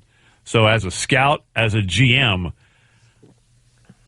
I mean, those are undrafted free agents, right? I guess. I mean, or are you going ahead and selecting some of those, even though they're playing right now, and you might be risking injury? Yeah, no, that's an interesting factoring. And here's something else that you just hear talking to teams in the spring. Ordinarily, when you would go to some of these bigger places that have multiple prospects, so the Alabamas, the Ohio States, the Clemson, South Carolinas, you would go in with a half a dozen people because you're going to want coaches. Well, there's only a limit of 3 people per team. So if you may not be able to bring your O-line coach to work out the offensive lineman because you're already at the max because the head coach and GM are going. So I know a lot of teams had frustrations where you couldn't get into the details that ordinarily you would. And oftentimes that would be, a secondary coach wanting to spend extra time on a technique or understanding, their ability to learn. Same thing with offensive linemen. By the way, we should tell everybody in about 10 minutes, new Vikings quarterback Kellen Mond is going to be joining us. You don't want to miss that. Also, the Derby is going on. Ian, how concerned are we on your ability as the Kentucky Derby comes on to continue to contain your composure? Like I grew up on a thoroughbred horse farm, man, in Folsom, Louisiana. I was mucking stalls at the age of 3. I don't even know what mucking stalls means. I was just going to say. Is that a verb? Mucking stalls is, when a horse, just drops anchor, goes in and takes a leak that'll fill up about 18 milk jugs. You got to clean that up. You got to get the shavings out. Yeah, you got to rub down in the clay and really scoop it out with a big old snow shovel. Yeah, mucking stalls. Was that were those your chores as a kid? Dude, most of us are I got the hell beaten out of me for sneaking an ice cream sandwich before doing chores. It's a true story. My mom beat me with a riding crop and then dropped it, grabbed a broom, and almost broke it over my back like Babe Ruth because I snuck an ice cream sandwich before doing my chores. Was it the last ice cream sandwich? No, I was just a fatty, man. I mean, she was just trying to teach me a lesson. And then I had to, it was a very moral dilemma here. You think about this, ponder this. What do? Do you finish said ice cream sandwich as she's on horseback? I'm in my room. True story. I'm in my room. She comes up on horseback. I forgot to close the blinds, right? So I could sneak the ice cream sandwich before going to do my chores. You hear tat, tat, tat on the window. It's her on Master Kingston, her horse, with a riding crop. Get your fatty in the front of the house! And then at that moment, what do? Do you eat said ice cream sandwich, or do you offer it up as a, please, here's an offering. Do not beat me to within an inch of my life. You eat the ice cream. So what'd you do? I devoured the thing in about 2 bites, man. Are you kidding me? Adam, it was over. That's the reason dude. I love him. All right. We're going to continue to hear more about this, and, God knows, we'll spend the break talking about mutton busting or something. We'll let the digital guys take it next as Trevor Scales, Field Yates, Mike Golick Jr. going to keep getting you caught up in everything. Does he? This is a scary level of everything. We're going to talk to Kellen Mond coming up next here, though. This is the 2021 NFL Draft on ESPN Radio, presented by Sherwin-Williams. Let's pause 10 seconds for station identification. This is the 2021 NFL Draft on ESPN Radio, presented by Sherwin-Williams.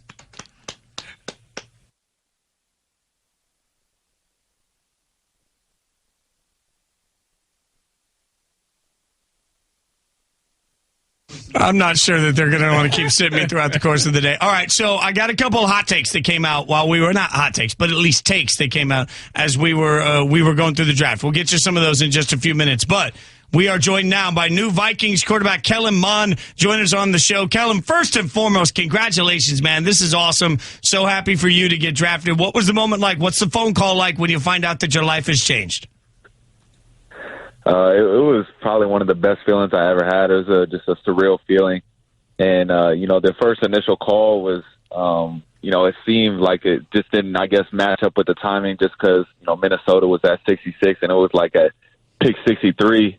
And so I didn't really know exactly who was calling, and they weren't really giving me information originally. And they're like, you're just going to get a call from a Minnesota number. So, once I got that call and they told me that they're going to draft me, it was a phenomenal feeling.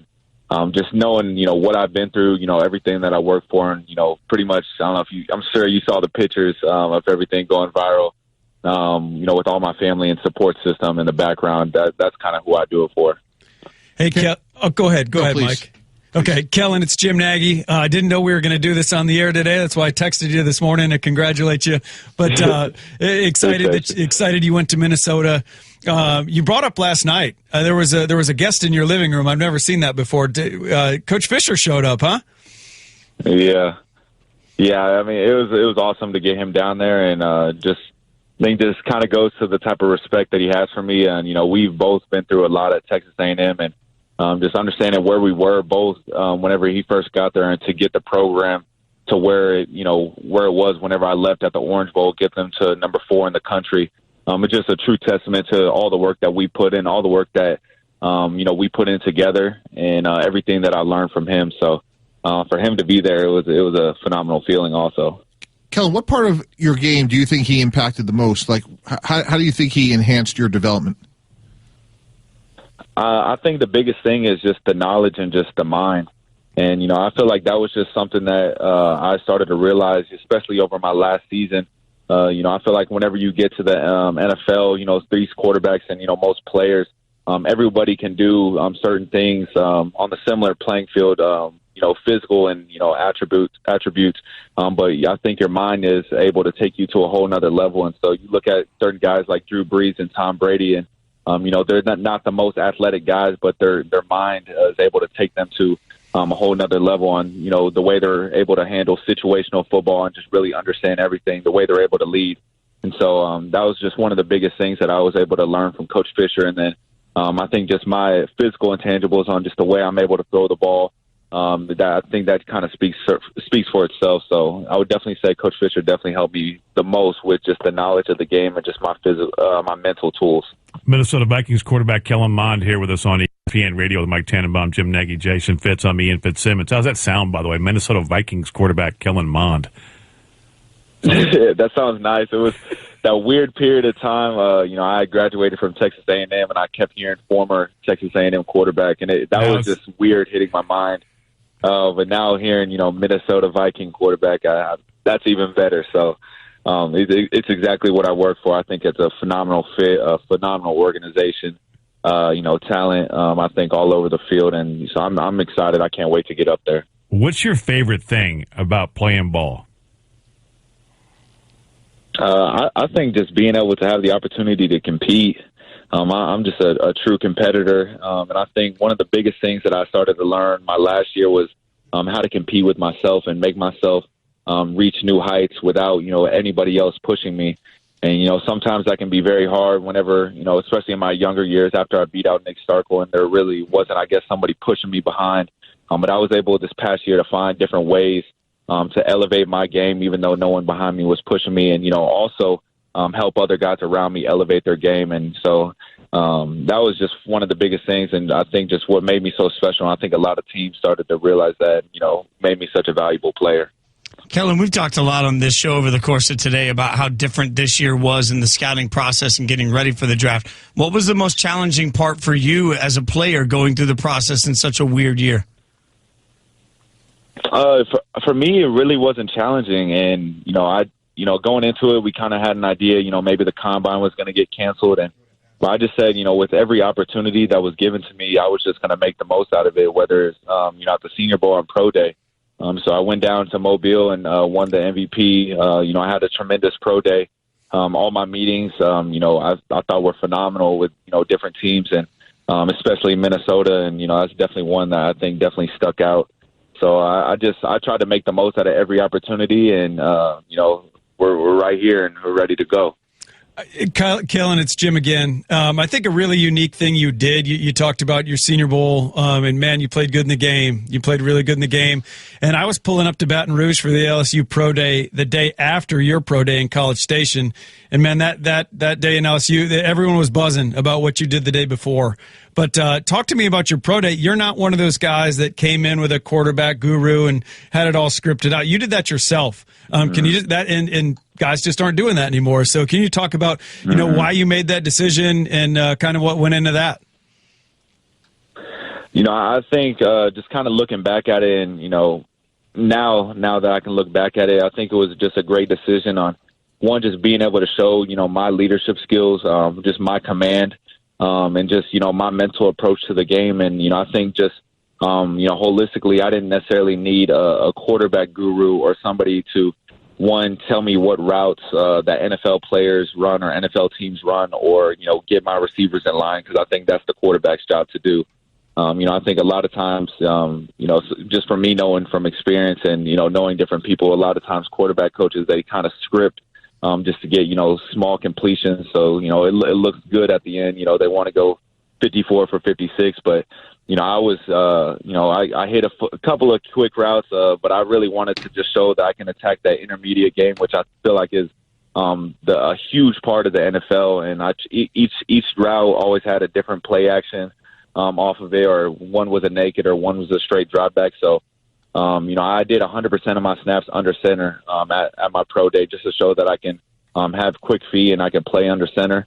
But that was just, my mentality. I felt like I was able to show command of, the whole entire Pro Day, which was probably the first one that a quarterback ever did. And, honestly, I think, quarterbacks in the future, may start taking that type of approach, knowing that, it's good to show leadership and it's good to show that you can command your own Pro Day. Kellen, it's been a blast getting to watch you play on Saturdays. I speak for all of us. Can't wait to see the opportunity for you to play on Sundays. Congratulations on this incredible moment. You earned it. You deserve it. And I hope you get to enjoy it a little bit, my friend. Thanks so much for coming on with us. We really appreciate you. Yes, sir. I appreciate all of y'all. I mean, Kellen Mond coming on, and guys, I just think this is a great opportunity. And for the Vikings, they've got somebody that they're going to have the opportunity to develop into whatever he can be.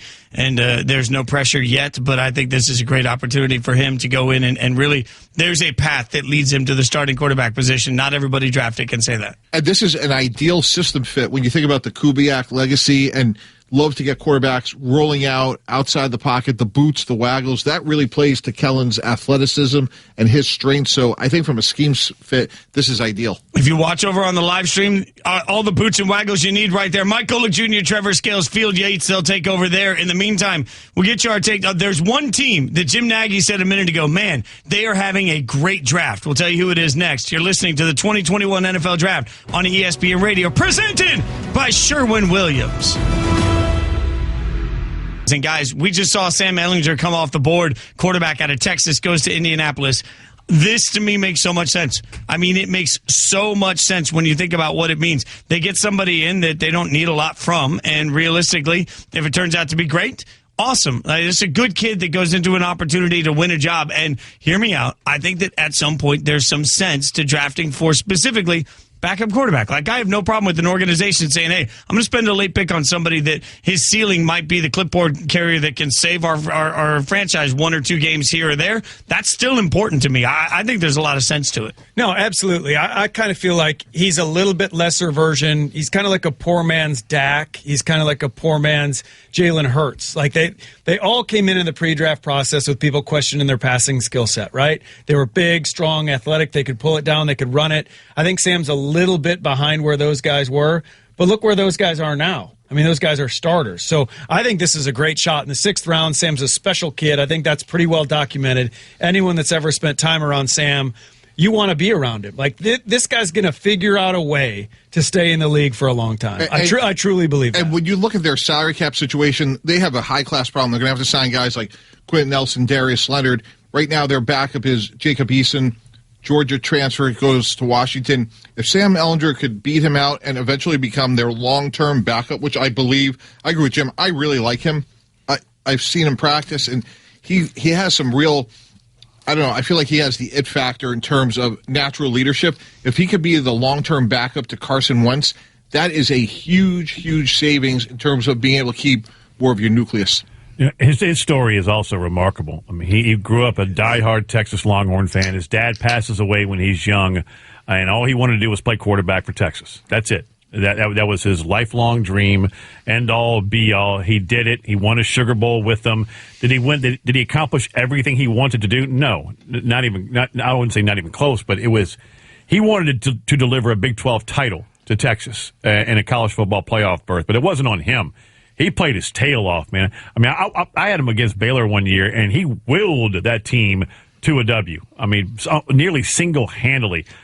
Texas Tech at a day after Thanksgiving. I mean, they get down a little early, and he's just unloading on the entire team. Offense, defense, it didn't matter. And they come out and just boat race Texas Tech in the second half. So he's a leader of men. That's what you want at quarterback. And for anybody who's going to hike their leg on it, he may not end up with the Colts because of Eason, right? But as you mentioned in a break, right when he came off the board, Jim, Colt McCoy has been playing the league for over a decade. He got drafted in 2010, and he's with the Arizona Cardinals right now. So you want to talk about guys that can just stick around, win you a game or two, not get you beat. That's a Sam Ehlinger. And especially on a roster, sorry, Mike, but especially on a roster with Carson Wentz. Like, Carson Wentz is going to miss some. Best case scenario, Carson Wentz is going to work out to be a great quarterback, and he's still going to miss some games. Yeah, and you think about Colt McCoy, or we just saw A.J. McCarron just sign with the Falcons. Like, Ehlinger is a better athlete than those guys. He can make plays with your feet. He's not going to get a lot of reps at practice. So you want a guy that could be able to run the offense, but also can make some plays with very limited reps, so he could go in there and, like you said, get him through a couple games. Yeah, I think when you talk about backup quarterbacks, you talk about those small windows where they play. If the starter goes down for 3 games, you hope they can win 2 of them, right? Or if they're down 5 games, you win 3. And part of that is a belief. There's certainly the guy's not getting reps. He's a little disconnected from the team. When he comes in, the teammates, he has to do something around that team in that locker room. So when he does get on the field, the other players aren't like, oh man. They're like, okay, we can still win with this dude. Right. And I think Sam has that. I know Sam has that. Yeah, and I think, Jim, like an interesting guy like Nick Foles is someone like that. Doesn't get a lot of reps, former basketball player. No, yeah, I'm with you. Go ahead. Keep going. When you raise your hand, I don't know if I was trying to get Fitz's attention, but when it comes to backup quarterbacks, you know what my best life would be? If I'm reincarnated, it's either as a Kentucky Derby winner, because they live a great life, or Chase Daniel, right? I mean, take him. Chase Daniel hadn't been hit in how many years, and that dude's made over $30 million carrying a clipboard. I don't want to undervalue, though, like if I ever had a kid that want to just turn that kid into a punter. Just hear me out. Like, you don't have to ever make a game. Snapper, like Don the long snapper still has to actually, like, take, like they got to bend over. Like, punter just got to be bendy with the legs, right? Like, you don't ever have to make a kick that's going to win you a game. If you get tackled, it's a penalty. You don't have to make a tackle, and nobody expects it. You miss it, you're the punter. You can do it for like 20 years. I'm gonna have a kid just to make him a punter. What about Rex Ryan's son Seth? He's a holder at Clemson. I mean, now he's a coach, and you think about that, gets a couple of rings. You know what's crazy? I just mentioned Mule, and for people who don't know, Don Muhlbach is a long time, and arguably one of the best in the league right now, still at the age of like 78. He's a long snapper for the Detroit Lions. Don't Google it, that's a fact. He was teammates with his head coach and Dan Campbell. Oh, my God. When Campbell was a tight end for the Lions. And now his long snapper, the long snapper's head coach is a former teammate. Just to put a ribbon on this, though, this is a guy that has been a leader. He could go in on short nose. He can make plays with his feet. And when you're in the 6th round, and this could turn into a massive savings from a cap standpoint, this is a really good pick by Chris Ballard and the Colts. Join the NFL family, including fans, players, clubs, and more, in driving awareness and support for pandemic recovery among our hardest-hit communities. Visit NFL.com/draftathon now to learn more and donate to deserving charities supporting the digital divide in education, health disparities, food insecurity, and mental health. Together we can learn, educate ourselves, and make a difference for communities in need. Just visit NFL.com/draftathon. Cool thing to do here. I mentioned it earlier. There was one team earlier that went off the board, and Jim immediately said, man, they're having a good draft. And that's when Demetric Felton, UCLA wide receiver, went to the Cleveland Browns. Guys, let's acknowledge that Cleveland, at some point, again, I feel like I'm a broken record, Jim. You reset where you are in certain franchises. Cleveland is crushing this draft. It's been a heck of a reset. Yeah, Andrew Berry's really doing a nice job in this draft, and he's been patient like that Tony Fields pick. I knew knew Cleveland wanted that player, and Mike can speak to this way more than I could, but being that guy that has to take the card off the board, I mean, you can get antsy, and give up assets to move up and get the guy. Well, he stayed pat, and he got Tony Fields, and now you add a guy like Felton late in the draft. I mean, he was a running back at UCLA by trade.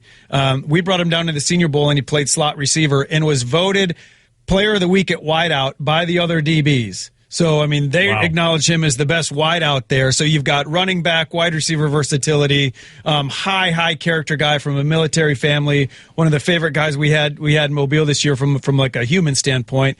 But Mike can talk to that. I mean, I just think Andrew Berry's done a great job. That Cleveland scouting staff, I think they got it right in Cleveland. Yeah, and actually, here's the same team, Jim, but like you look at Jeremiah Owusu-Koramoah, they traded up, but they were able to flip picks in the 4th and 5th round. They got a guy that a lot of people thought was going to go in the 1st round. He was a great college player.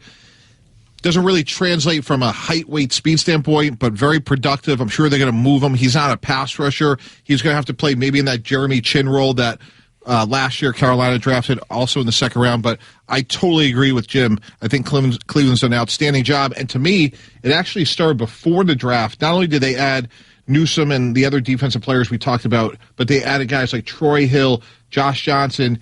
And when you have to beat the Baltimore Ravens, you better have a fast defense because you got to defend maybe one of the fastest players in our sport in Lamar Jackson. You mentioned beating the Baltimore Ravens. The Steelers took Quincy Roche with pick 216, edge rusher from the Miami Hurricanes. And I talked to, we all know Manny Diaz pretty well, their head coach down there. And I had a conversation with him on Thursday morning, and he told me when it comes to Roche, the best part about him is that he makes up maybe for a lack of speed and whatnot with his smarts. He said his football IQ is off the charts, and if he's hell-bent coming on a 3rd down and he recognizes, screen, he spots it in so quickly, and his angle play is so good that, maybe guys with his athletic ability aren't being able to make up that ground. Still, it's a 4-yard tackle for a loss. Roche is a wicked smart edge player coming out of Miami.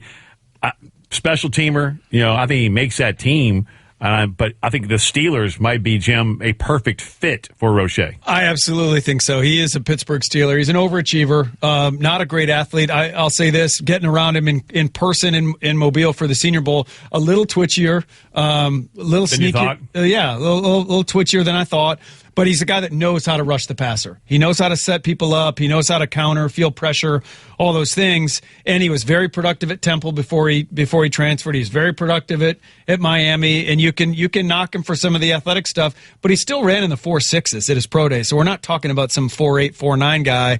Again, at this part of the draft, you're talking about a guy that can get to the quarterback. That's a really good pick. You know what's remarkable? Talking about former ESPN intern Manny Diaz. That's true for people who may be lying. That's true story. True story. Yeah. So not only did they have Quincy Roche, but they had Gregory Rousseau and Jalen Phillips. Both of those other players won in the 1st round. Now, Rousseau opted out, but to have 3 players at the same position go in the same draft, it shows what a great job Manny Diaz is doing turning that program around.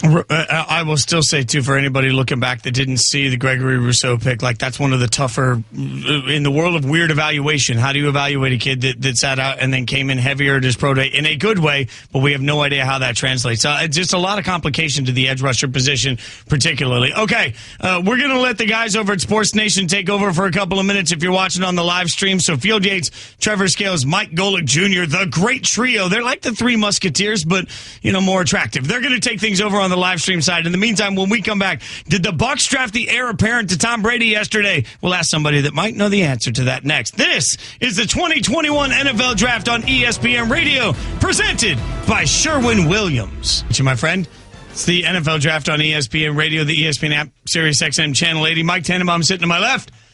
Not that that matters to you listening on radio. Ian Fitzsimmons sitting to my right. I'm Marty Duggan. And all the way to my right, Jim Nagy. For anyone that doesn't know, Mike, obviously former GM in the NFL. Jim Nagy, former scout, and runs the Senior Bowl. So we've been able to give you a lot of expertise throughout the course of the draft. Now, a great question. I joked earlier that I think the Bucs were in a position where they could have gone up every round with some version of no thanks, we're good on their draft card because they return all of their starters and life looks pretty good if you're a Bucs fan right now. But they did go out and make one draft pick that had all of us say, oh, that makes some sense. And that is Kyle Trask in the second round, Florida quarterback. The question is he the heir apparent? And to get some insight on that, we're joined by Bucs Nation reporter Jenna Lane. Jenna, thanks so much. What indication have you gotten from the team on what their plan is for Kyle Trask? Well, obviously the plan for him is for him not to start right away because there's a guy by the name of Tom Brady. I believe you've heard of him, seven-time Super Bowl winner. He is currently occupying that starting quarterback spot, and GM Jason Light told us, of course, that Tom can play as long as he would like because he has earned the right to do that. And this did not blindside Tom at all. They actually discussed this with Tom about a month ago. They told him that they were considering possibly drafting a quarterback. And to be honest, Bruce Arians is looking every year if they're in the right position, whether it was here or in Arizona, if they're in the right position to draft a quarterback that they can develop, then they'll do that. And it just so happened for them this year. What was really interesting, though, is the fact that they actually entertained taking Trask in the first round rather than at the bottom of the second. But Brady was on board with this. Bruce Arians and Jason Light both said that he wants what's ultimately best for the team. And he's also really, really excited about one of their later round draft picks that they got because he adds a real nice element of speed to their offense and Jalen Darden. So Brady's on board with the pick. It's a stark contrast to the whole situation that we're seeing up in Green Bay that's been unfolding during this draft with Aaron Rodgers that, of course, dates back to when they drafted Jordan Love, and he was blindsided by the move. Jenna, this is Mike Tannenbaum. Curious to get your thoughts on their first-round pick, Joe Tryon, and is he a potential successor to Pierre-Paul? That is definitely a possibility. Jason Pierre-Paul only has 1 year left on his contract, but they also understand that, like a lot of the other edge rushers in this draft, and there were a number that were taken before Tryon, they understand that he's not a finished product, that he still is a little bit raw. They were blown away with the athleticism, which if you just look at the guy, you look at the guy in pictures from his pro day, I mean, he certainly looks the part, but in terms of like his rush plan and just some of his pass rush moves, his ability as a run stopper, those are all things that he is still got to have to work on. But, you know, the beauty of it is that Shaq Barrett had to do that as well when he first got into the league and when he was on the practice squad with the Denver Broncos. And he credits Von Miller and DeMarcus Ware for helping him develop those. And so him and Pierre-Paul, those are two guys that can really help him along. But also the fact that Tryon doesn't have to jump in right away. He can contribute to the rotation and have some early success, build his confidence. Remember, he didn't play last year. He opted out as there was some uncertainty with whether or not they were going to have a Pac-12 season. And by the time he said, okay, maybe I'll play, it was too late for him. So, you know, he's also got to kind of brush up on his football, although he told me that during his year off, he wasn't just working out. Like, he was doing a lot of football activities. He was training out in California. He spent a lot of time with Cliff Averill working on some of his moves. Hey, Jenna, it's Jim Nagy. Wanted to talk about Robert Hainsey a little bit. Their third-round pick yesterday. I was actually reached out to Jason Light after he made the pick, told him how much I loved it because Robert was a guy that came to the Senior Bowl and it was a right tackle at Notre Dame.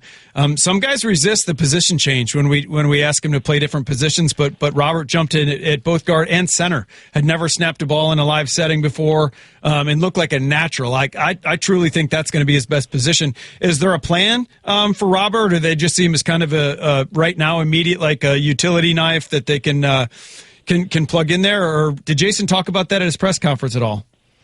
Yeah, Jason and Bruce both talked about that, and they were thrilled with what he did at the Senior Bowl as well. They talked about that a lot of guys just balk at position changes, but he was all for it. And, you know, Joe Haig was a guy that had that same type of versatility where he lined up at tackle and he could also play inside in those interior positions at guard and center.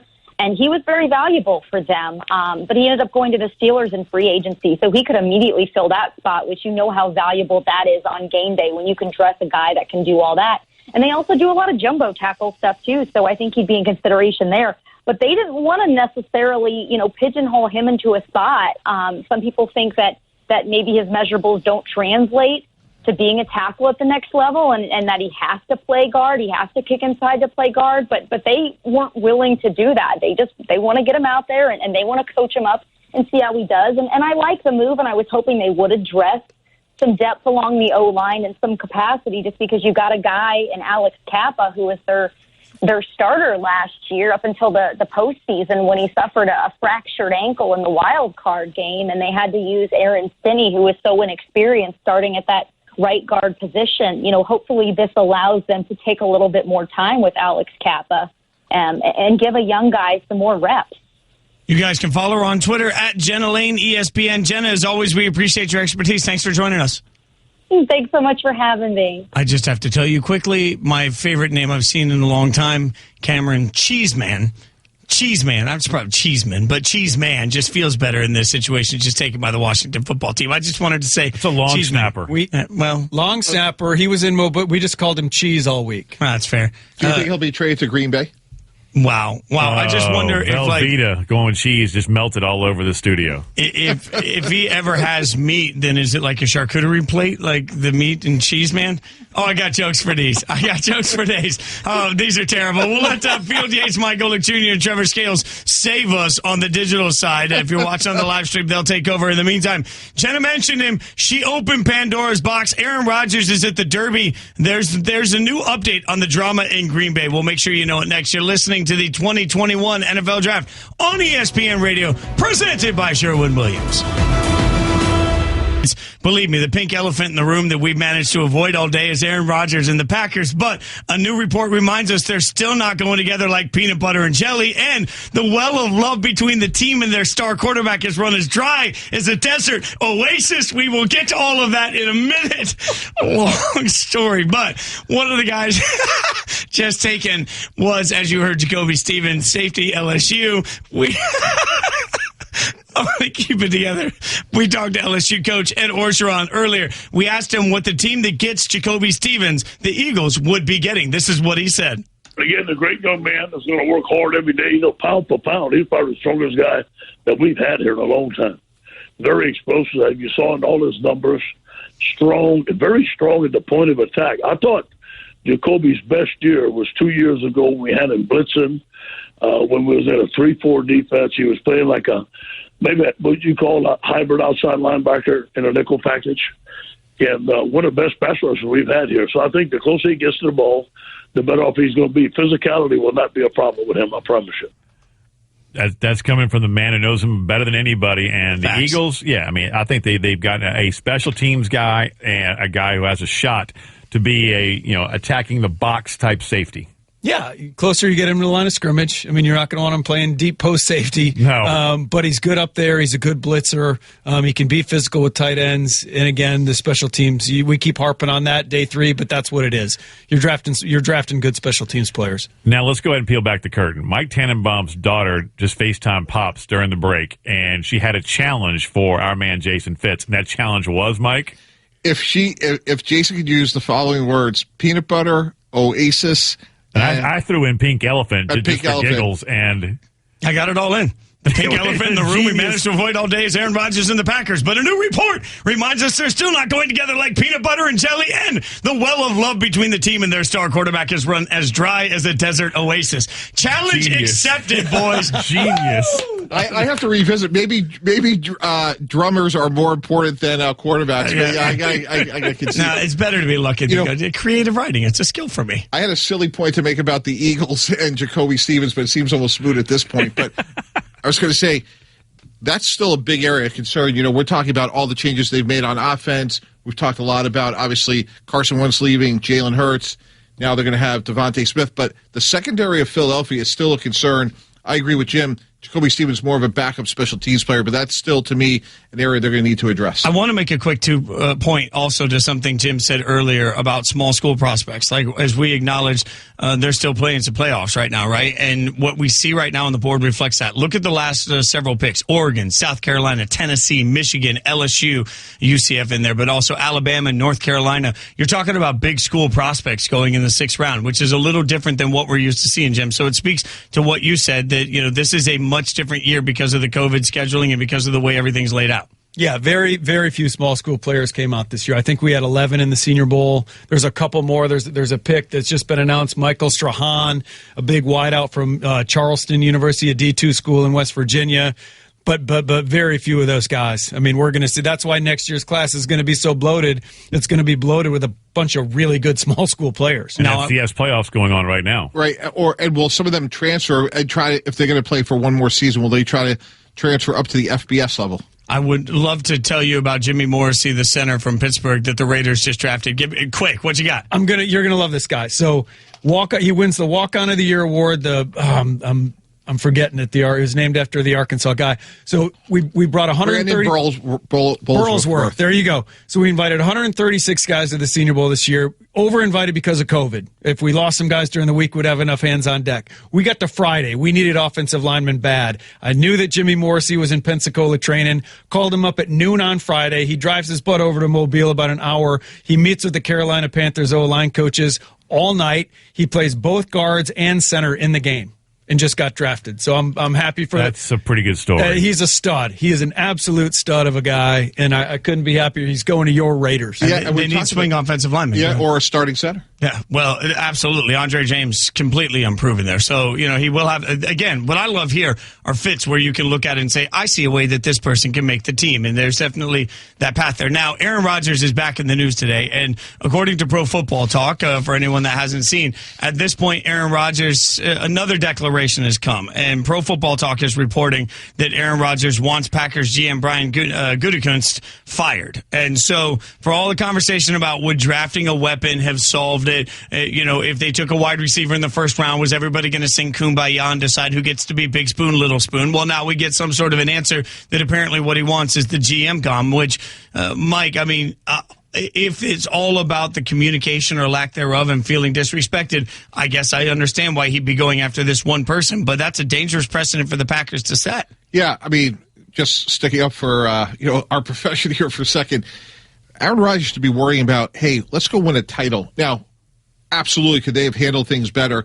They probably should have gone to him a year ago. What we just heard Jenna Lane say, what they did with Tom Brady, say, hey, look, Aaron, we hope you're here for the next 10 years, but we have a responsibility to the organization. We may try to get another quarterback here because, A, you may not play forever, and B, you could get hurt. So our responsibility is to the Green Bay Packers. I don't know if it's going to happen, but if it does, don't be surprised. And out of respect for you, I want you to hear it in this conversation, not on social media. They didn't do that. That was a mistake. With that said, Aaron Rodgers, you are a player. Your job is to be coached and be the best player you can be. My job is to run the franchise and do what I think is in the best interest of the Green Bay Packers. Sometimes that's not going to always line up 100%, but let's have good communication. Let's have candid discourse and understand at the end of the day, we're both trying to win a championship. Yeah, Brian Gutekunst came out and admitted that he could have handled it differently. He was the first one to admit that. Aaron Rodgers calling for his job. What are we doing here? Like, what is this all about? This is bigger than them drafting Jordan Love. I don't know what this is, but get to the point where you're calling for your GM's head. I'm just talking off the top of my head right now. Can you guys remember any time where a player was calling for an executive's or a coach's head to be fired? Especially an executive that has put, I know we all love Aaron Rodgers, but the Packers, last time I checked, have back-to-back 13-3 seasons.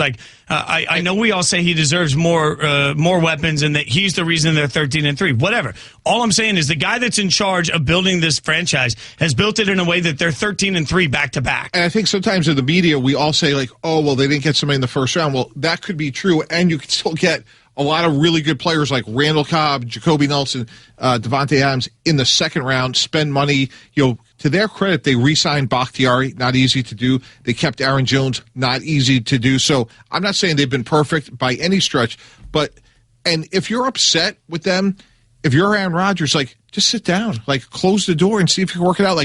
I don't see how this solves problems. I think this just inflames it. Well, he also told Mike Tirico on NBC, because he's at the Kentucky Derby, the Run for the Roses hits in about an hour. Did you know that was today? I had an inkling.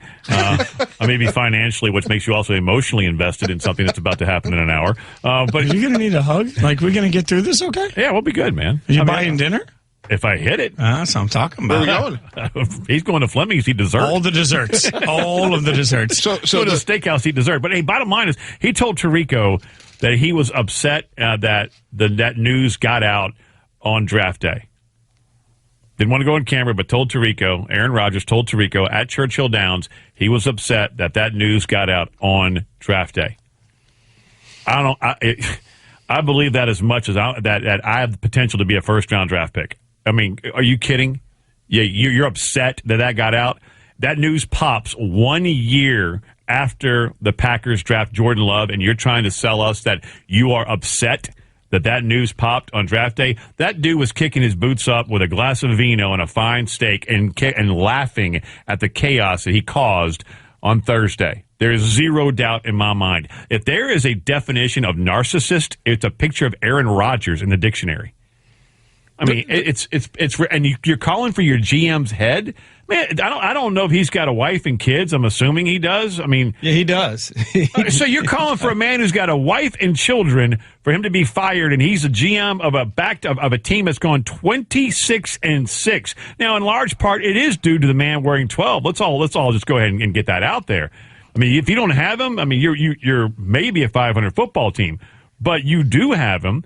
And you are 26-6 in the last 2 years, and you're one Aaron Rodgers scramble. And there's green turf to the right on third down that he doesn't take off and run, and you might be in a 4th and 2. You might hit the end zone. You might be 4th and 3. You might not be kicking a field goal if 12 makes a different decision. But to say that you want the GM fired, this is a report from Pro Football Talk, that he wants the GM fired, and then you're saying that you're upset the news popped 1 year later after they traded up to get Jordan Love. To believe that, you can also believe that I am going to be the next quarterback of the Green Bay Packers. Yeah, again, I think that's all fair. But again, I think it bears repeating that. Look, I've been in my fair share of disagreements with players and agents. That's just part and parcel of the landscape. But I always felt like, especially in this day and age, you're only magnifying things when it gets to the media or social media. So, let's keep the circle tight. Let's disagree. And candidly, if I'm Brian Gutekunst, I'm actually doing the inverse. I'm trying to bring him in closer. I'm trying to solve the problem because we're a better football team, obviously, with Aaron Rodgers. And I'm talking about things like... How do you do that? I'm doing this. I'm talking about legacy. I'm talking about fulfillment. I'm talking about charitable endeavors. What can we do standing shoulder to shoulder that we can accomplish greater together where 1 + 1 can equal 3 than if we go our separate ways?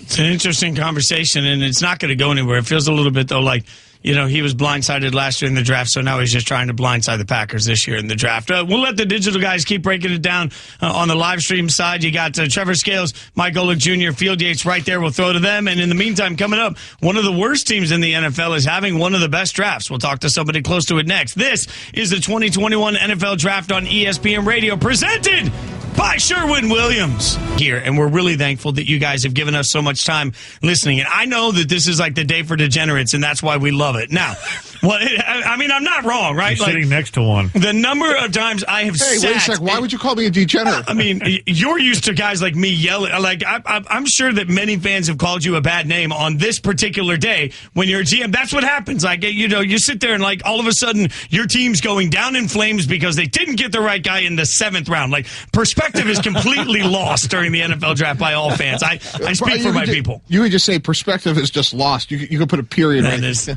That is fair. Oh, my God. That is an absolute truth. So one of the teams that obviously came into this draft with incredibly high expectations was the New York Jets. There are question marks for many of us about Zach Wilson and what that will look like in the future. And the entirety of their draft will be judged by that, fair or not. That being said, I think that they've done a nice, if we couch the quarterback conversation separate, the Jets have had a very nice draft. So we're going to be joined now by New York Jets Nation reporter Rich Cimini. Rich, thanks so much for the time, man. I know you're slammed right now and everybody's paying attention to the Jets. So overall, when you look at the way the Jets have executed this draft, what's your sense on how they've done? Well, they led the league in Michael Carter pickups. So that's one feather in their cap. They led the league in Elijah pickups, I think, as well. Joe Douglas was actually on a Zoom call just a minute ago joking about that. But in terms of actual football, I think that they accomplished the goal was to get their franchise quarterback and to surround him with good people, which, frankly, I don't think they did with Sam Darnold, the predecessor. But it seems like they learned from their mistakes, and so they opened this draft with 4 straight offensive picks. They hadn't done that since 1983. Actually, that goes before Mike Tannenbaum, I believe, by a few years. But that was the year Ken O'Brien was drafted. So I like the offensive linemen they drafted, and they come back and get two really slippery type, elusive playmakers in Elijah Moore and then Michael Carter, the running back from North Carolina. Rich, I know you've written about this a couple of times, but do you think they could have just held on to Sam Darnold and maybe for a year had both Sam Darnold and Zach Wilson? My feeling, Mike, all along was that I would have held on to Sam and tried to trade that number 2 pick for bring back a ransom. We saw what Miami was able to get by trading out to San Francisco. So I think the Jets would have brought back something similar. I feel that Sam, with this new coaching staff and some better players around him, would have been able to be a better quarterback. We'll see in Carolina. I wouldn't have kept them together, though. I think the Zach-Sam dynamic, you know us in the media, Mike, in New York, that would have been like a major distraction for the players and the coaching staff. We would have been all over that.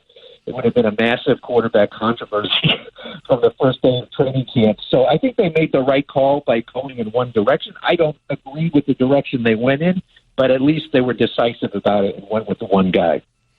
Yeah, Rich, this is Jim Nagy. At the running back spot, you mentioned Michael Carter, the shifty running back out of North Carolina, really, really good player. Thought he might go in the second round, so for them to get him at 107 was really tremendous value. What's the future of the running back position look like this year? I know last year was a little bit of a head-scratcher. They were giving so much run to Frank Gore, and now you've got a young guy like LaMichael Pirine. I still don't know if they know what they have there. I think LaMichael's a good player. I think that's kind of a nice 1-2 punch with Pirine and Carter. Is that what they look like they're going to move forward with? Is the 1-2 punch? Yeah, it's amazing, Jim, how they've gone from going from a 36-year-old running back in Frank Gore to it's just a bunch of young guys now. They do have Tevin Coleman, who they brought in on a 1-year contract for essentially a minimum salary. I think he's more of an insurance policy. But you're right. I think it's going to be Michael Carter in there, LaMichael Pirine. They also have Ty Johnson, who they got on waivers last year from Detroit. He flashed a couple of things, late last year. So they have him.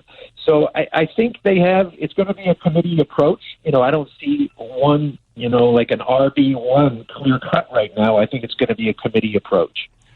All right, Rich, if you're a Jets fan, you're going, we're throwing Zach Wilson to the Wolves. Well, what if he struggles early? What if he gets hurt? What is the other alternative at quarterback for the Jets? It's funny you asked that. Like literally about 10 minutes ago, I asked that same question to Joe Douglas on our Zoom call, and, he kind of evaded it. He wouldn't answer the question, but it's quite obvious they need a backup quarterback with experience on this team. They have 3 quarterbacks on the roster. Not one of them has taken an NFL snap. So they have to go out and get a veteran. He didn't want to say that. Perhaps they're, in some talks with a free agent right now. I think Nick Foles of Chicago would be a really good pickup for the Jets. I think he's probably played his last down in Chicago. They're going with Justin Fields and Andy Dalton. So I think Nick could be the odd man out. Obviously, he has a background with Joe Douglas. They won a Super Bowl together in Philadelphia. And so if they can work out the contract, because he's got some big numbers coming up, I think he'd be a good pickup for the Jets. Rich, what about after the draft? Anything, looks like the next order of business could be like an extension for Marcus May. Do you expect anything on that front? Once again, great. You're reading our mind, guys, because we asked Joe Douglas that 2 minutes ago, and he says now that the draft is over, it is a, quote, priority for them to try to get Marcus done to a long-term deal. And they've had some texting back and forth with the agent. He called them productive texting sessions. And, although I have to admit, this sounds very familiar. They said the same thing last year at this time about Jamal Adams, about how they were hoping to keep him long-term. And of course they didn't. They ended up trading him. But I don't see this situation deteriorating the way that one did. Marcus has signed his tender, so they have him under contract for 1 year, and I think they'll try to get something hammered out before the July 15th deadline. Rich, now that the draft is basically wrapped up for everybody, what else do you expect other than backup quarterback that the Jets will be looking to address through the rest of the offseason? Well, the one thing I mean, they drafted a ton of corners today. I mean, I lost track of how many corners they drafted. I think it was 3 or 4 towards the end. But to me, it's still a big need. You know, they have so much. You know, they have a lot of numbers at corner right now, but they don't really have any proven talents. I would say their starters right now are Bryce Hall and Bless Austin. You know, I think they're okay, but I want someone proven in there. So the obvious name that is going to come to everyone's mind is Richard Sherman because of his, past association with Robert Saleh in San Francisco. So that's the name that comes up. I don't think they're going to get Richard. I think if he does play this year, it'd probably be more of a West Coast team and a team that's a lot closer to contending than the Jets. But they need a veteran corner who could just come in and stabilize things. Rich, as always, we appreciate your time. Thank you so much for hanging out with us. Thanks for the expertise, my friend. All right. Thanks, guys. Have a good one. I feel like we just wore Rich out leading up to the draft with everything Zach Wilson related. And now it's like, finally, something else to talk about for a day until we start talking about the development of Zach Wilson. Let's pause 10 seconds for station identification. This is the 2021 NFL Draft on ESPN Radio, presented by Sherwin-Williams.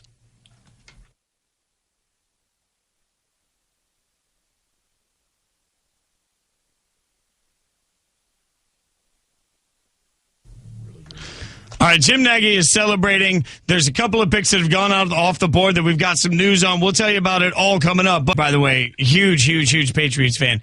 And he's making it sound like it's just been a rough life, at this point. He's like, oh, finally, we've got a reason for hope in New England. You know what, my friend? One of these days when you admit to me that there's no such thing as a tuck and it was a fumble, then we will connect on football. Until then, we are mortal enemies every Sunday. This is the NFL Draft on ESPN Radio, the ESPN app, Sirius XM Channel 80. Also, if you're watching on the live streams, hanging out there, Trevor Scales, Michael Luke Jr., Field Yates holding it down across campus on the live stream studio. Also, additionally, Mike Tannenbaum, Ian Fitzsimmons, Jim Nagy together here for you on ESPN Radio. Got a quick question for you, Ian, but before we get that, Jim, congratulations. I know for anyone that doesn't know, you run the Senior Bowl. You guys just hit a big mark. Yeah, we just hit 100. I appreciate you bringing it up. You didn't have to do that, but no, we're excited. We had 100. I have the mic. I don't have to do anything, We're Jim. at 101 right now. And again, the biggest deal is we're just happy for all these guys. You get connected to them. We're happy that they're realizing their dreams. So it's been fun watching them all go off. Well, congratulations to the number. Seriously, I don't think that the Senior Bowl has ever hit triple digits for guys being drafted. Have they? No, you've come close the last 2 years. We've been at 93 the last 2 years. And I mean, this comes with a little bit of a caveat. We did over-invite this year. We were up about 10 from the last couple because we over-invited for COVID, just to make sure we built in some protection at certain roster spots. So the goal coming into today was 105 for our staff. And but we're getting close. And Jim does a great job each and every year, but this year, like when you speak to a lot of teams around the league, they'll tell you that it was even more important, more valuable, because it was the only time they had face-to-face contact with prospects. You know what, Jim? You go out there, you get yourself like an $8 bottle of Andre. I got you, buddy. All right? That's the limit on it. It's like an $8 bottle. Like $8 bottle of champagne. It's only the nicest for you, my friend. I thought you were going to offer him like a celebratory dessert at Fleming's tonight. No, that costs more than $8. Like, there's a limit, all right? Don't go spending my money. It's like the line from Meet the Parents. You can get a whole bunch of mums for that. All right, Ian Fitzsimmons, as we were going to break, you said there's 2 kids you want to see go off the board. We're in the 7th round for anyone that hasn't been paying attention, and we'll make sure to get you some information on the guys that are being picked. But there's 2 names you haven't heard yet called, and you want to give them a little love right now. One is BYU tight end Matt Bushman. Before he got hurt last year with an Achilles tear, I talked to one NFL scout that had a 3rd-round grade on him. His nickname is Honey Hands. That's and good from nickname. one, and it is awesome, right, for a tight end. And another NFL scout said if he doesn't tear his Achilles, he's at worst a 4th-rounder, and I'll be standing on the table late day 3, and we are in late day 3 if he's still there. He's still there. Jim, how many scouts right now are sitting there fighting for their guy, and a guy like Matt Bushman? When healthy, that was Zach Wilson's whoopee. I mean, he's his what? His whoopee, like Linus's blue blankie. I mean, that's it, man. I mean, I just don't know even where to go on this. Your new nickname in my phone's going to be Whoopie, and there we go. Zach Wilson, you asked Zach about Matt Bushman, and you better be ready to sit down for about 10 minutes. So take us into that room, Mike, Jim. When it comes to a guy at this point, and you really like him, the fight that is going on in that room. Yeah, there's again, this is the point where in a normal year, do we have to draft a player? You know, like you as a scout, sometimes you put a late draftable grade on a player so the room can discuss him. If you put a free agent grade on the player, he goes to a sideboard and you usually don't discuss him as a group, you know? So you put a 7th round grade and sometimes they stay there and sometimes they get moved to the backboard. But then you sit there in the 7th and you're like, okay, which of these guys do we have to draft and which ones don't we? But Mike can speak to that because Mike was the one making the calls. I was the guy in the back kind of pounding the table. But one of the things that we try to do was like recognize that, you know, the scouts are away from their families for months on end, and we always wanted them to make sure they felt invested in the process. So one of the things we would do is you would have a sticker where there would be one player, and it was really for this time of the draft where you're standing on the table, they represent everything you believe in, they're the one player that you want to have more than anybody else, and we really, to the extent we could, try to take a player that a scout signed off to that degree, because when they do that, you know the player has gone, there's normal scrutiny, and now there's a whole nother level of scrutiny. I just want to know if I can adapt the moniker of Honey Hands around campus to just not Great tell anybody why. For yeah, a receiving tight end, right? Well, or just Hands. for a guy that works in radio, walk up, hey, I'm Fitz. Everybody calls me Honey Hands, and no explanation of why. All right, other Fitz. There was somebody else that you Dylan Moses, okay, linebacker out of Alabama. I mean, this young man got to be medical, right? He was offered full boat scallies from Alabama, USC, Oklahoma in the 8th grade, and he actually lived up to the hype, guys. I mean, that is so rare to be able to do that. I mean, his pops would have him working out early in the AM, running levees in Louisiana, knowing that his son had the potential. And the thing is, Dylan loved every bit of it. I mean, he loved being driven by his father. And he told me, quote, I love being pushed because I love proving people wrong. They thought that as an 8th grader, I didn't deserve it. It's a rush. If you can't do this or whatever this may be, running so many gassers, bench press this, tackle Derrick Henry, overcome this ACL injury and get back to where I was, I love to prove people wrong. He's going to have to now. And I mean, you go back a year and a half ago, what kind of a grade, Mike, Jim, would you have given Dylan Moses? Yeah, surefire first round. This has to be medical. Again, it's not fair for us to speculate on any of the details, but clearly this is a medical issue for a player of Dylan Moses' ability to still be available, and we're at pick 245. Yeah, he was coming off that ACL this year, and he just didn't look the same. You know, even if the knee was right, sometimes it's more mental. You know, he wasn't pulling the trigger. He wasn't confident, and you could tell. It was pretty obvious. But even going back to pro day season, I went out to a few pro days this spring, and I was asking a scout I really trust, you know, just trying to pick his brain about where guys were. And I'm like, how about linebacker? You know, who are the backers you like? And it was Jamin Davis and Owusu Karamoa, you know, like all the usual suspects whose names we heard 5 rounds ago. And Dylan Moses was kind of right in the middle of that. I'm like, really, Moses that high? He's like, yeah, like if he gets back to where he was, we could still take, if we take a shot in the 3rd round, I wouldn't be opposed to that. And now here we are in the 7th. Well, I'll tell you this about Moses. When I was at Alabama spring game, there's one security guard that's been there forever. And I ran into him, and I said, hey, tell me about Dylan.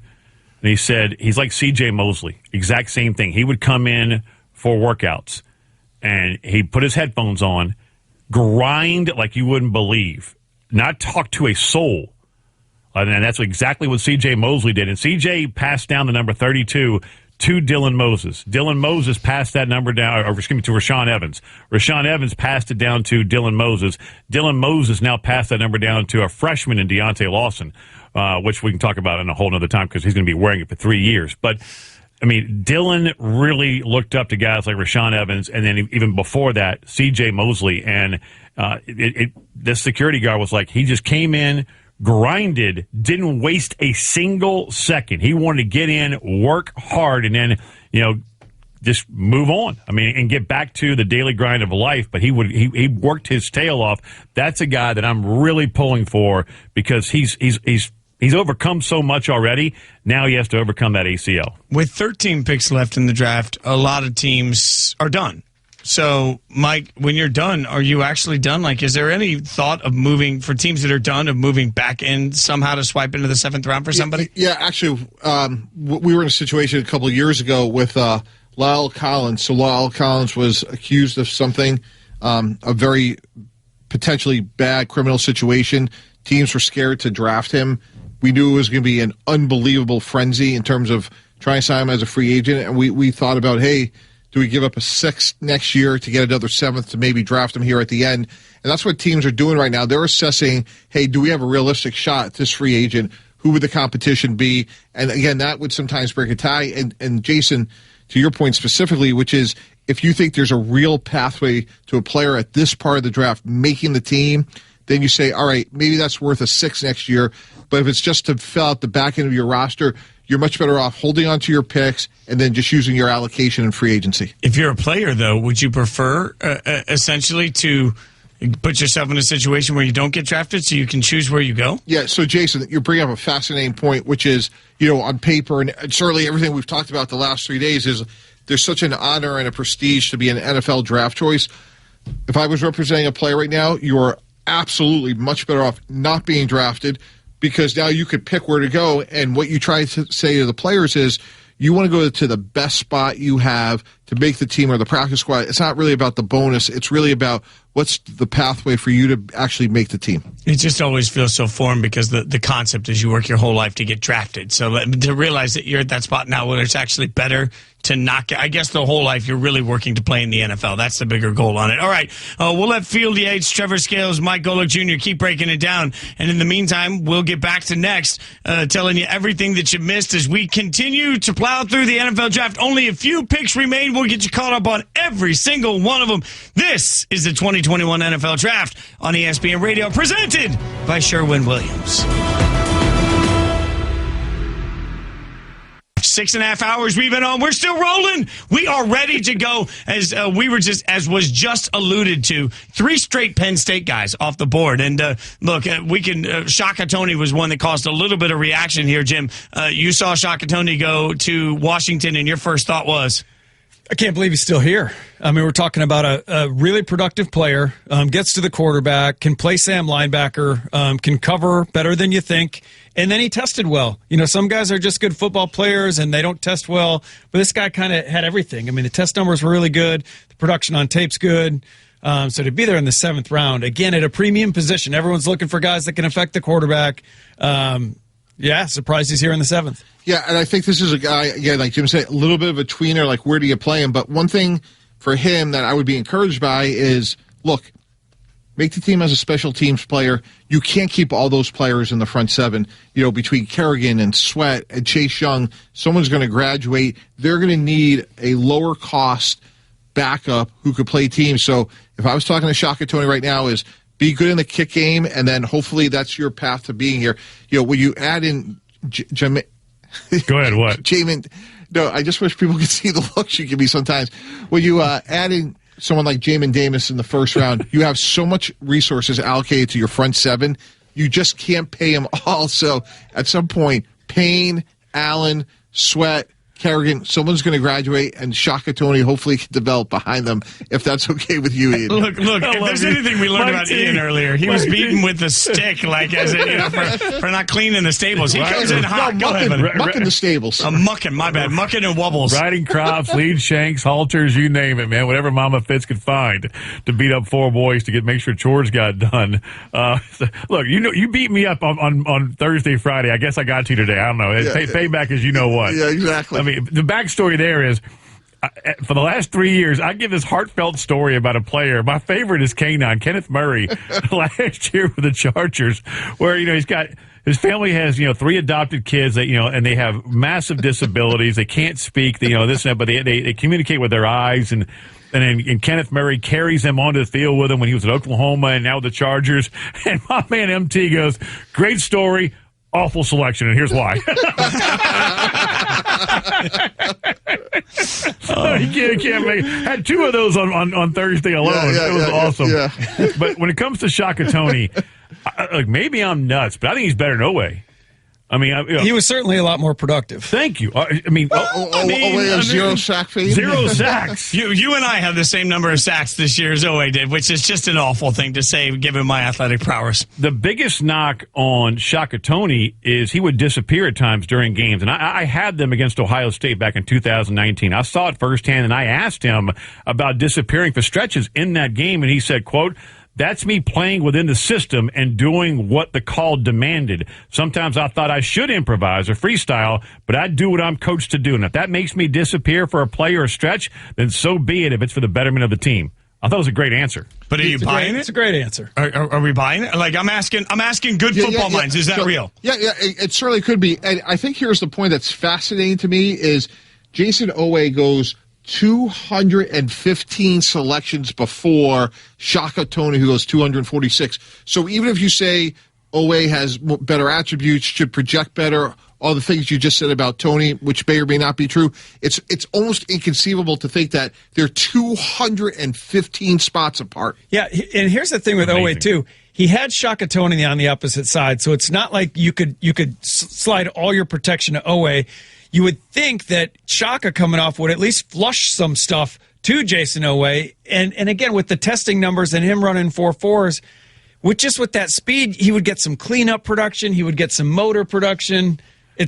I'm not buying that 4.39. I don't buy that for a minute. It just shows you, like, the draft. Like, we're trying to put a ribbon on the last 3 days, and that's the fascinating part. Like, if you look at those two players, you could certainly make the argument that Oweh, in theory, should translate to a better pro. But just think about one's in the first and one's in the seventh. It just doesn't seem like the gap was that big. One thing you guys have talked a lot about is fit and how it matters. One name that's gone off the board to the Rams, Ben Skowronek, the wide receiver out of Notre Dame. If you loved college football, you saw a lot of them last year, a lot of them in spurts. And this is a reminder that we've talked about a lot today, that great college football careers don't always translate. But he goes to the Rams, where they have an offensive coaching staff that gets a lot of benefit of the doubt. So, Jim, how's the fit? He's a big receiver. He's a shade under 6'3". He's 218, 219 pounds, and he was gonna run really well. He broke his foot at the Senior Bowl. He came in with something nagging in his foot, and then it popped on him.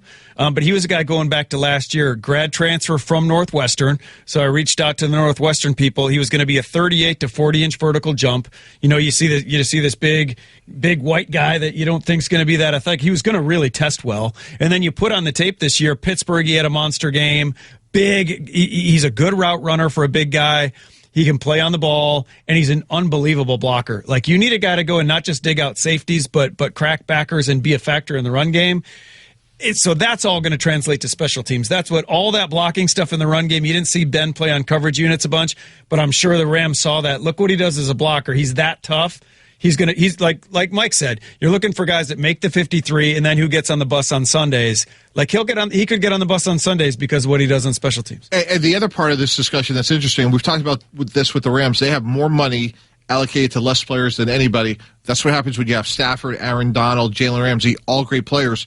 At some point, somebody else is going to have to graduate. So maybe in a year, it's somebody like Robert Woods. They just extended Cooper Kupp. I think they may have hit on Van Jefferson, a second-round receiver, a year ago from Florida. So Deshaun Jackson, to me, is a one-year rental. That's why you take something like this, where Jim told you why he could make it as a special teams player. In a year, maybe there's a little bit more than that. All right, we're gonna let the digital guys take over for just a minute. They're a new band, the best bluegrass band in the history of the world. They're called the Muck and Wubbies. That's all Ian Fitzsimmons manages them. Wubbies, Muck and Wubbies. My bad, Muck and Wubbies. I don't want to get the band name wrong. Mike Golick Jr., Field Yates, Trevor Scales. I'm actually I think I might need to go get that for me. Ian Fitzsimmons is a manager. They're going to keep holding down the fort. Presented by the Honey Hands. Oh my God, presented by the Honey Hands. It just keeps going. In the meantime, we're going to make sure to get you next to the podium for Mr. Irrelevant. That's coming up. You're listening to the 2021 NFL Draft on ESPN Radio, presented by Sherwin-Williams. Every single pick. We're so close to the end that one of the many libraries of content that Ian Fitzsimmons has here has been passed along. We are nearing the end, and we will make sure, by the way, that we take you out to Mr. Irrelevant. They'll get my ear and tell us when to do that. You don't have to go anywhere to do that. I can't decide whether Mr. Irrelevant is a great thing or a terrible thing, but ultimately they get some free stuff, and I do like free stuff. So I'm kind of all in on the swag that you get for Irrelevant. Like, as a frugal person, I think that there's some value to being Mr. are irrelevant. You get a car. You get a trip to Newport Beach. You're economically efficient. Now, look at economically that's efficient. even better than frugal. My wife calls me cheap. I refer to myself as frugal. I'm going economically efficient. I love that. Trevor Scales had such a meltdown night one of the draft over the Falcons' decision to draft Kyle Pitts that I said I would get him a jersey. I didn't tell him it was going to be a child's jersey that has a misspelling on the back name because it's in like the bargain basement bin. Like if I'm going to buy a jersey, it's going to be like, again, $8 bottle of champagne's all you get to celebrate you. I'm like, let's keep things in reason here. We've seen some names go off the board, obviously, but really the most important one here that we've got to break down is Presley Harvin III, right? Punter, Georgia Tech. I'm just throwing everybody. He's the first punter. He's the first punter off the board has been taken. I'm just glad it wasn't the Raiders in the third round this time. That's all I'm asking for. But Kylan Hill is a name. Kylan Hill going off to Green Bay right now. This is a name. This guy is a really good football player.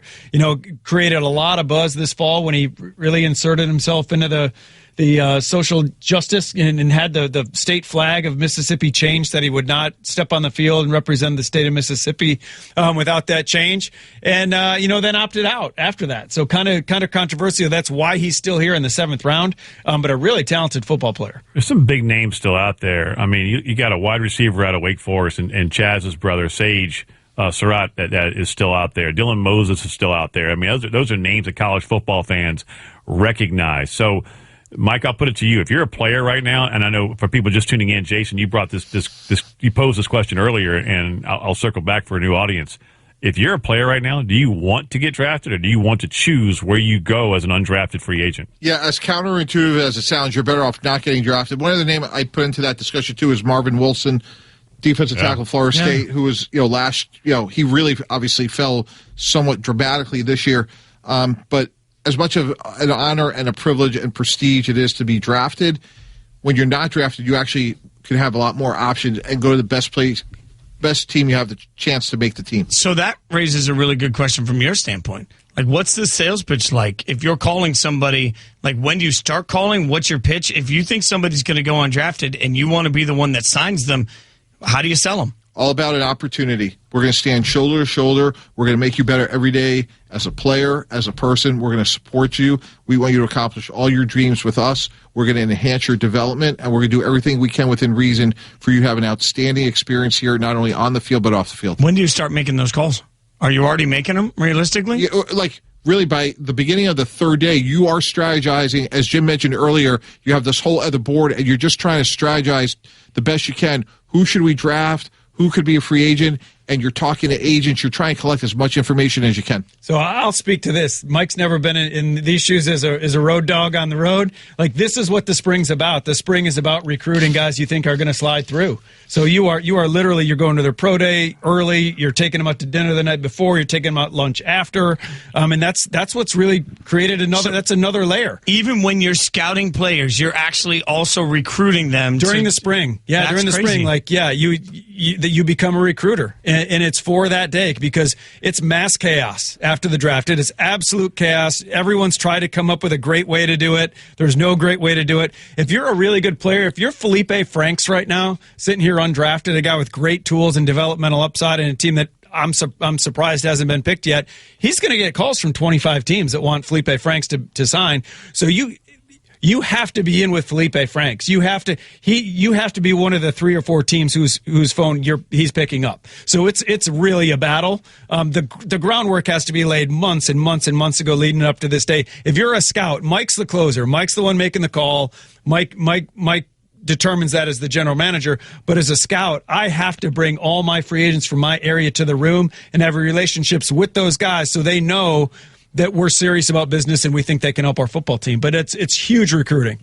Well, a guy just went off the board to the Detroit Lions, and Jamar Jefferson, a running back out of Oregon State. And the reason that he's kind of a story, I had Oregon State, Utah, and when I'm talking to Jonathan Smith about Jefferson, he said the reason he's here and not at USC or UCLA is because of T.J. Houshmandzadeh. T.J. Houshmandzadeh was a high school or helping out with a high school football team in Southern California. Jamar Jefferson, he convinces Jefferson to go take a visit to Oregon State. Jonathan Smith's like, if TJ is calling you about a player, you pick up the phone, you answer, you fly him in, and you put the full court press on him. And that's how Jefferson ended up at Oregon State. He was a 1,000-yard rusher. Lions may have something with their last 7th round pick. Now, Dax Milne just goes out, wide receiver out of BYU. That was Zach Wilson's go-to guy, speed guy. He goes to Washington. Well, and again, if you're just tuning in, we will get you to the podium for the final pick. It's important to get that moment and that opportunity to put a little closure on everything that we've seen from the draft. And as Ian just told you, with Dax going off the board, we are up to that pick. The final pick is about to be made. The Tampa Bay Buccaneers are on the clock. So we'll let you know as they get to the point that a pick is actually being announced, and we'll take you out to it live so that you can hear the final pick in the 2021 NFL Draft. And, it's interesting because what you guys have said so much, and I think has been really cool to hear today, is the amount of opportunity that is still there. And I don't know that I always feel that way in the 7th round. I feel like a lot of times with the 6th round too, when you're hearing guys come off the clock, or come off the board, there's a little shrug of the shoulders and saying, nah. But this year particularly, a lot of these guys that have gotten to this point are still talented players. And Jim, to that point, I feel like there's a lot of guys here that we're calling that have a shot to contribute where they're going. Yeah, absolutely. Every year. I mean, really every year. If you get drafted, you're a talented guy. There's reasons why some of these guys are still here. And that's makeup related. Some sort of red flag. But when you're, again, I think the goal in the first 3 rounds is to draft starters. 4 and 5, you're looking for backups. 6 and 7, a lot of it's practice squad, but that's still an opportunity. Well, the pick is in. They haven't gotten to the podium yet. I will say this, too. I think one thing that history is going to take a little time to tell is what impact all of COVID had on this year's particular draft. Not just with opt-outs and the difficulty in analyzing film, but also in the delays in medical. Jason, when I asked that question to a bunch of teams this spring preparing for today, the answer is we won't know for 3 years. But what's keeping people up at night is, are they going to put a player on the field that ordinarily they wouldn't with a medical condition or an active orthopedic issue? And that's why, going back to the combine, that's such an important part of the process. So you're asking the perfect question, which is how will COVID ultimately impact this draft? 3 years from now, we'll know the answer. The question is, will we remember in the hot take society that we've become so often to have the context of it, right? It's such an interesting beast to try and figure out which of these guys was great, which of these guys weren't. And for anyone that didn't see the limitations this year, you were restricted to 5 Zoom meetings with the player. And then you start talking about what that means for the players, as if all 32 teams are interested in you. Quick math, that's what 160 Zooms that you've got to do if they want to do 5 Zooms with you each. Don't Google that. That might be incorrect math, but you're talking about so many Zooms in the process of just being able to put that face on, be that guy, but then also get your workouts in that you need to get in. The complications this year from a kid standpoint, from a human standpoint, trying to get a vibe of the player while the player's trying to get a vibe for the team, I think particularly interesting. So Tampa Bay's last up. Jim, any big thought? I guess we've got 1 minute till they're going to go to the podium. So do you have a quick thought here on Tampa Bay and what we know what they're going to do at this point? But any quick thought on where they go? Can I beat around the bush? Yeah, just beat around the bush. I don't know. We're going to let the podium announce it. So, well, right now, what you're wanting to do is draft a guy that's got a chance, and sometimes it's like a good story. You brought up Bushman's name, Matt Bushman, the tight end from BYU. Just sticking in the home state, kind of close to Tampa. Marvin Wilson is a guy that hasn't been picked yet, the defensive tackle from Florida State, who go back 11 months ago, he was in a bunch of first round mocks. So I'm guessing it has something. I would think he would not want to be Mr. Irrelevant. He would want to pick where he got to go. Absolutely. No question. But if you're the Tampa Bay Bucs and he's in your backyard, I mean, you've got a lot of Seminole fans down there in Tampa. Yeah, and by the way, don't care how he feels about being Mr. Irrelevant. Yeah, is what you're saying. There are also a lot of teams that are hoping that he's not this name, because I think guys are going to be out there trying to recruit him. Okay, the pick is in. They're going to be going to the podium. When they get you to the podium, I will get you there. That is my word to you.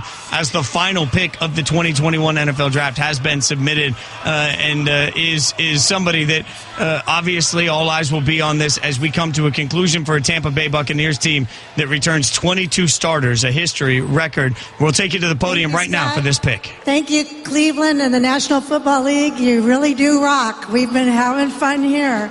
And now what you've all been waiting for, the announcement of Mr. Irrelevant 46. All right? Okay, ready, Jetto, with the final pick of the National Football League 2021 draft, the 259th pick by the Tampa Bay Buccaneers. They select Grant Stewart, a linebacker from Houston. Grant, congratulations. I'm being Mr. Irrelevant. Mr. Irrelevant has been picked. Grant Stewart, linebacker, Houston. Somebody, Jim, you know. So Grant Stewart's a linebacker from Houston. Maybe the hardest playing player that I evaluated in the last year. This guy is so much fun to watch. I actually posted something on Twitter about it when we saw him in the fall. And I just said, if you're a high school player, Google Grant Stewart, and that's how the NFL wants you to play. I mean, you talk about not taking any plays off. He flies around. He's got this long hair flying out of the back of his helmet. When we the kids call that flow. He's got flow. He's got flow. His lettuce has flow. But when we get guys accept invites to the Senior Bowl, we cut out their headshot and we put it on a wall in the office so we can learn their faces. So when they show up to Mobile, we know who they are, and you're not like, okay, who are you? We put a picture of Captain Caveman for Grant Stewart because the old cartoon character. Oh, yes. I mean, that's who he looks like. That's who he plays like. He's an absolute maniac. So again, we're talking about guys here that are going to be great special teams players. It would not surprise me someday if Grant Stewart is a Pro Bowl special teams player. All right. Well, this is the NFL Draft on ESPN Radio. We've been presented by Sherwin-Williams. From pregame prep to postgame cleanup, Sherwin-Williams has everything you need to tackle your next project. Don't go anywhere. No. We got closing thoughts. We got the Derby, man. Next. Oh, you and your horses. Come on, we have a horse racing meltdown. Let's go. Don't you have bugs to eat? What do you say, man? Let's go 9. Muckle, I'm so confused. All right, we'll wrap up the draft and give you our closing thoughts 14, next. 15, this is the 2021 NFL Draft money on ESPN Radio, presented by this degenerate over here and by Sherwin-Williams. The draft has come to a close. As always, I'll just give some stats while Ian's sort of doing his thing. The SEC had more players picked than any other school. The SEC had a total of 65 players drafted this year. The ACC with 51, and the Big Ten coming in third with 44. A massive divide in the number of players drafted, and a lot of good from this draft. Obviously, we mentioned Alabama, 10 players drafted. That looks to be Ohio State, also 10 players drafted. So you can look a lot of this. And then, Jim, what was your final Senior Bowl count for Jim Nagy? Okay, there we go. Jim Nagy's Senior Bowl draft count. Where are you on that? We were at 106. The goal is 105. We were 41% of the draft. So Congratulations. We were excited. But more importantly, these teams are all excited. We talk about Christmas morning. Everyone should have gotten better, conceivably, right? And all these young guys realized their dreams. And Ian just almost took his own head off.